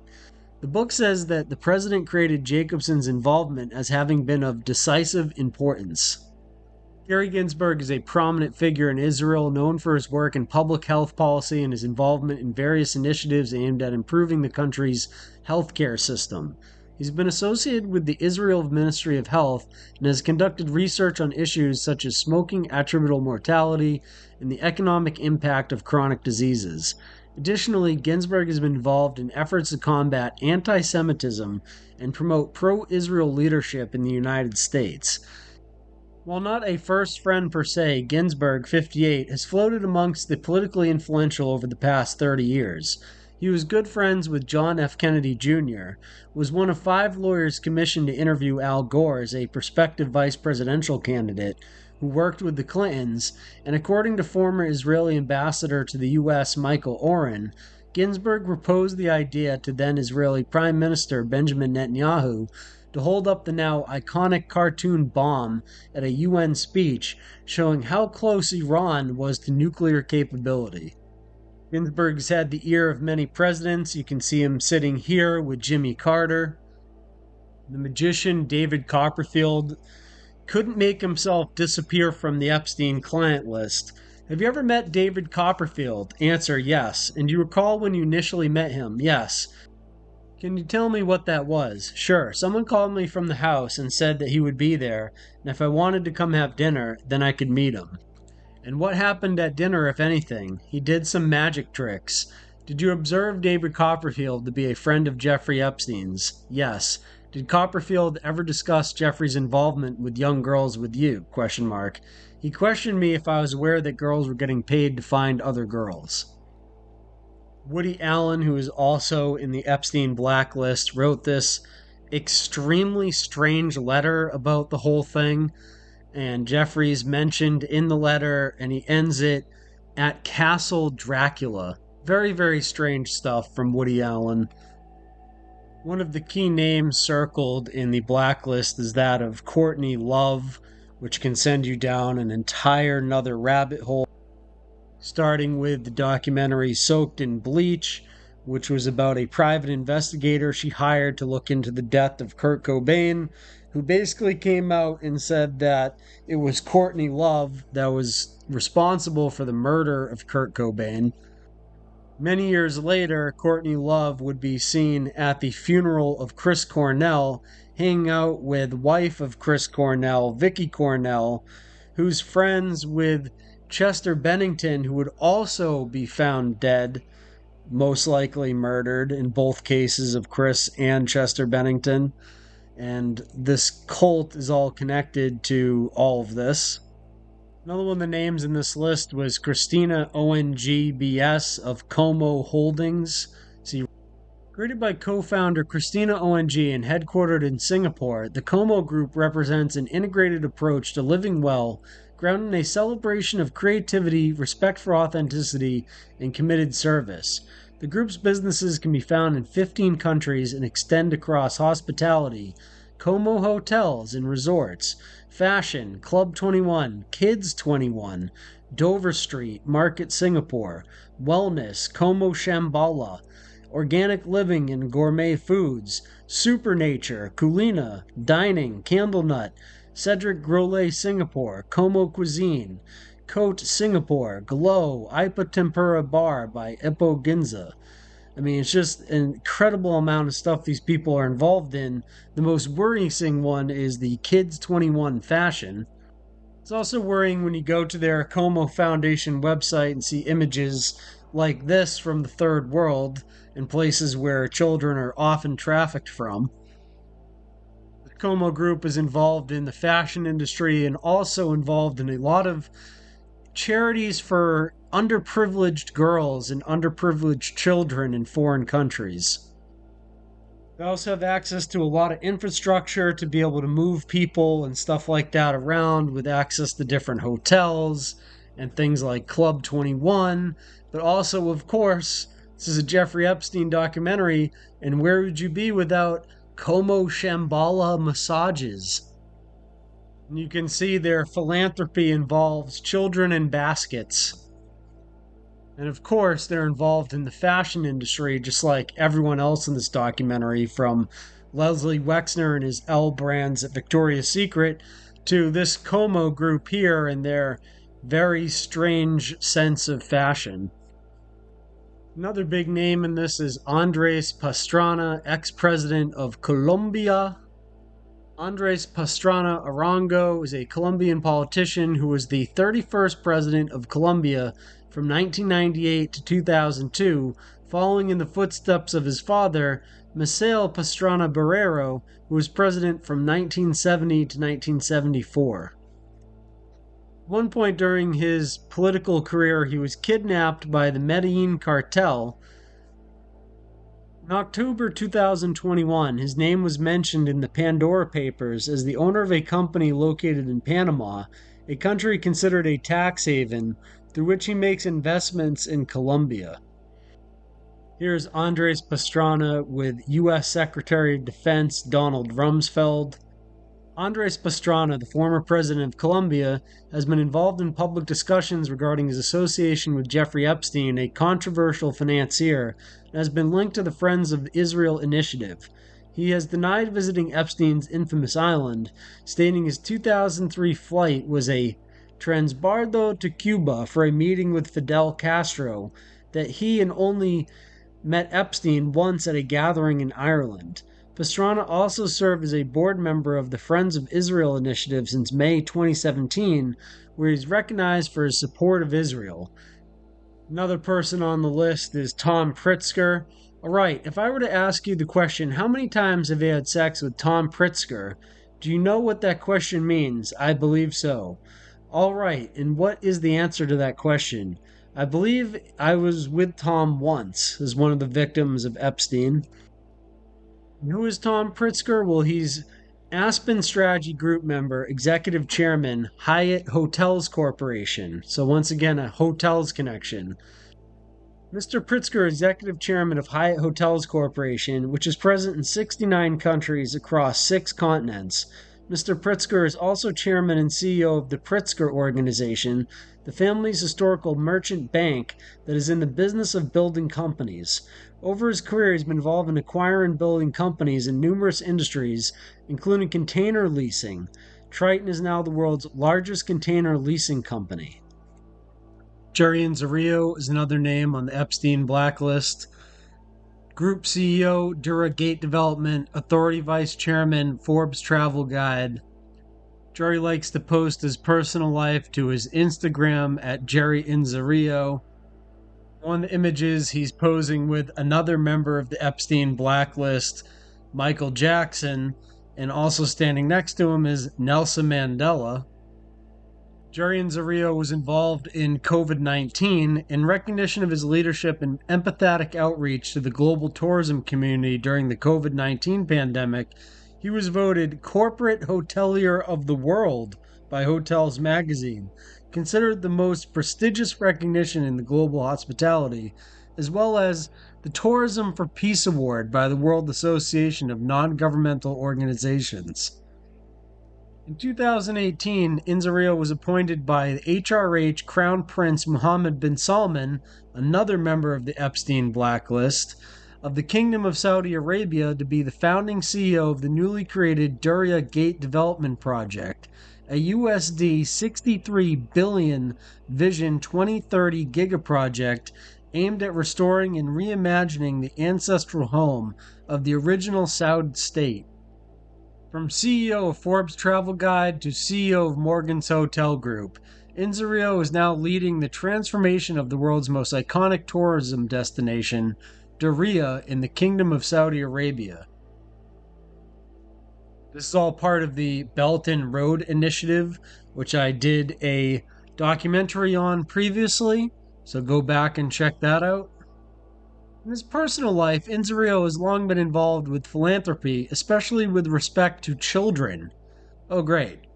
Education and HIV/AIDS. He was honored with a knighthood by the Knights of Malta in Rome, Italy, in '96, as well as in 2023 receiving Presidential Medal of Volunteerism and Service from U.S. President Joseph Biden. Inzerio is also a founding advisory board member of the Clinton AIDS Foundation. Robert Hansen is also in the blacklist. Robert William Hansen is a British financier and businessman. He is a chairman of the Hansen Family Holdings, a private company which owns businesses in the fields of logistics, investment banking, news media, and chemicals. In the 1980s, Hansen joined N.M. Rothschild and Sons, then went to work for his father. On the list is also Steve Gottlieb, who is an American entrepreneur and former music executive.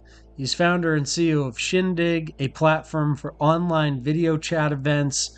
Prior to Shindig, Gottlieb founded the independent record label TVT Records.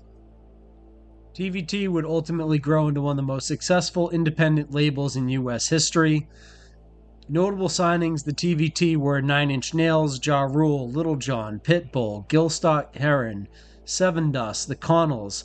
Other notable releases and signings included Snoop Dogg, Yo Gotti, Ying Yang Twins, Underworld, The Time Lords, Ambulance LTC, XTC, and Jimmy Page and the Black Crowes live at the Greek. The company had a robust soundtrack division that released over 100 major soundtracks, including those from Mortal Kombat and Blade. Probably didn't realize that some of the most popular songs you've heard over the past 20 years have come from a guy that went to Epstein's Island, enough times to get himself included in the blacklist. TVT Music Publishing's writers wrote or co-wrote such hits as Usher's Yeah, 50 Cent's Candy Shop, Chris Brown's Run It, Little John's Get Low. Other artists who recorded songs from TVT Music Publishing's catalog include Tom Jones, Christina Aguilera, Justin Timberlake, Ricky Martin, Beyonce, Pink, Ludacris, Johnny Cash, Mariah Carey, Fat Joe, Lil' Kim, Toni Braxton, Ja Rule, Janet Jackson, John Legend, Dr. Dre, the Ying Yang Twins. Another name on the list is Barbara Guggenheim of Guggenheim Museum. Another Art World Museum connection. Freddie Heineken can find himself in Jeffrey Epstein's contact list.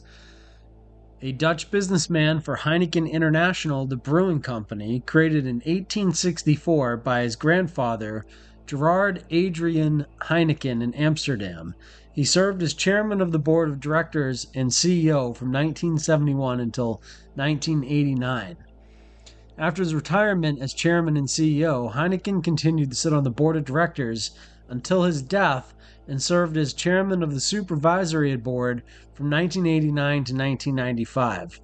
And Freddie Heineken, like so many of the other people on this list, are no longer with us and will never be held accountable in this lifetime.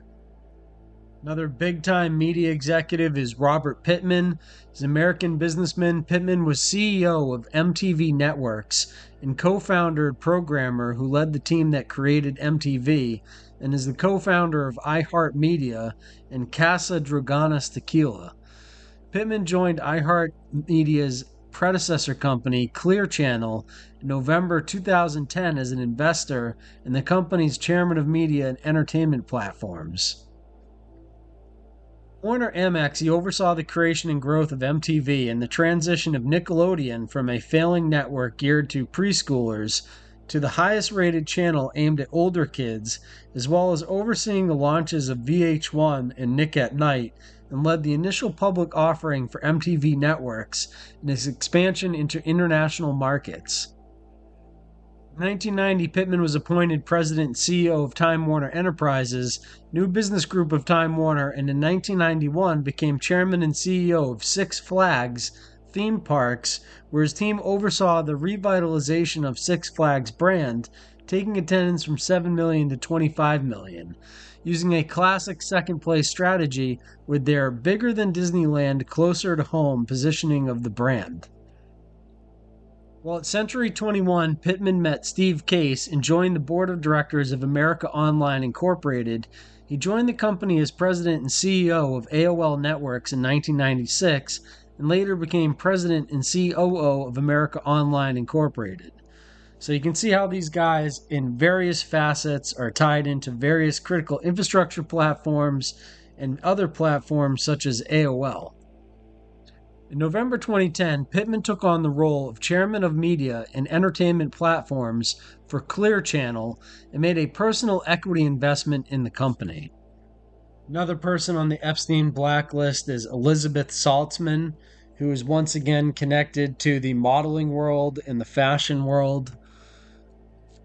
A US and UK-based stylist with a global reach, known for her signature aesthetic, classic elegance with an unexpected twist, a style often seen in every weird fashion company on Earth.